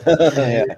Well, all right. Now we can really fly through these. We only have 3 of us, so it should be pretty quick. It'll be quick. So we'll be quick. Yeah. So let's see. All right, there we go. So this is actually Jon Stewart, not Space Ghost. Remember? So yes. Space Ghost equals Jon Stewart. We meant to put an extra graphic because I would have had to have an extra one here, and I totally spaced it. So you spaced Ghost. Space ghosted it, guys. Sorry, but yeah. All right, Jordan. We got. So you're up first. With Jon Stewart versus Charlie Rose. Yeah. Which is funny because Jon Stewart may be like one of the favorites who have to use this graphics because I got to go Jon Stewart. I don't really care for Charlie Rose, so he was just like a default win last time. So Jon Stewart, easy. Richie. Jon Stewart. I would have gone Charlie Rose. Actually, I like Charlie Rose. All right. Yeah. All right. Like I said, I've watched a lot of things where he interviews filmmakers and he asks really good questions and they have good conversations. Nice. Yep. So yeah. So Charlie Rose, is he on like a news network or like he was on like PBS for a while. Like there was a lot of PBS stuff. Yeah. Oh, okay. Yeah, that's right. It was right. We got James Lipton inside the Actors Studio going up against the Merv Griffin show. All right, so. Richie. James Lipton inside the Actors Studio. Yeah. Yeah, James Lipton's in probably my top 5 of this list. So yeah, James Lipton. Yeah. James Lipton is certainly like I'd vote for him a lot or way more than the Merv Griffin show. So yeah, I'll vote for James. All right, James. I'm not sure what my top 5 or 10 is, but he may be. If I made a short list, he'd probably be close to in there. I really love Inside the Actors Studio. It's a good show. Yeah, we got Jerry Springer going up against the Ali G show. Oh, nice! That is a nice matchup right there. Yeah, that's It's actually harder than you think because Jerry Springer is the epitome of trash TV. Yeah, he's the epitome. I almost feel like you can't have a lead aid to this list without Jerry Springer. Oddly enough, you got it. As much as I probably enjoy Ali G more, I'm gonna go with Springer. Yeah, and yeah, I just haven't seen enough of the Ali G show, but I want to go back and watch it though, because like you guys are also high on it. And I have seen like at least one episode, so I mean I've seen, like, I'm familiar with them, but yeah, Jerry Springer. I mean, when you I literally have episodes of like people sleeping with their own brothers and sisters, and like girls that are like wrestling naked in a swimming pool filled with Jello or chili or whatever they like crazy. I remember. I wanted to remember that, you know, when these Jerry Springer episodes were on pay-per-view. Yeah. Too hot for TV. Yeah, too hot for TV. Where the girls out of nowhere, they just be like sitting there talking, and they'd be like, "Wow," and they like lift their top up for like no reason. You're like, okay, that happened. Yeah. So Jerry Springer. I'll for the same reason, even though AG is probably a better show, I'll go Jerry Springer. Well, there's another comedy show that we put through that I think we'll make farther. We'll get there. Yeah. So Steven is a little more logical. He would not vote for Jerry Springer for that reason. But I think it's an iconic trash TV show. You know what I mean? Like it just is. Jerry. Every time he wins, I got to do the chant. Jerry. All right, so we got the Eric Andre show. There's a comedy one right there. Yeah. Going up against Craig Ferguson. There you go. All right, Jordan. Man, this one's tougher than I would have thought. Like, I mean, probably I would go for Craig Ferguson just because he was on for longer. I like the stuff with like Jeff the Robot, and like I just find him really funny, and like the Eric Andre show is great, but like I can see that like over time, like it kind of just wears on me because I'm like, this is too over the top. This is like too crazy. Like it's fun for like a while, and then I got to be like, all right, I got to take a break. Like, and go catch my breath or something from like how balls of the wall that he goes. So I think I'm gonna go Craig Ferguson. So, Richie. Craig Ferguson. Yeah, Craig Ferguson. Yeah, Craig Ferguson. All right. Then we have the George Strombopoulos guy that's there. That's what I was talking about. Just put through Zach. Yeah, Zach Galifianakis. Yeah. But the guy is yeah. But George Strombopoulos though, like, he had a pretty good interview with the Trailer Park Boys that I watched. Like, I would recommend it. Like, it was actually pretty funny. But then we got Joe Rogan up against Jimmy Fallon. Okay. All right. Richie. Joe Rogan. Yeah. Yeah, I'm gonna go somebody who genuinely laughs at funny things and doesn't overlaugh. Joe Rogan. Yeah, like Joe Rogan, I put him on all the time. Jimmy Fallon, I used to put him on all the time at the beginning of his show, and then I just don't anymore. So Joe Rogan. All right. Let's see. We got Oprah versus Johnny Carson. Okay, that's a pretty good shit. That's a match. Yeah. I'm up first. It's a match, but like I watch way more Johnny Carson in the Tonight Show than Oprah. They still hold up. Like all of his bits, all of his interviews, all that. So easily Johnny Carson for me. He was the GOAT of his day. Yeah, I feel like if we would have had like more females on the show, maybe Oprah would stand more of a chance. But yeah, like Johnny Carson was the GOAT. Like, this is some weird, wild stuff, you know, like, and like doing the little like I forget what they call when you would guess what's in the envelope though. The Karnak, amazing Karnak. Yeah, Karnak. Yeah. So like, there's some pretty good stuff, and yeah, like he would make comedians like into stars. Like, if you could be on the Johnny Carson show, you'd be a star. That doesn't happen anymore. So yeah, Johnny Carson. Richie. Johnny Carson. Mm-hmm.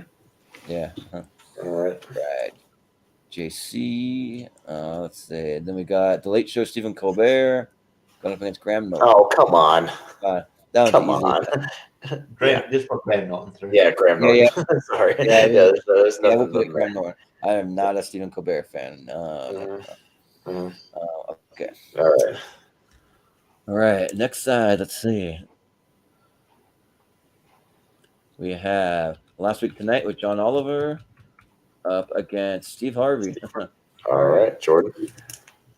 I find Steve Harvey a lot funnier as a comedian. I mean, it is kind of entertaining when they make these clips like women asking him about relationship problems and all this stuff. But he just seems like he doesn't care. So he's like I'm just gonna like kind of roast him like in a roundabout way. Like it's kind of what he does, that sort of.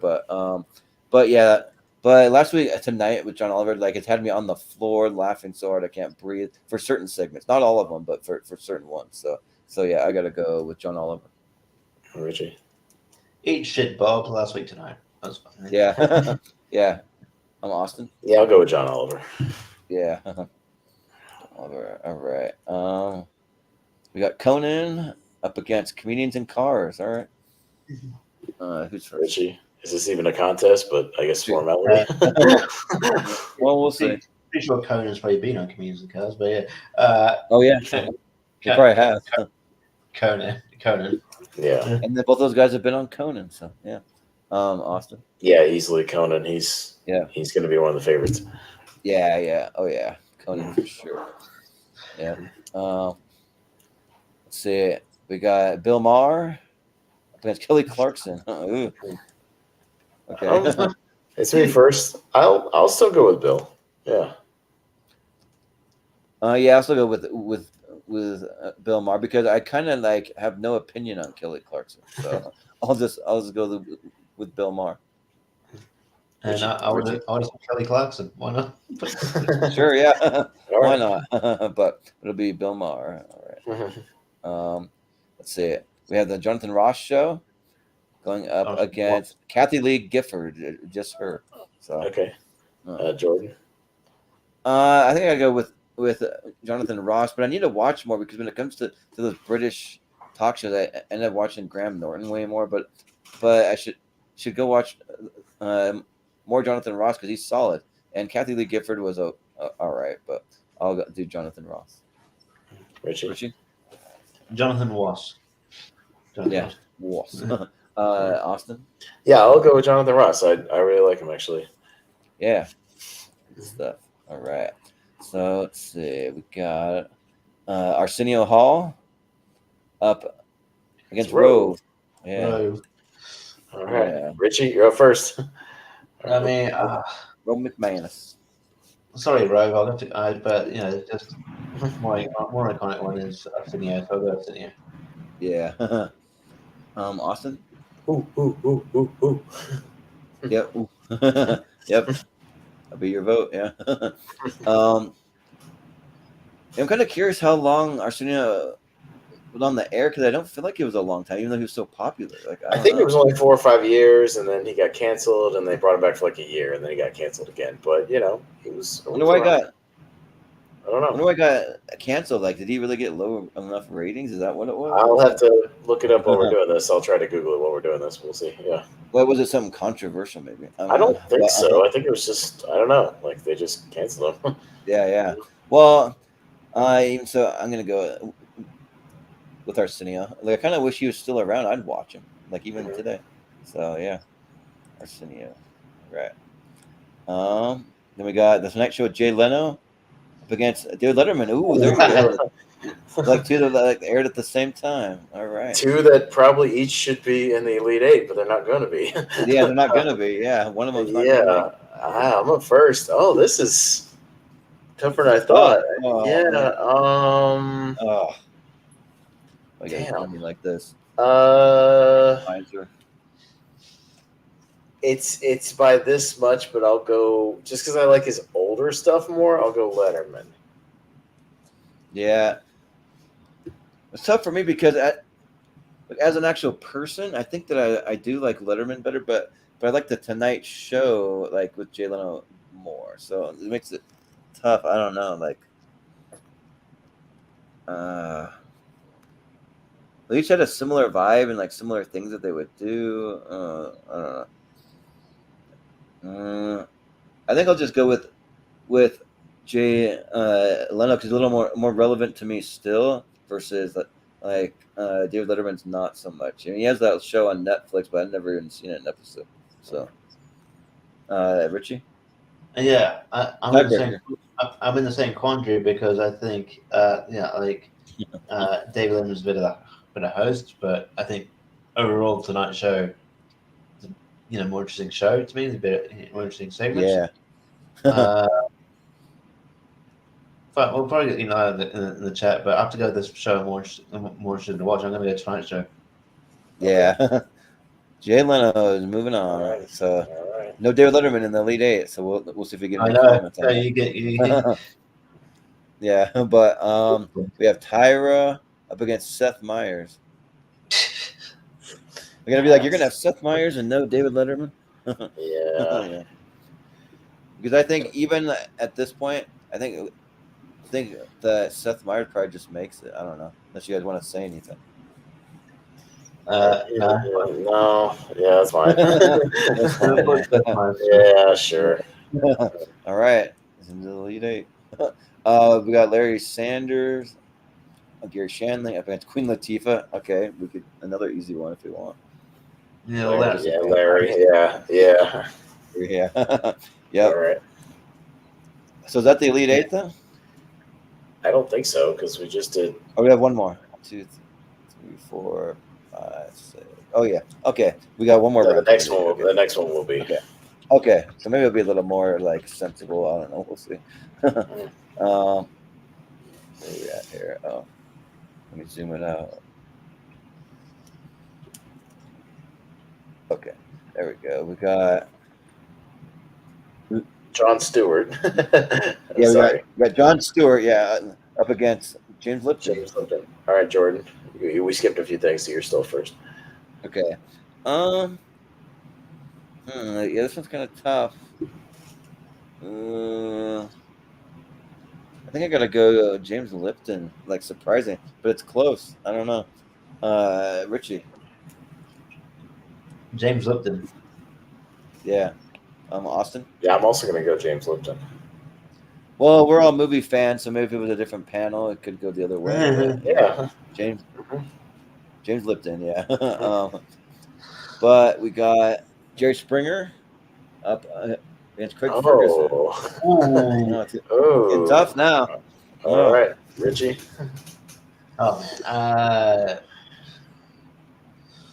Craig Ferguson. Austin. I'll take my full 10 seconds. Yeah. I'll go Ferguson. Yeah.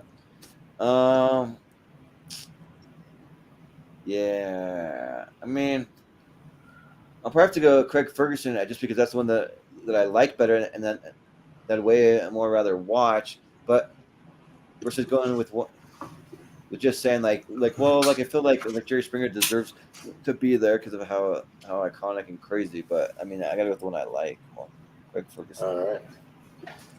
So. I don't think we're gonna have any trash TV daytime stuff in there. No, we mightn't. No. Yeah. We won't. Yeah. We have Between Two Ferns, Zach Galifianakis up against Joe Rogan. Okay. I'm up first. In this case, Rogan can be hit or miss depending on the guest, but all the guests on Between Two Ferns and the interaction was funny, so I'll go Zach Galifianakis. Yeah, I mean, this one's interesting because if you're thinking about the criteria for an actual talk show, I mean, it's scripted and they had a movie and all that. Like, I just don't know. Like, I mean, I feel like Joe Rogan might be considered more of a talk show because he just kind of just goes with the seat of his pants and just asks questions off the top of his head, no script. So I think I got to go with Joe Rogan, even though I do like Between Two Ferns better. I'm going to vote Joe Rogan. Yeah, and I'm gonna go Between Two Ferns. Ooh, all right. Okay. Between Two Ferns. Okay. Then we have Johnny Carson up against Graham Norton. Ooh, Oh, man. Jordan. Well, we knew it was going to come down to these matches. See, like, I mean, like when it comes down to it, like which one I like more, or which one do you think is more iconic and deserving of a spot? I mean, I just like Graham Norton that much more. I don't know. I think that like Johnny Carson is the GOAT. I'm gonna give him that title, but I just I gotta go Graham Norton. So, Richie. Yeah, it's just purely, I think it's just purely a generational thing and purely based on the fact that how this matched up. Ideally, Johnny Carson should be in this list, but I've seen more of Graham Norton, so I'd say Graham Norton. Yeah. Well, Austin. I'm disappointed in you guys because Johnny Carson should be in the Elite Eight. I'm sorry, he should. He should be. He objectively speaking is the greatest late night show host of all time. Period. I know it's a generational thing, but he is. Yeah, there's a generational thing because I almost feel like I need to switch my vote. Like I don't feel confident in that vote. Like he is. I understand Graham Norton's more fun to watch right now on YouTube, but like Johnny Carson's the best to ever do it. Period. Like I like Graham Norton, but Johnny Carson is the best. Are you gonna switch your vote, Jordan? I don't know. Maybe. You don't have to, but I will put the heat on you guys when he's not on the list. The thing is, I don't have it like. Yeah. Oh, well, in that case, like Johnny Carson. Johnny Carson. You gonna switch it? Okay. That makes me feel a little bit better because I'm like, I don't know if I can. Yeah. I'm like, all right. Yeah. Because like I remember that. Like when they used to advertise those like Johnny Carson, like the VHS sets, you remember that when they would have those ads for it? And you don't have that for like any other late night show going on. Yeah, Johnny Carson. Yeah, you don't even have that for Conan. yeah, right. You don't have it for Jay Leno, like David Letterman, none of them. So we have last week tonight with John Oliver up against Conan. Okay. Oh, good matchup, but yeah. So, Richie. It's a good matchup. I love both these shows, but it's Conan. Yeah. Austin.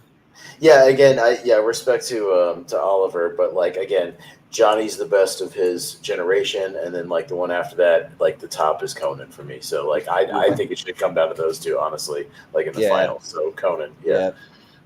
Like I'm not hard pressed to vote against Conan. Like I don't know. Like ever. So yeah, I gotta go Conan. So. Conan. All right. We got Bill Maher up against Jonathan Ross. All right. Which would have been fun if we could have had a Jonathan Ross versus Graham Norton, but because then that would have been easy. Yeah, so this one I'm gonna go with Ross. Yeah, I'm gonna go with Jonathan Ross pretty easy here. Yeah. Okay. Yeah, I'm also gonna go Jonathan Ross. Yeah. All right. So, Jonathan Ross in the Elite Eight, but not Graham Norton. So that would be something. Yeah. Jonathan Ross is pretty beloved. Yeah, he's really good. Yeah, he's really beloved. He's really good. Yeah. We have Arsenio Hall up against the Jay Leno. Ooh. Okay. Jordan. Oh man, got to take my full 10 seconds here too. You know? Man, because it's like one host I like more. And then, but the other one I kind of like the show more because, like, Arsenio, I don't think really did any bits or anything. He just straight up interviewed people, didn't he? I think he did a couple of bits, but they weren't really famous bits. That like when they were really. He had like a monologue, but I don't think he really like had too many bits. Yeah. So I think I don't know. Like, I don't know. Like, that sounds kind of weird to me, but I think I got to go with Jay Leno here. I think so. I don't think that's weird. Richie, I don't know. That just feels weird to me. But that's not weird. They're close. I'll go Jay Leno as well. Yeah. Yeah, it's not weird. I mean, he hosted the Tonight Show for like 25 years. I mean, he was right. You know, he's right there. You know, in the conversation of one of the best of all time. I think still. You know, regardless of like how that and Conan went down. I mean, he still was like really great for what he was. So I'll say Leno. Yeah. Leno. Yeah. All right. I think that's. Oh no, got one more. Seth Meyers versus Larry Sanders. So all right. Richie. I'll go Larry Sanders. Yeah, same. I think it's cool we can have two sort of comedic ones. Yeah, Larry said it. And again, two generation, an older one, and then a more modern one. Yeah, two kind of scripted ones, sort of. Yeah. Yeah. I'll go with Larry Sanders. Yeah. All right. And by the way, that's all on HBO Max. You can go watch it. I was watching some earlier today. Mm-hmm. Yeah. All right. So we have the lead 8. So we're just gonna get to a winner here. So we have James Lipton with Inside the Actor Studio, and he's going up against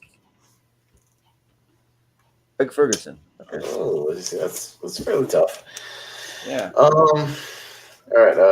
I'm up first. So this one's going to be more of I watched more of Inside the Actor Studio as it aired, as opposed to I didn't watch a lot of Ferguson as he was on. I've more gone back and watched a lot of compilations and individual things on YouTube. So at the time, I'm going to go with Lipton.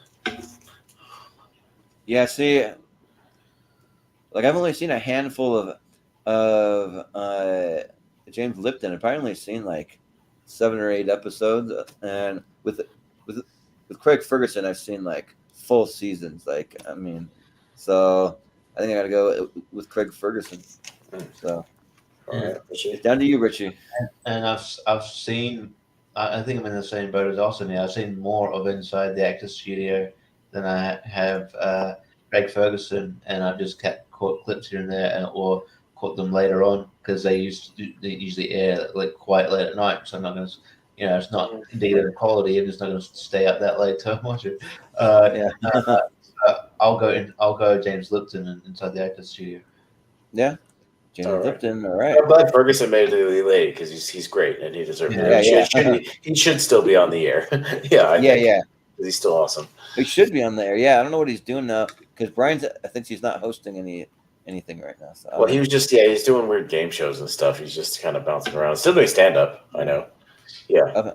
Okay. Yeah, I'll have to go try and catch him maybe sometime. But Between Two Ferns. It was Zach Galifianakis up against Johnny Carson. All right, Jordan. I think this time I got to go with Johnny Carson just because I think I don't know. I almost think that Johnny Carson, even the show's maybe a little better overall. So, yeah, Johnny Carson. Richie. Yeah, I don't know if there would be Between Two Ferns if there wasn't Johnny Carson. So Johnny Carson. Yeah, yeah. Wouldn't be most of this stuff without him. Yeah. Yeah, Johnny's the king of late night, Johnny Carson. Yeah. Yeah. Actually, I think I used to have. Well, my parents had some of those Johnny Carson box sets, so I went back. And they hold up, man. They're funny. He was good, man. Yeah. Go back and watch when he would just have Rodney or something on there, and just let him do shit for 15 minutes. It's really funny. He's great. Yeah. And just let him go. The animal stuff is funny. Yeah. Yeah. Or some of the early days like Steve Martin, when you would come on there, you did some funny stuff. There's a bunch of really solid guests. Yeah. Mm-hmm. Yeah. All right. So got those ones. Move over here. Conan versus Jonathan Ross. All right, Richie. Conan. Yeah. Austin? Yeah, Conan, for sure. Yeah. Yep, Conan. Mm-hmm. Gotta go easy.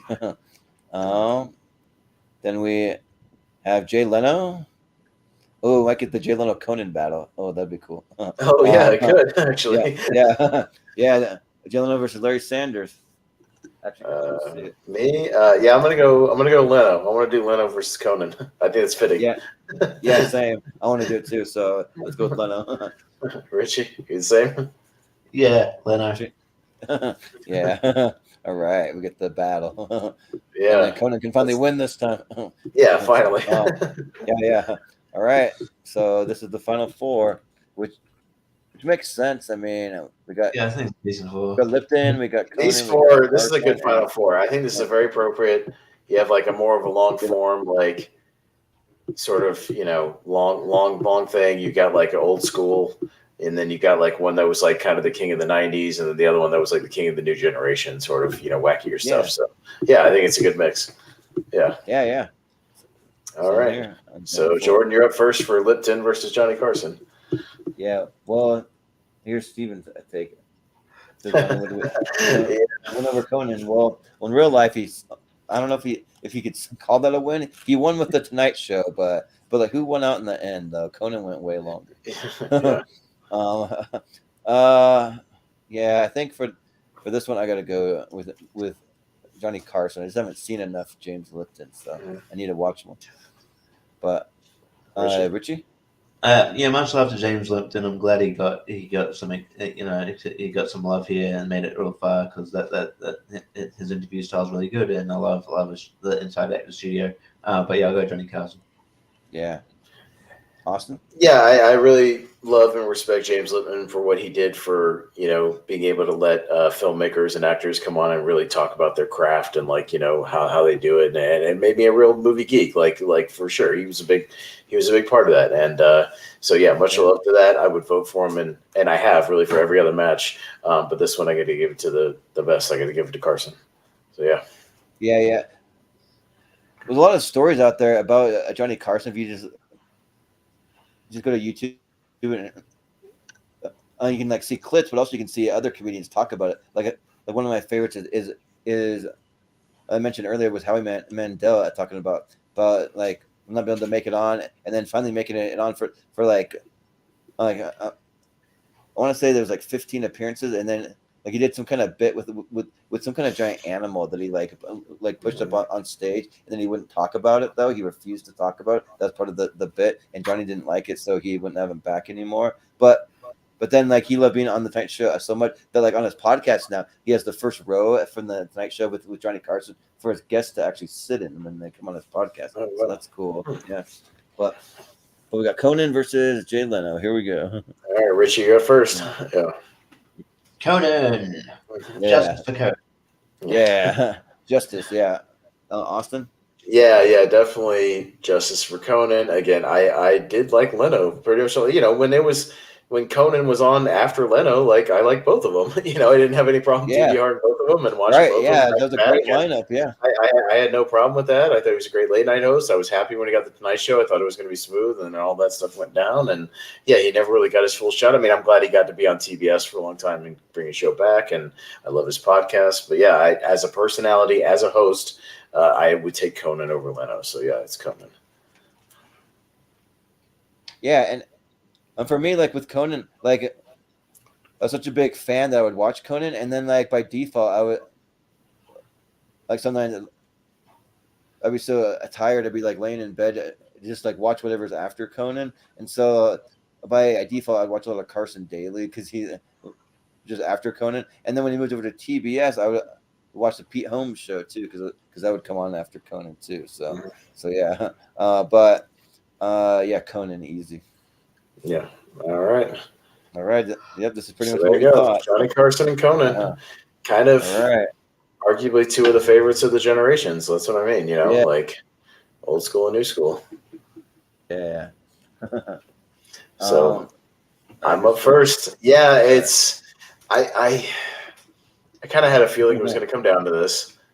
Yeah. So I'll go with the one in this case that I've watched more an aggregate of, if that makes sense. And yeah, definitely the one that I've religiously watched every show. But I'm glad Carson deserves to be in the championship. Because he is, like I said, everything I watched back is still money and really good. And he's the man. But in this case, I got to go with my personal favorite. So I know it's going to be Conan. Yeah. Yeah. Well, for me, I try to have people that I look up to and I respect a lot from different aspects of my life. I have a couple family members, a couple friends, a couple famous people that I really admire, and Conan's for sure one of them. He I don't know, I think that he's a very respectful guy. He's very smart guy. He graduated from Harvard. I mean, come on, and people will look at him, especially in the early days, he's just some goofball off the wall with these wacky shenanigans and the big pompadour, big hair that he had, but he had his own thing in it, and it worked really well in it. And I think that honestly, he's probably maybe ready to move on to something else, but he could have got another 10 years with this show. I feel like he could have gone on for a long time, but he's getting old. I think he's like in his late 50s, maybe 60, maybe, I don't know. I think he's getting close to 60. Actually, I'll look it up. But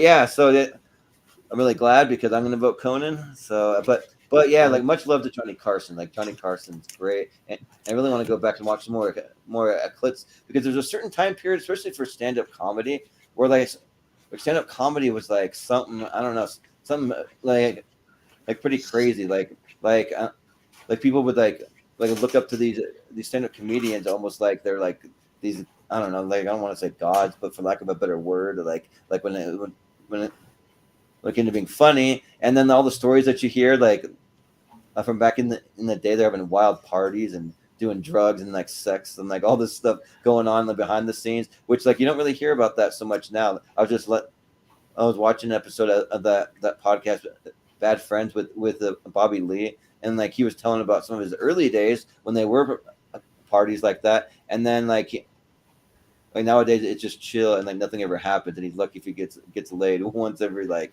few years or something like that. Like what he was saying. So, but yeah. So, it just seemed like a different era, just slightly before my generation. Like I think as a kid, I do remember a little bit of Johnny Carson. Remember like when he left, like it was like a huge deal when he finally retired. So, but yeah, it's Conan. Mm-hmm. But Richie. Conan. For sure. Yeah. Yeah, for sure. All right. Conan, yay. Like one of my favorite people. Well, I told you when we got to that you could give your love for Conan. We just didn't agree that he was a stand-up comic, Jordan. yeah, right. Like he didn't get any love like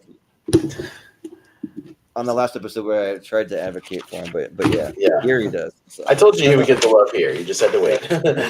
As a talk show host, I'll vote for him all day. Yeah, totally.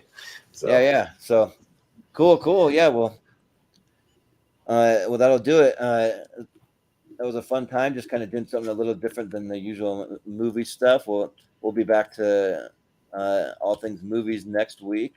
We've got a couple of them, so yeah.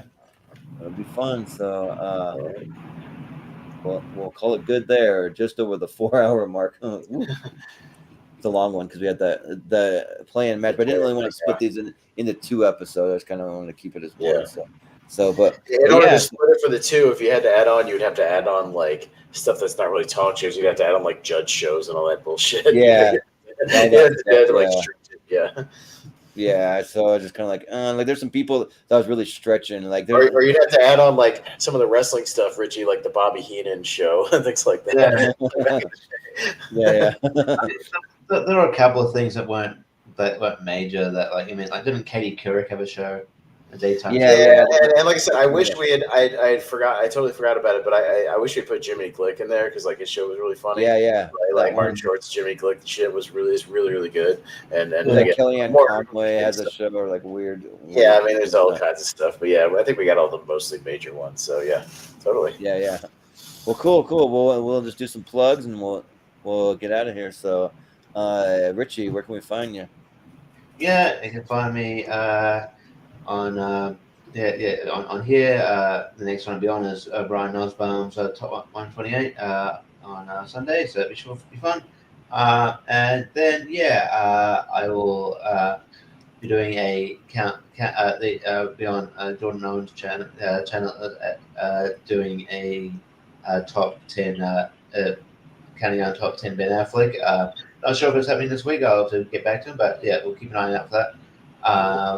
But and other than that, like we're off this week, but because Jay's busy. But keep an eye out next week where we'll be on Monthly March, where we talk about our favorite wrestlers, but also review a infamously bad pay-per-view. NWO sold out 907. So that should be so tune out for that not this coming Thursday, but next Thursday. So and then I'll probably you'll see me around anyway. So yeah, you'll be in and out. Oh yeah. Yep. Austin, where can we find you? Yeah, so I mean, I'll just plug the other stuff besides the tournament tier ranker. I'll let Jordan plug that. So I'll plug Jordan. I'll plug the other 2 shows. I'll plug we'll be doing another episode of our podcast this Friday night, Podcast League Now, and we'll be talking movie tropes and cliches that we don't like that wish would go away. So just rattling some off back and forth. I'm sure we'll have some crossovers, but we'll just go back and forth and talk about them, and just things that annoy us in movies, essentially. Things that needs to die. So, and I've already got my list ready to go, and work on mine more. But, So it's good stuff. We'll just chit chat and have fun with that. And then, I'll be hosting, I don't know what night, probably Monday night, but we'll figure out a night. But I'll be hosting the next episode of Top 12 Frenzy for anybody who wants to jump. So, most likely it's looking like Monday night, probably. That's a good night for it. It's a good night for it, yeah. So join us for that. That'll be fun. I got my 30-some-odd categories ready to go, so it'll be a good time. Nice. And also, one other thing that I want to just talk about real quick. We're going to be doing something kind of fun and a little different in the vein of like how the Lonely Marks have been doing these wrestling drafts. We're going to be doing a Saturday Night Live draft a week from this Friday. So we're going to be doing it with me and Austin and Moose and Jen Kemp. So we're just going to be an SNL draft. Yeah, we're going to be drafting cast members and hosts and stuff. It's going to be fun. Yeah. So we're going to have a certain amount. I think like 15 cast members, and then we'll have like 5 hosts, and then we'll just maybe talk about a couple like dream like musical guests maybe at the end, but yeah, so it'll be a fun time. So I'm gonna be doing the whole thing with graphics of everything. So you can watch for that a week from this Wednesday. And then you can find us on the social medias at Movie Hero 2121 on Twitter and Instagram. You can find us in the Shona Friends and family group within the next day or so. We should have a poll out for our talk show host, and you can give your input, maybe like make an argument for David Letterman, he didn't make it, or like a couple of those. Or Graham Norton, or tell us why we're crazy or here and there. Tell us what we missed. So and then I'm gonna try to put out a snack here tomorrow morning. So hopefully I can have enough time to get that out, because I got to do that and then race off to work. So that's the plan for tomorrow. And then I'll also be on Rankem this Saturday. I'm doing some Owen Wilson, so that should be fun. Rankem's always a good time. And then a few episodes that we have coming up. So let's see, we'll be doing Brian Nussbaum's Top 128 this Sundays, and then we'll be starting our Top 200 movie. Well, actually, Top 128. I still have it written on here as 200. I need to change that to 128, because we actually we got it narrowed down to 128. So we'll be doing a 3-part series for Top 128 movie franchises of all time. We'll be doing my personal Top 128 championship coming up after that.